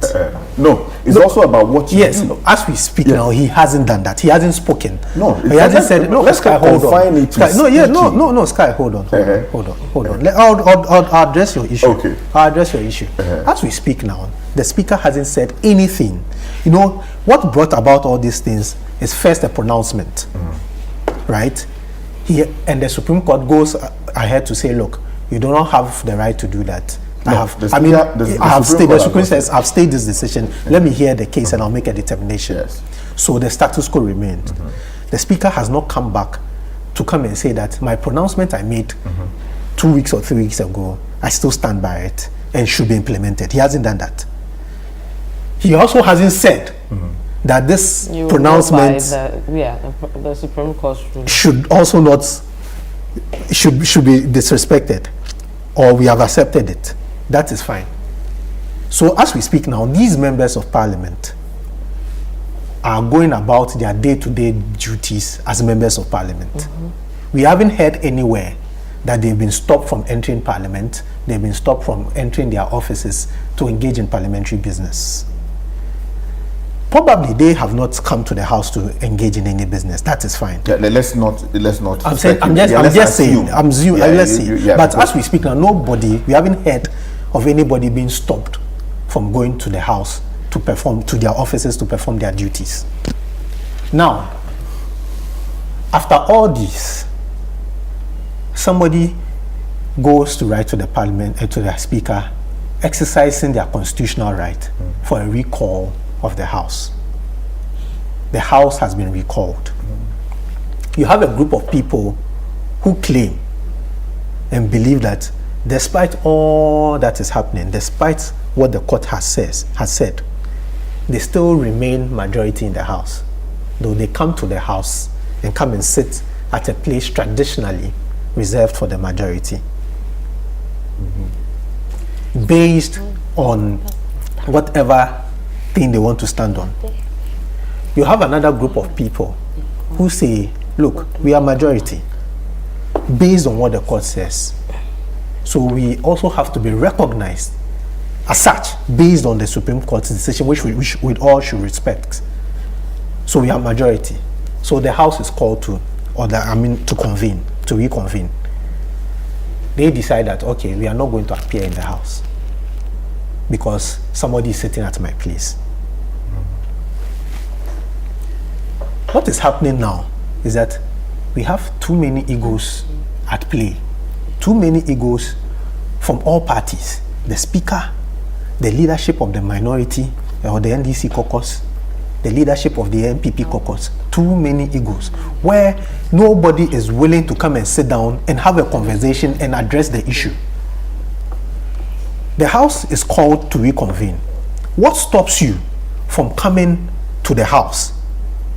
Appearing in the House, you come, someone has sat at your place. You sit wherever you want to sit at the other side with opposition. With opposition, not that you are willingly doing that. With opposition, the speaker comes and we wait to hear from the speaker. One, the day the speaker made his pronouncement, after his pronouncement, how did he address Honorable Afenyomakin, majority leader? Yeah, you see, that's why I spoke about formality. You see, I am coming. Yeah, so that's why I said that there are formalities. He addressed him as majority. As we speak now, those formalities have not taken place. Yes.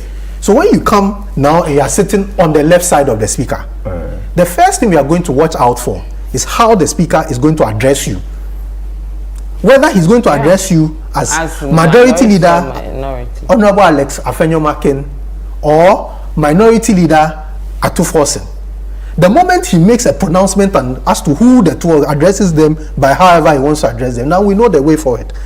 That okay, now the speaker sees these people as majority or sees these people as minority.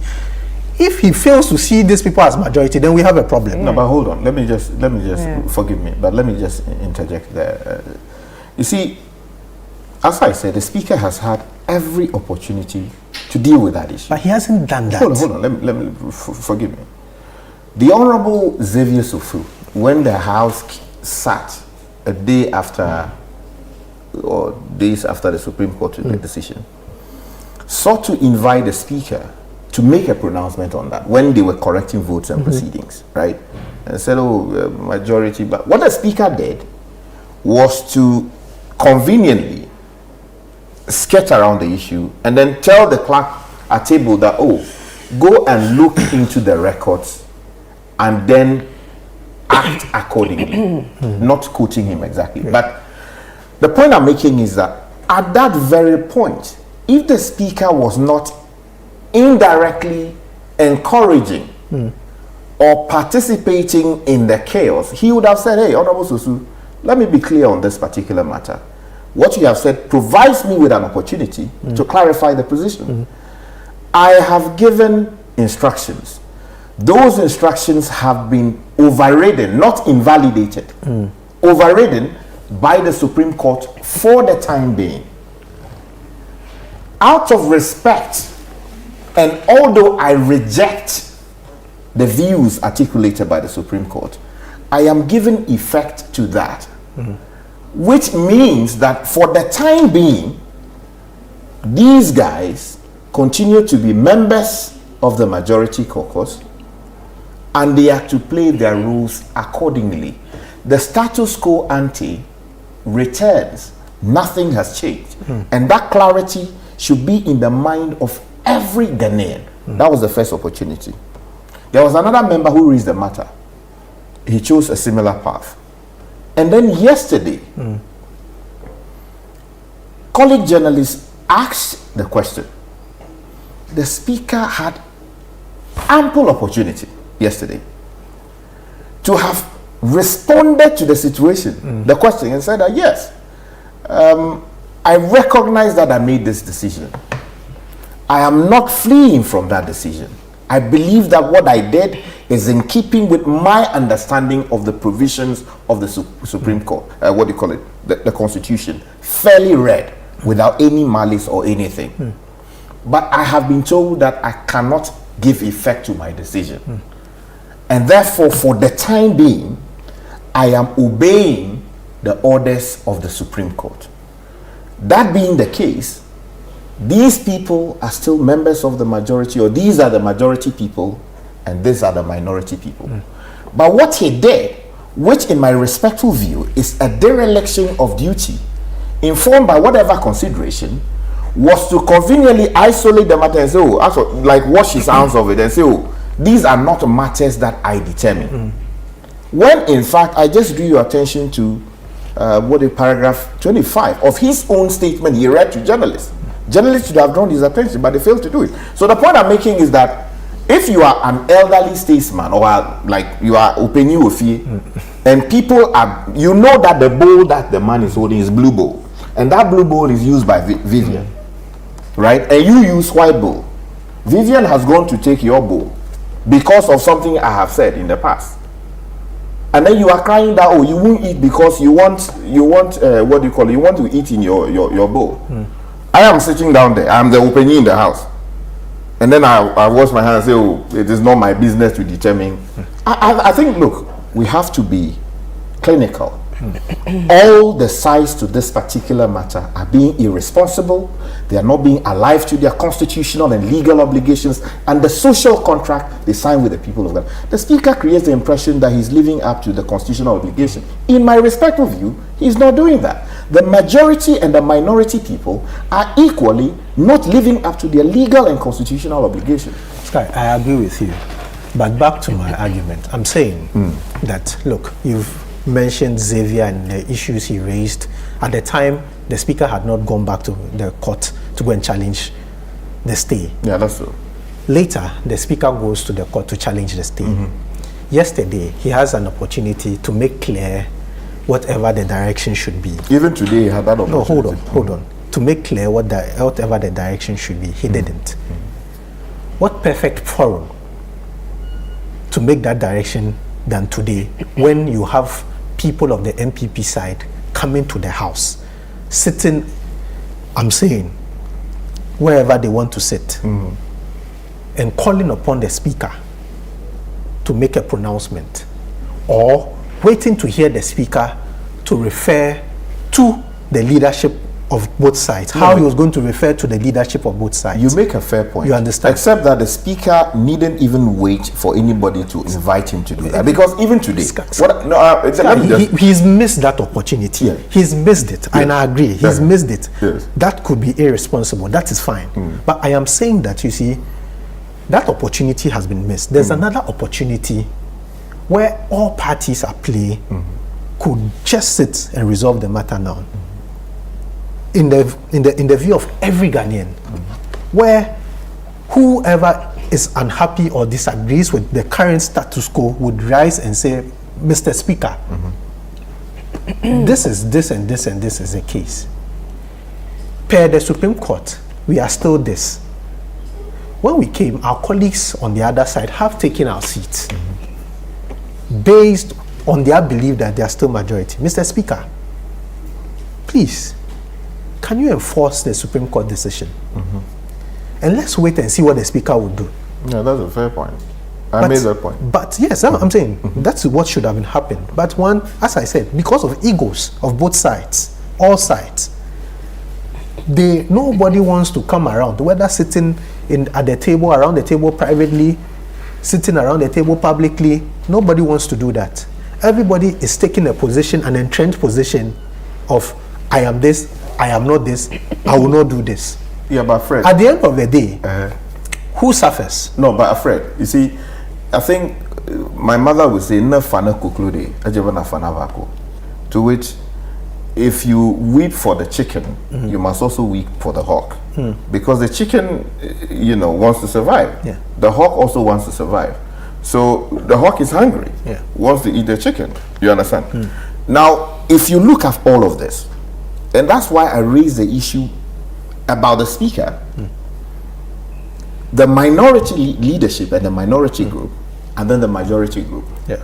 Okay, we're told the majority is about to hold a press conference. So in a minute or two, we'll take viewers to that press conference. Yeah. Because if the Speaker hadn't made the decision that he made in his judgment was the right decision, and he's entitled to have that view, at least for now. Even after the decision, he's entitled to say that I believe I took the right decision, but the court says so. So be it. We wouldn't be where we are. If the minority group has not all of a sudden arrogated to themselves the status of, oh, we are the new majority because a declaration was made. Yes, they were entitled immediately after the declaration was made to hold that view, awaiting the formalities, as the minority leader at the time indicated, to now assume the role of majority leadership and then give effect to that position. But since they became aware, a responsible political party, a responsible leadership, a responsible group in the House will say that, we disagree with the court, but the court has said ABC. So the status quo ante returns. So you go back to the position as it was. But they have not done that. Even today, after the court said that, look, this is the position, they went back to today to go and sit in a chair that does not belong to them. I think that we should call out all the sides involved with equal criticism. Well, all the sides are wrong in this matter. That is clear. We agree that everybody is being all the sides are wrong in the issue. The fact that we are all being responsible doesn't stop us, or doesn't stop one person from saying that, look. No, I don't think they respect the people of Ghana. All of them. And you see, both sides want to take political advantage of this. Okay, so let's pick the majority leader, the Honorable Afenyo Makin, on the floor. Not on the floor, but having a press conference. Hey.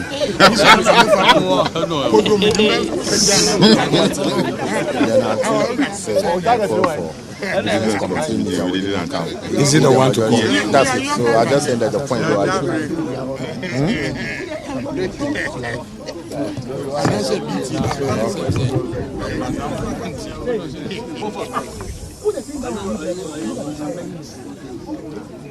So what's the time? What's the time? Afternoon. 12:07. All right, so ladies and gentlemen of the press,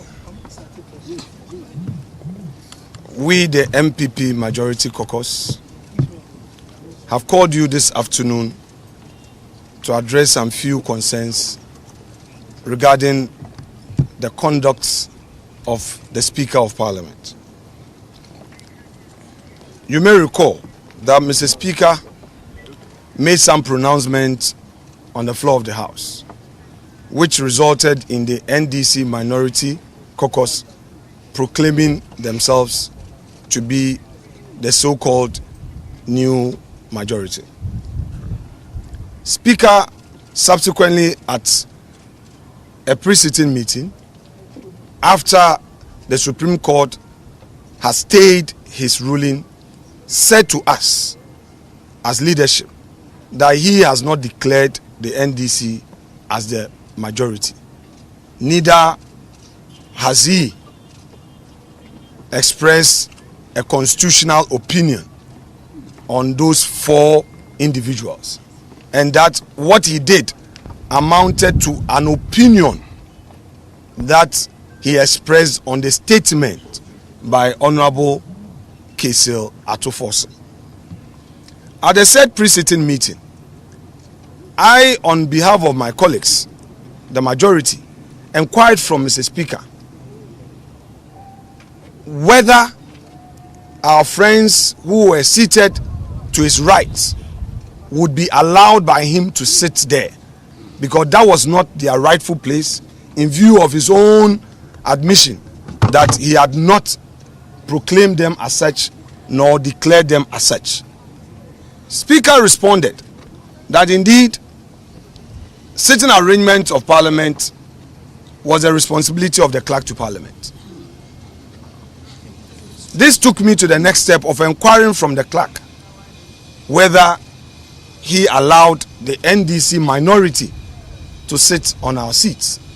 He said, indeed, we had our name tags, that is the MPP majority, had their name tags at those seats that we already occupied, and that it was not he who did that. So obviously, one was expecting Mr. Speaker to direct the NDC to do the right thing. He refused. Subsequently, Mr. Speaker engaged the Council of State, or perhaps let me say the Council of State held meetings with Mr. Speaker as a majority leader and leader of government business and leader of the House. I had the opportunity to also meet with them. The understanding I had from the meeting as a sequel to the meeting they had already held with Mr. Speaker was to the effect that Mr. Speaker will direct the NDC minority to sit at their right place, which is the left of Mr. Speaker. That was the understanding I had. I subsequently had a call from the Peace Council. The Peace Council informed me that they had engaged Mr. Speaker on the issue before Parliament, and Mr. Speaker had indeed indicated to the Peace Council that he had not ruled, neither has he proclaimed the NDC minority, and that should we resume or should Parliament reconvene, the NDC minority will go back to their seats. Several other prominent Ghanaians, who for some good reasons I would not want to mention their names, who had engaged Speaker on this matter, had also reached out to us, the majority caucus, and assured us that Mr. Speaker's engagement with them resulted in he admitting that indeed there was no such ruling, which ruling would now proclaim the NDC as a so-called new majority. Now, from the horse's own mouth, granted that all these prominent people misrepresented to us, the majority, yesterday, Mr. Speaker himself, in his press conference in the afternoon, enumerated a number of things. Amongst them, he said he had not made a ruling. He told the whole of the country that he had not made a ruling. So, if he claims that what he did was a formal communication in response to a statement from the minority leader, then why is he supervising chaos? in the House. What Mr. Speaker did today amount to supervising chaos and bringing the image of democracy to disrepute. Yes. The NDC minority members were all over claiming that we, the majority, did not attend a so-called business committee meeting that they called. Who are they? When did we constitute a new committee in Parliament? I chair the business committee of Parliament. And when the clerk to Parliament asked for the business committee meeting, I was very explicit that the subject matter of the recall, which was approved by Mr. Speaker, is a very matter for consideration. So there's no need to have another business committee. Business committee is to decide on the business of the House. On this occasion, you have made an application, which application has been granted. And the items that were approved were the very things to be decided on. So I directed that the order paper should be printed to reflect all those items. Fortunately, Mr. Speaker himself read the two letters. The first one and the second one that amended the first, and indicated to the whole country that indeed our deputy majority whip, the second deputy majority whip, had actually sent those letters to him. He acknowledged him as such. Clearly, the NDC is on a warpath. They want confusion in this country. They want lawlessness in this country. And all these are being supervised by Mr. Speaker. Yes. It is sad. It is very sad. And I would want to entreat you, the media, to call them out, to call the NDC out, to call Mr. Speaker out. Because what is it? What at all is the issue? You have made a ruling which you now say is an opinion. We disagreed with you. We've gone to another forum where, by law, that forum has the power to interpret the law. We respected Mr. Speaker's ruling. In all of these, my first interview after his ruling was to the fact that I respect him, I disagree with him, therefore my colleagues and I were withdrawing from the chamber and will pursue the matter at the Supreme Court, which matter he was already aware was pending at the Supreme Court. And I will repeat the point I made a week ago.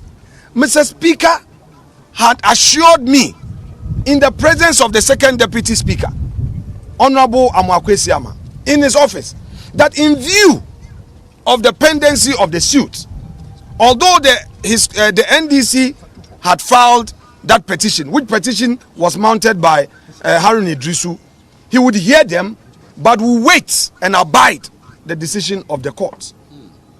I was fair enough, I was transparent enough to have engaged him as a head of this assembly, that because Haruna had raised the issue and to avoid confusion, I was going to the Supreme Court to seek interpretation.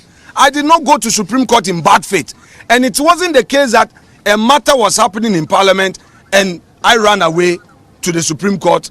I ran away from Parliament to Supreme Court to seek refuge. No, I foresaw confusion. And indeed, what Harun Idrisu filed, why did they set it aside? Harun Idrisu had initiated a process under Order 99 of our rules, which will require a process to be set in motion. Why did they suddenly come under Order 93, which allows for a statement? When in the history of this Parliament, since 1992, did a statement metamorphose into a motion, which motion now will require a ruling? You see, Speaker is setting the country on fire.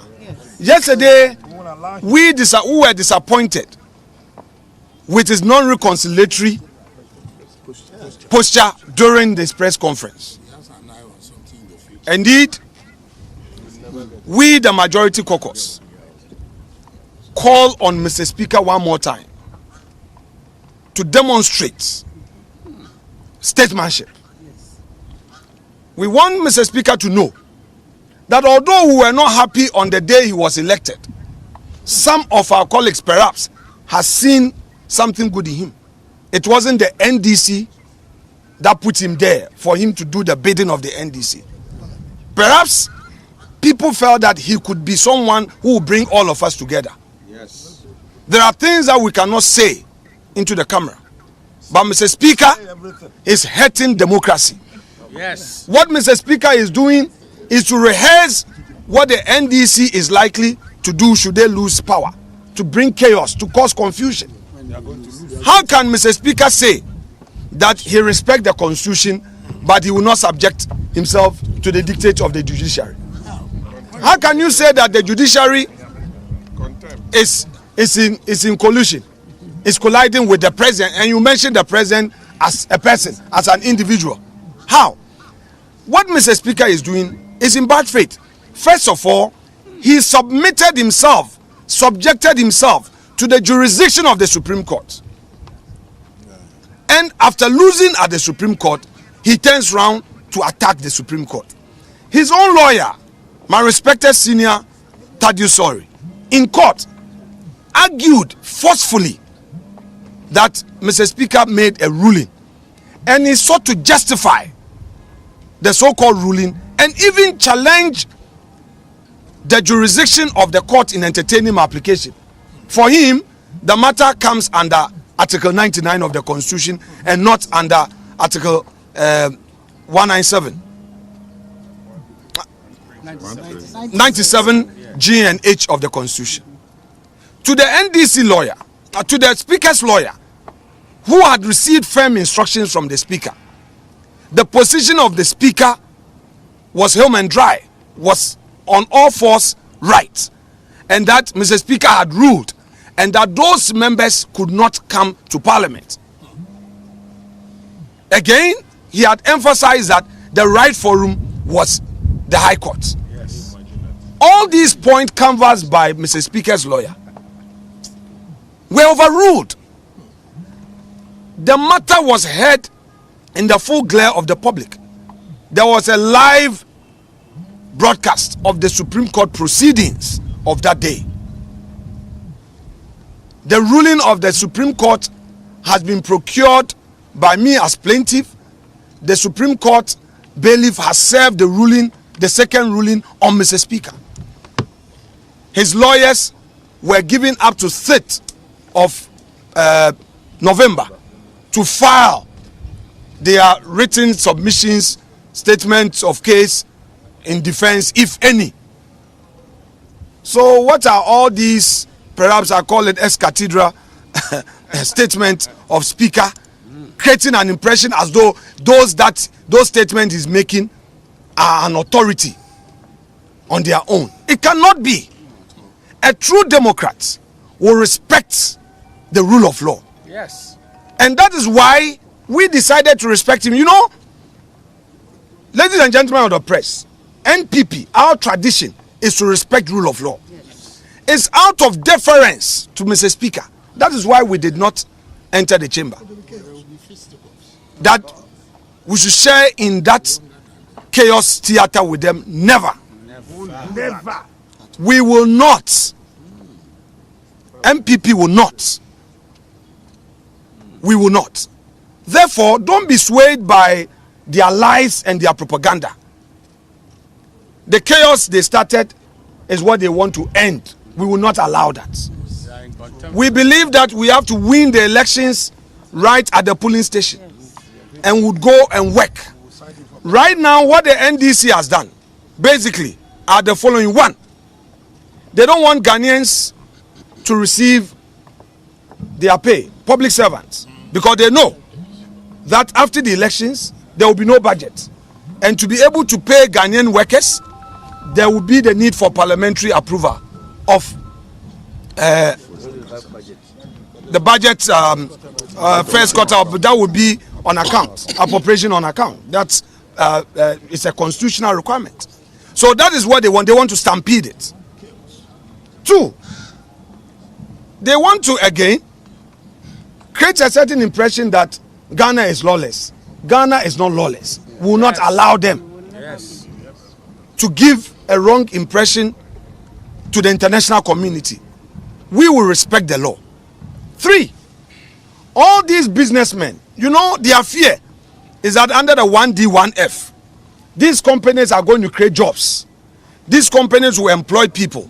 So their fear is that should these be addressed, it will mean that all their propaganda of unemployment would fall flat. So further to frustrate businessmen and drive them away. Are these Democrats? No.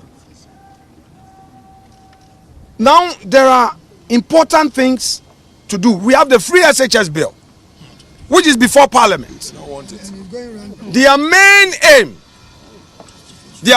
aim is to conspire with Mr. Speaker to prevent the free SHS bill from being passed.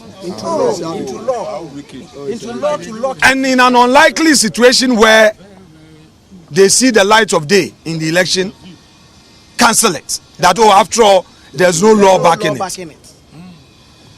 Their main target is the free SHS bill. That is why there was a pre-announcement of its laying in Parliament, and you remember how they fought against it. So it's an opportunity for them to, as it were, prevent the free SHS bill from being passed. And if they succeed in doing that, to them, in their wishful minds, in their wishful thinking, parents will get upset and then say that after all, the free SHS was not working. The free SHS has benefited many Ghanaians, in spite of the challenges. We know as a country, the reforms that have been made by 2 ministers, Dr. Matthew Opoku Prempeh and Dr. Yao Educhum. These 2 gentlemen who were assigned to superintend over the education ministry have done so well. And the outcome of their works is known to all Ghanaians. This is what the NDC want to set back. Thank you very much indeed. I would want... Now, they also made some noise in the chamber. They also made, they double talk. They double talk. They do double speaking, double talking. Whenever a person lies, he fails to even be inconsistent. In the chamber, where they rushed to go and sit, and again, the clerk this morning, we pre-inspected the chamber. The clerk diligently arranged our name tags at where they were. They came and they physically removed them. And this is where, with the greatest respect and in all humility and in all modesty, my dear friends in the media, help us to shape opinion in the right way. Get the message across. They came in there and unlawfully removed our name tags, pulled their chairs to our place and sat on our seats. And Speaker, the cameras, I was watching in my office, and I'm sure you guys are set up. You set your cameras up proud to Mr. Speaker's arrival. You saw what happened. Let the Ghanaian people know. Now they said our members were not present. They claim that those, if indeed the Supreme Court had ruled, why were those members who were affected not in the chamber? Because Mr. Speaker has said nothing about them. This is what Kwame Agboja, making that point. Honorable Kwame Agboja said the members have had a favorable ruling from the Supreme Court, so they should have come. Really, if the Supreme Court ruling is being respected by them, why did they move to the right of Mr. Speaker? My respected colleague Cynthia Morrison is here. I said it in my plaint in court that she remains a member of our caucus, and she's here with us as a majority caucus. Nothing short of that. So I would want you to take note. Now, we look forward to engaging Mr. Speaker in the next few hours and days. We pray that he does the needful. If he doesn't do the needful, we will continue to rely on the law to get the right things done. The partisan politics that they are festing on us in the chamber must cease, must end. Parliament is a chamber for decent people. Parliament is a chamber for tolerant Democrats. Parliament is a chamber for people who want nation building without taking advantage of situations to score cheap political points. We will yield to these high values and high tenets of democracy. Thank you very much indeed. No question. Okay. No. Okay, we'll allow some few questions. Okay. Yes.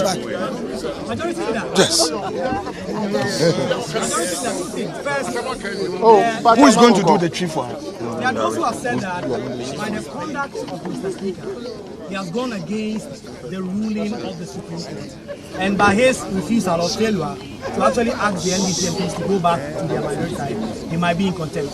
That's the view we share. And then lastly, there are those who said that if he's in contempt, that would mean that he has breached his oath of office and you may even initiate process to impeach him. Well, let's engage him. Let's engage him. Get him to appreciate. Let's get him to appreciate the consequences of not obeying the Supreme Court's decision, and let us also pray that civil society and Ghanaians in general will prevail upon the NDC lawless minority to know that decency is the rule of the game.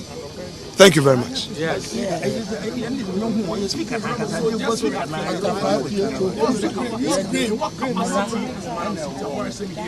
She is a member of parliament. Listen. Wait.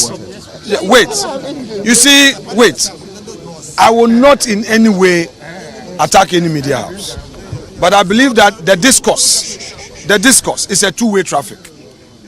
For instance, I won't mention that station's name, but a station invited me. And when I went for a program, after we had agreed on the issues, they now said to me that a big man from that station says that they should address me as leader of MPP caucus. And I asked that a speaker of parliament has made a pronouncement. Granted, at the first instance, he was right. A superior court has overruled him. So the status quo has been restored. Further, the speaker has challenged the first decision of the court. All right? And that has been adjudicated upon. And it has been determined. Yes. So 2 rulings have come out after his ruling, which he calls an opinion. Is there an issue of who is in majority and minority? You, the media, I want to ask you.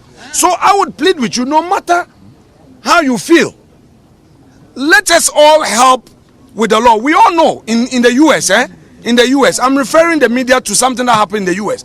We all know that CNN leans towards the Democrats. If you watch CNN carefully, you will know that CNN leans towards the Democrats and Fox leans towards the Republicans. But as soon as Trump was elected, CNN put all their biases aside and went straight. In fact, they were among the first news, let me finish, to have projected Trump's victory in spite of all their disagreement with Trump's views or political views. You get my point? And I would want to urge on you, the media, to do same. You may not be in support of MPP. I agree. Yenina ya dream to me ya baako. Yenina media yen to me can say media bi antro dia eye MPP for there. but the court kasa me pen situation a media betro say Afenyo Markin, leader of MPP group. Afenyo Markin ni MPP for a majority. Exactly. And that is the law. Exactly. Mumbwa speaker of Fumwa Monka. Yes, we are Fuma Monka. Na Ghana ba ku pena ewo. Dia NDC for ni ya no person Ghana ejetongo. Dia speaker di kan ye no.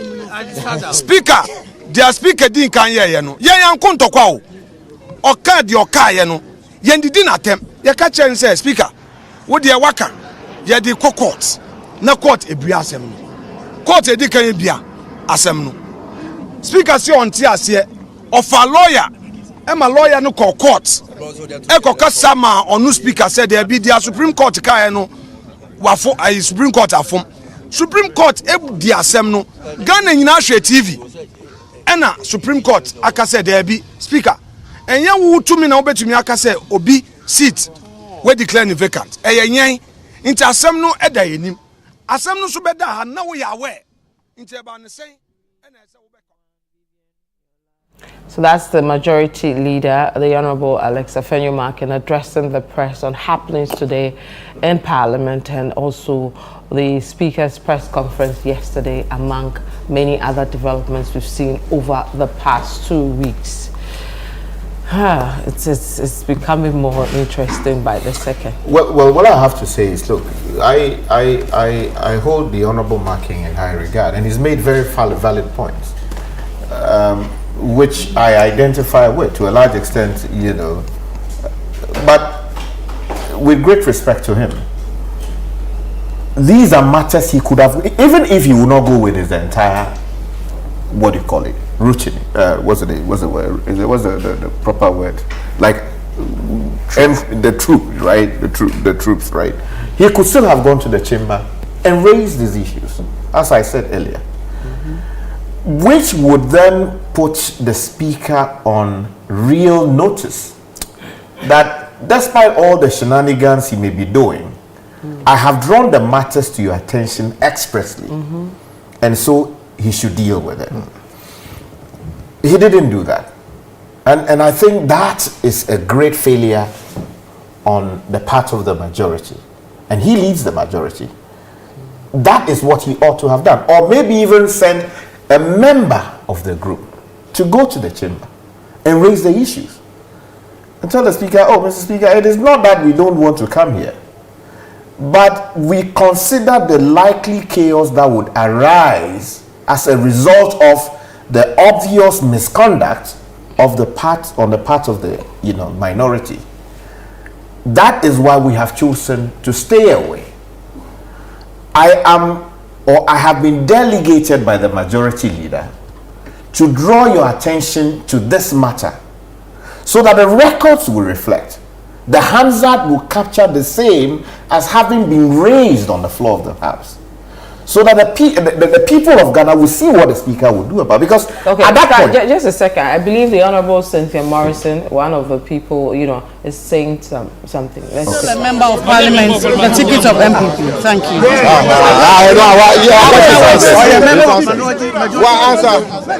Okay, thank you. Okay, thank you very much. Thank you. The content, no, the content will come, and the impeachment will come after the content.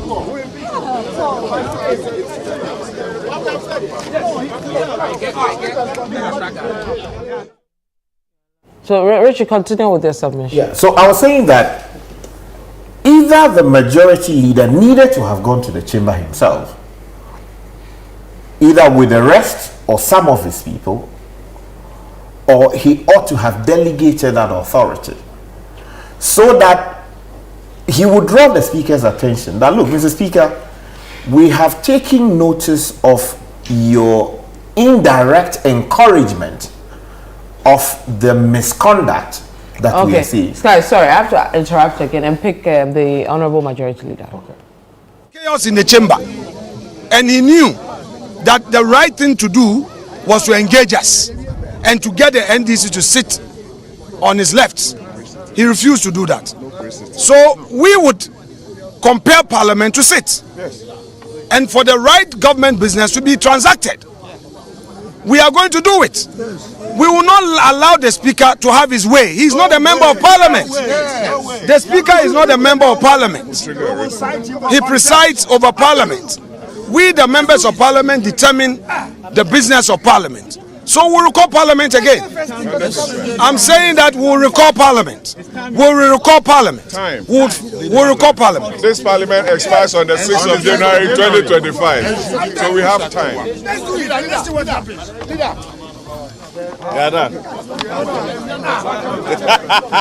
So obviously, guys, we'll see the Speaker being forced to recall Parliament again based on what the majority leader is saying. But it's also said that they don't intend to be part of the chaos, quote unquote, where in the chamber you have the minority side sitting at their position, and so they will not go into the chamber until that is sorted. How will they reconcile the two? Wanting to do government business, minority insisting they are going to sit at the majority side, and they not wanting to go into the chamber to be part of, quote unquote, the chaos. You see, that's the point I made earlier, that the poison stream flows from the Speaker's tables, right?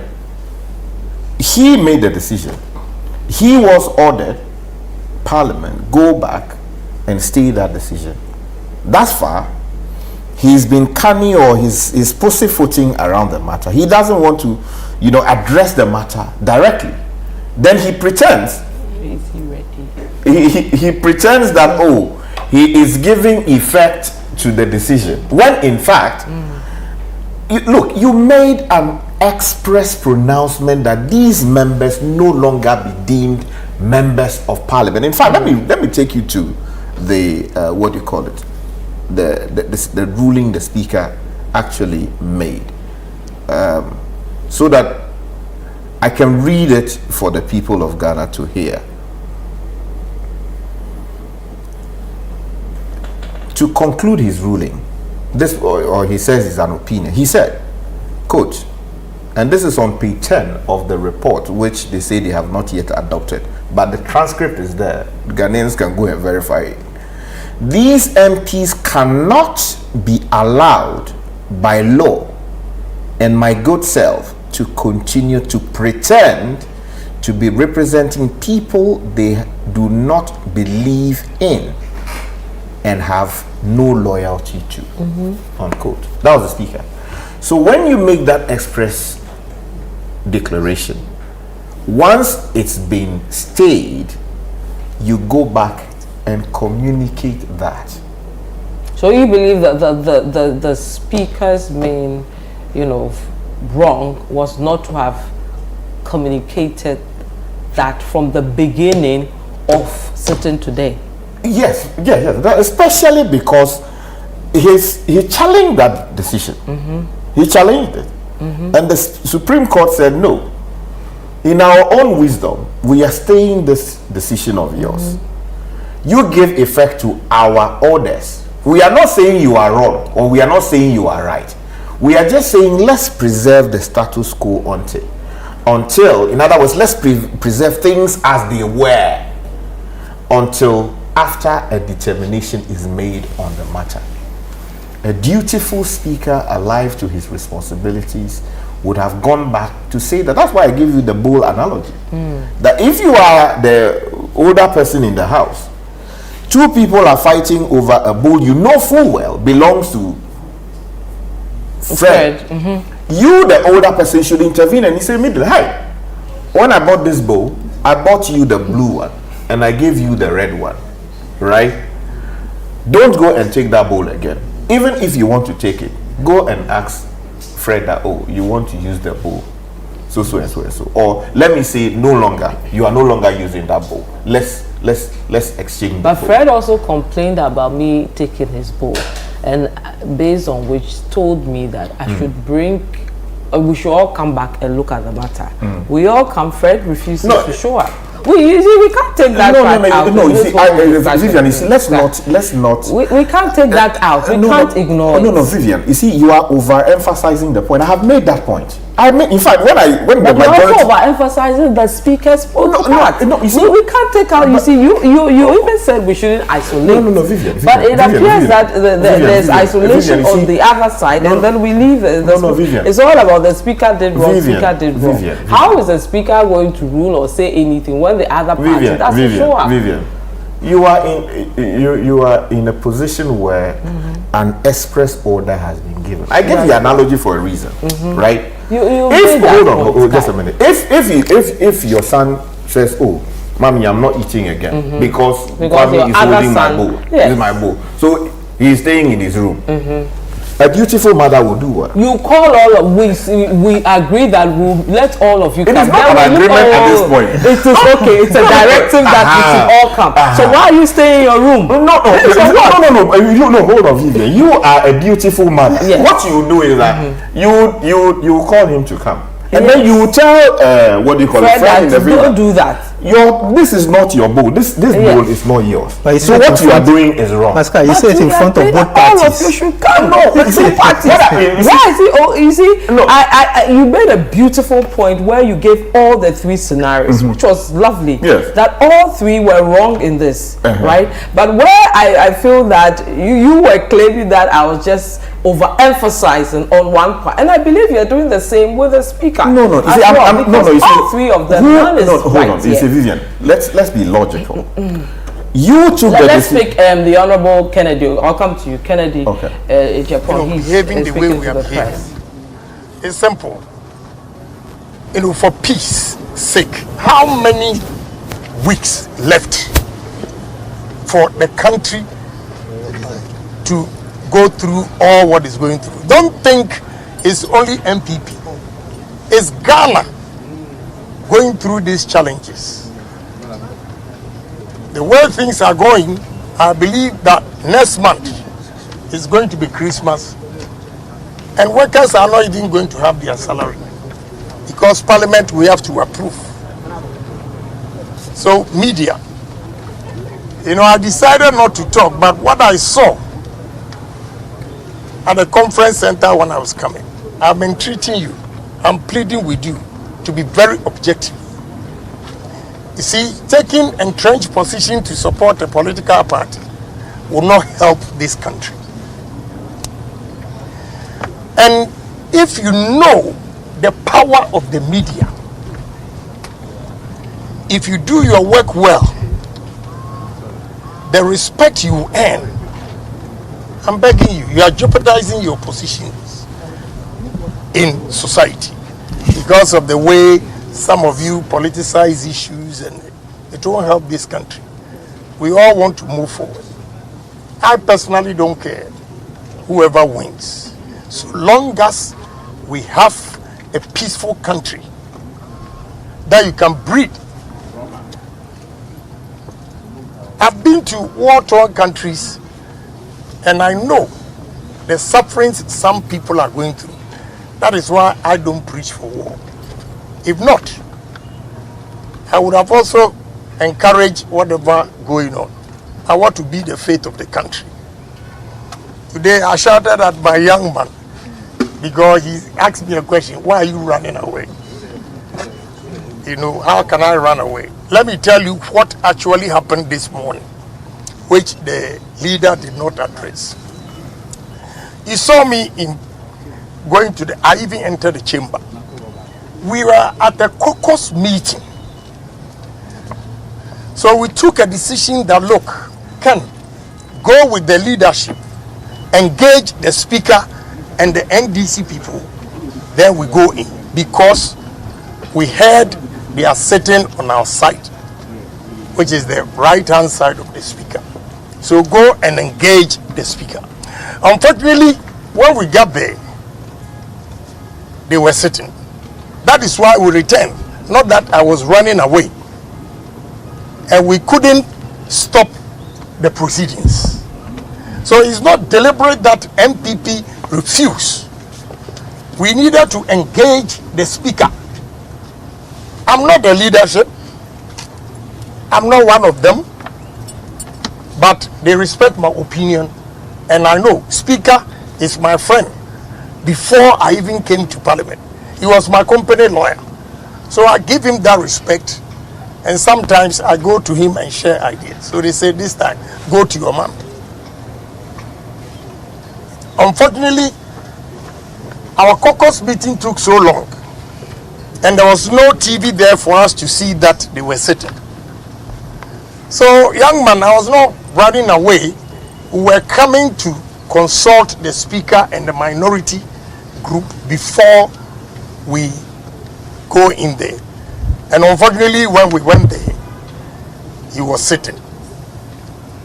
And we had to walk away. Now, the question is, where NDC was sitting, where did you want me to go and sit? Exactly. Where? Or should go and fight them. Do you want me to go and pull my chair from my colleague from the other side? No.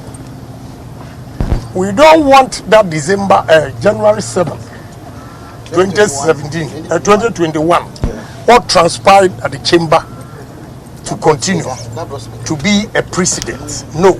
So, peacefully, I just walked out with Deputy Majority Leader and the two whips. We want peace to prevail. So please, you are the mouthpiece of this country. Whatever you do, if you do it right, it will benefit the country. You go wrong, the whole country will be doomed. So don't let us politicize issues. Be objective, pragmatic, and first, you should all love this country. Look, 6 weeks or 2 weeks, 2 months ago, Burkina, they lined people doing whatever they call trenches, and 600 of them, they shot them. Is that what we need in this country? Because of somebody's power, nobody, whether you're MPP, NDC, political party, will push me to go and take arms. It won't work. We have nowhere to go, only Ghana. So you should be mindful of whatever you are going to say. This politics, where politicians, journalists have taken trench and politicians have taken trench, it won't help us. So I'm begging you. What actually happened today, it was not deliberate that we were boycotting, but we wanted to get understanding from the speaker. So we were at the caucus meeting, and maybe I will admit that it took so long. But that is even allowed in parliamentary culture. I engaged Honorable Agboja and told the minister, oh, then you made a mistake. You should have informed the speaker that you were at the caucus meeting. The speaker didn't know, which I cannot defend because I'm not part of the leadership. And I'm sure he's right. I'm sure if my leaders have informed the speaker that we're holding a meeting and we'll be back, definitely he would have waited. So, but even that, Ken, it was the onus also on the so-called majority group leaders to inform the speaker, where are your colleagues? And he will tell them they are in caucus. They want to tell us that nobody knew that we were having a caucus meeting. Well, he can be Epimenides and sit on the fence, because even if he knows, and once there's no official communication, I can pretend I didn't know. That one day, I can pretend I didn't know. Yeah, that's the problem. I've posed that question because I entered the chamber and I saw NDC occupying MPP seats. So I just had to leave. I told the leader and the leadership, the two whips and deputy majority leader, that we should go back. And even that, you won't believe it, my lawyer, another lawyer of mine, Honorable Andy Apiakubi. Honorable Andy Apiakubi is my lawyer. But we nearly fought over there. You know, so, but that's the game of politics. But we don't want you to fund it. Because when there's a problem, don't think you hold the camera and you'll be saved. All of us. So young man, I was not running away. I wanted peace. As for running away, it's not in my vocabulary. But when we are growing, there you know. Okay, thank you very much. Thank you. That's always all right. No problem. No problem. Okay. I wanted to save the situation. So no problem.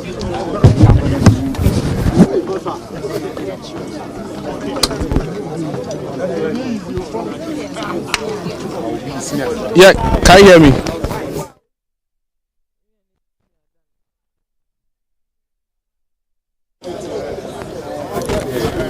So, just addressing the press right now, Member of Parliament for Asin Central Kennedy Japan, who was raising some issues with regards to what transpired in Parliament early today. He said the MPP side didn't boycott, but they were in a meeting just a caucus meeting just to clear the issues that were happening today. Prior before that, his leader of their side of Parliament, Alexander Penyo-Markin, was or addressed the press where he raised issues about what he described as chaos, and he said also that the NDC was leading the country into war and made other accusations, labeling according to him, the indecency really, and how the NDC side have conducted themselves, specifically raising issues also with the speaker's handling of the issues at the Parliament House today. So this is mainly the issue. But Vivian, I also asked the question to Alexander Penyo-Markin during the question and answer side of it. I sought to find out from him the status of Agona West MP Cynthia Morrison. I was making the point to him to just state clearly whether or not she's still a member of Parliament for the MPP and whether or not she's still going as an independent candidate. So he was clear in his response. He said that yes, indeed, she is still a member of Parliament for the MPP side, Agona West, but refused to answer the question as to whether or not she's still going as an independent candidate. And we do know that her decision to contest could, also decide how this issue of the 4 vacated seats would be decided in Parliament. I've been joined by Paul Chumberima, Doma East Member of Parliament, for his brief thoughts. So we've heard from leader Alexander Penyo-Markin. We've also heard from your senior colleague Kennedy Japan. We just want to find out from you. He was clear that the MPP side did not boycott Parliament, but you were not just happy with the way Parliament conducted itself, specifically the speaker. He also makes mention of the fact that despite their name tags being put on the majority side as the MPP, the NDC went ahead to remove the name tags. So just briefly, really, your leader has also called that the recall will be triggered. I just want to find out from you, how soon will this recall be triggered again? I'm sure immediately. I'm sure we are going to do that immediately. Clearly, the way things are going is not the best, and I'm confident that the leader of the majority side of African will ensure that we get things right. But clearly, the 8th Parliament is not living up to expectation, because if the father of the house, who is supposed to handle us and put us in the right way, and to ensure that such issues are resolved, and we are going back and forth on these issues that can be resolved in amicably, as he stated in his press conference yesterday, then totally this is not good. For a lot of Ghanaians, they also want to find out the status of Cynthia Morrison, one of your colleagues. We heard that she's still identified. She was here. Your team, your side of the house said that she still identifies as an MPP member of Parliament. Is she still running independent? Well, I cannot confirm or deny that, but clearly she's still part of our caucus. She's a member of the New Patriotic Party. I've not seen anywhere that she has been asked to go out, or she has seen anything that she said she has resigned. No, but she's part of the New Patriotic Party, and that I can confirm that to you.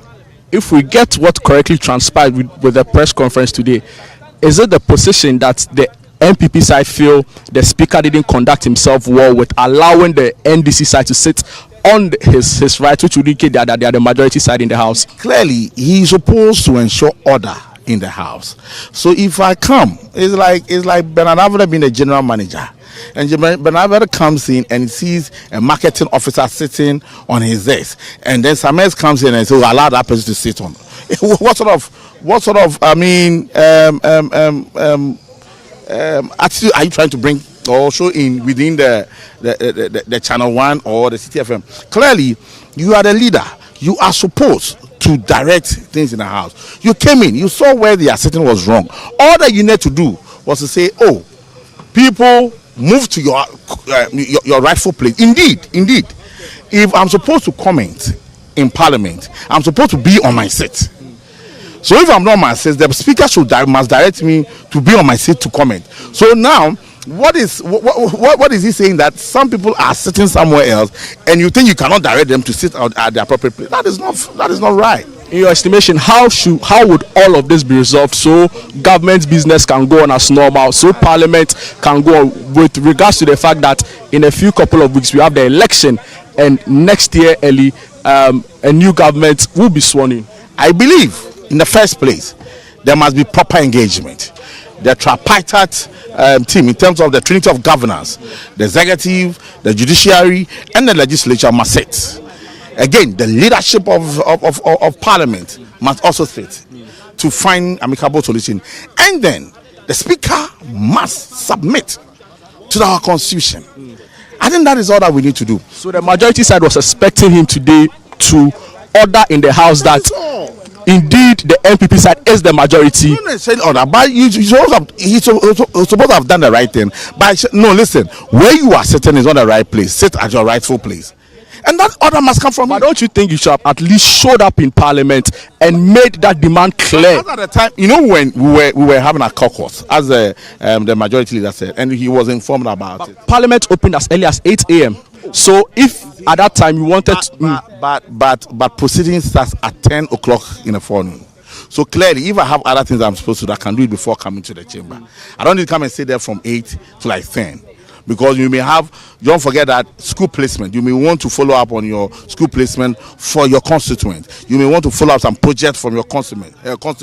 You may want to talk to some ministers on some project. So you don't need to come and sit there when you really Parliament has not started. But when proceedings commence, everybody must ensure order is done. Thank you so much for your time, sir. Thank you too. But what we are saying is that Ghanaians are not happy. The 8th Parliament is gradually becoming not what Ghanaians expected. And the leader of the 8th Parliament must live up to expectations to ensure that we get the best. Thank you, Sam. So there you had Member of Parliament for Doma East, Paul, sharing his thoughts with us. The name escaped me shortly. But Vivian, it's Paul Chumberima sharing his thoughts with us. So the majority side or the MPP side have made their case clear. They insist that they are still the majority, and essentially they were making the case that the Speaker of Parliament ought to have ordered in the House today, following the Supreme Court ruling on the 4 vacant seats, that indeed the MPP side is the majority. Failure to do that, according to them, is fertile grounds for what they describe as chaos and disruption in the House of Parliament. All right, thank you very much, Jude Duncan, for that. I believe both sides have now all left the area. So, but that's and when we'll come back to you if we have to. We'll come back into the studio where I have 2 gentlemen helping us look at the issues, Richard Delaskai as well as Fred Tete Ijabeno. It's been an eventful morning through to afternoon today, from a point of waiting for who is going to sit where, to the Speaker coming in, and then my majority side not coming up, and then coming out to give reasons why they didn't show up and all that. So everybody appears to have their position on the events and all that. Vivian, I don't even know how to describe this whole event, this whole Parliament, this 8th Parliament. It's a disappointment. It's a disappointment. The entire 8th Parliament, I would say, is a disappointment from the very beginning till now, and how it's going to end. It's a big disappointment. with the numbers we had after the December 7th elections in 2020 and how Parliament was set up in 2021, where we nearly called it a hung Parliament because of the numbers and what the expectations were from the people of Ghana, that this Parliament would actually perform well because of the numbers. A lot of consensus building, a lot of talking, a lot of discussion, a lot of unity as to how the country, the direction of the country, only for us to see a direct opposite of what we all believed or we hoped for.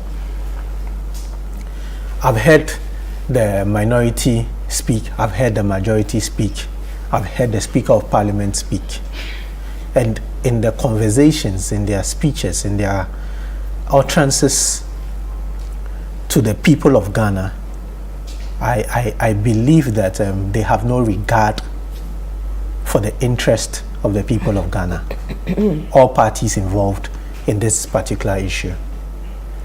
One, we have elected you as our representatives to go into the House of Parliament to work on our behalf. We expect that you do what would benefit us as a people.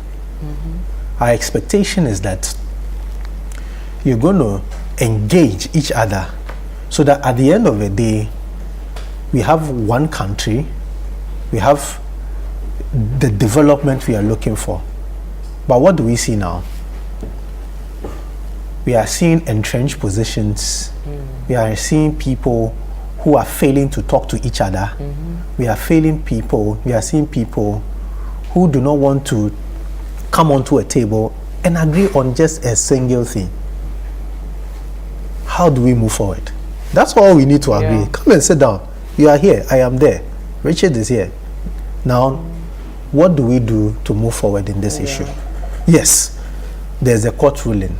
We all have our own interest. We all need to respect a court ruling. But then, when we are once we are coming back into the house, how do we do this for the benefit of the entire nation? That is what we are not getting now. That's what we are lacking. For people to come and sit around the table and agree on what we are going to do next. Right. And it's caused us to adjourn Parliament, adjourn again. If we don't do this, we'll come back the next time Parliament is recalled and it would be the same thing. It would be the same thing. And where are we ending up as a country? Where are we ending up as a people? I think that, I mean, all the players in this thing, from the Speaker to the majority leader to the minority leader to both members of all caucuses, should go back to their bedrooms today and think about what has happened in the last few weeks and ask themselves that, are they really earning the salary properly? Are they doing what we expect of them to do? Okay, let's bring it in, Sky. Yeah. How do we solve this? What's the way forward? Before I address that, let me just quickly draw your attention and the attention of our viewers to the general functions of the Speaker of Parliament as provided for under the rules of the House. Okay. Order 20 says, and with your permission, let me quote, "The Speaker is the head of the institution of Parliament and presides over sittings of Parliament." I'll skip the other provisions and go to the other provision 2. The Speaker shall, A, uphold the honor, dignity, and sanctity of the House. Okay.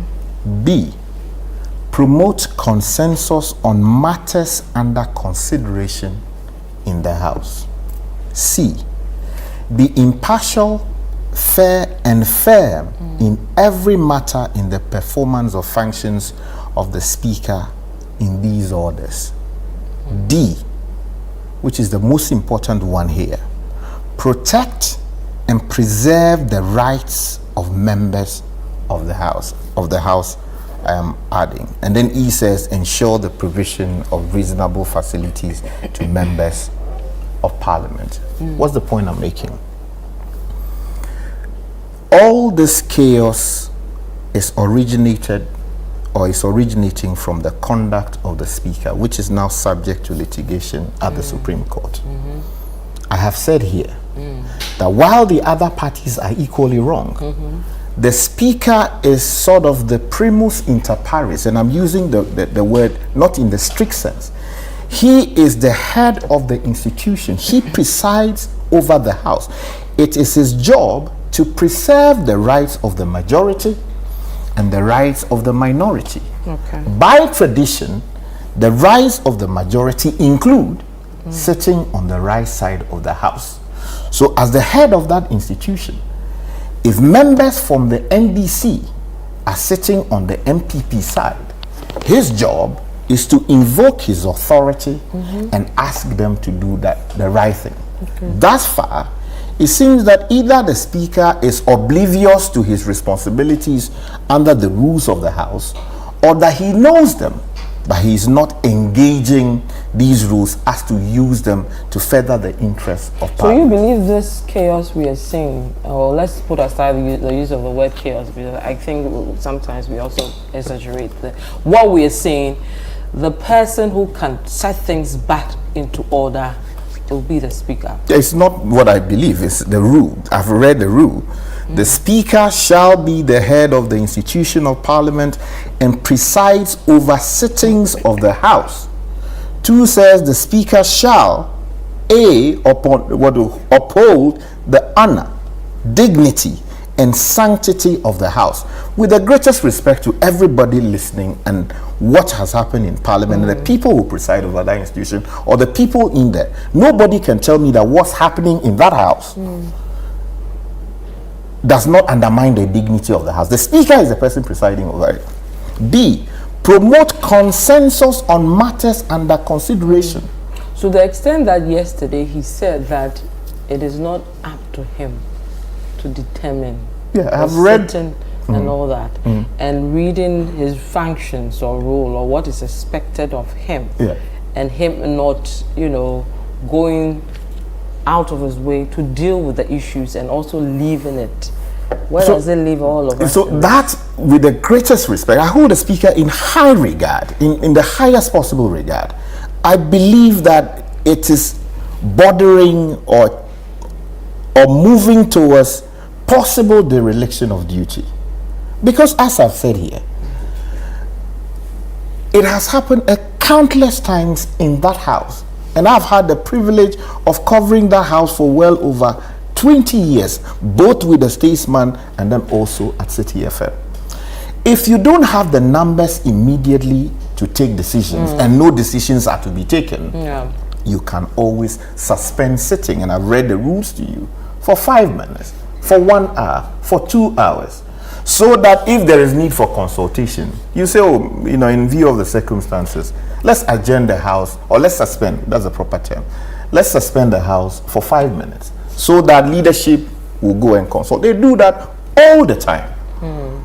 But because the Speaker also wants to show where the power lies, he says, I am adjourning the House. And I told you that if you look at the rules, if you are adjourning the House Senate, there's a requirement you consult the two sides. You had the majority leader. Of course, nobody has contradicted. They were in a meeting, Yeah, that's what you say. Yes, they were in the meeting. They could have also prompted the Speaker. So that is right. That is wrong on their part.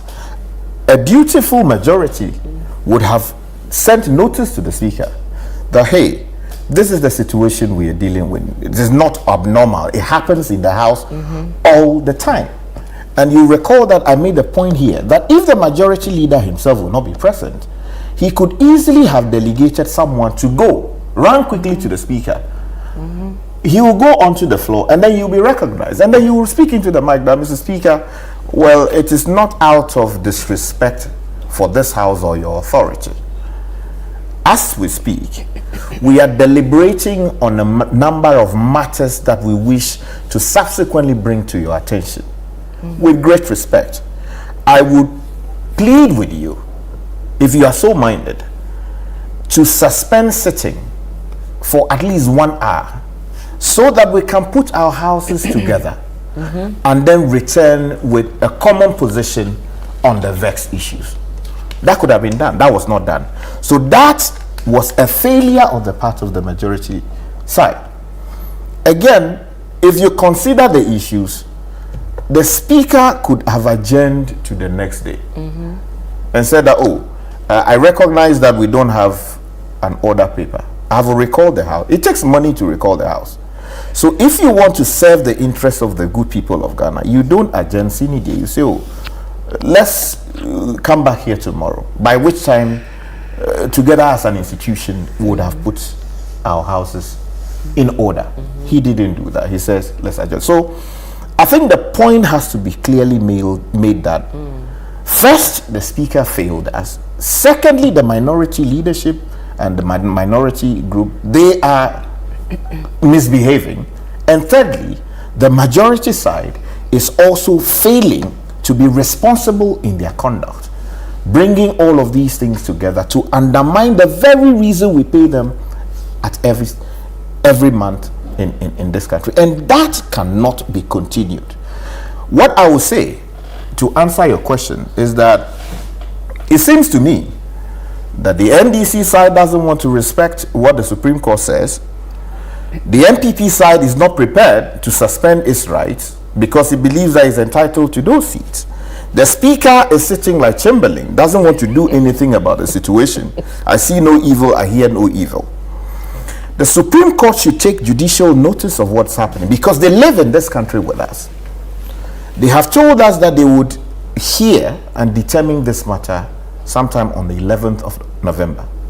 I pray in all humility to the justices of the Supreme Court that come Monday, all the parties to this matter will go to the Supreme Court.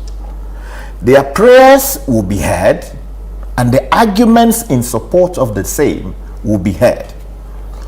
The courts, in their wisdom, I pray that by now they have researched the law, I hope.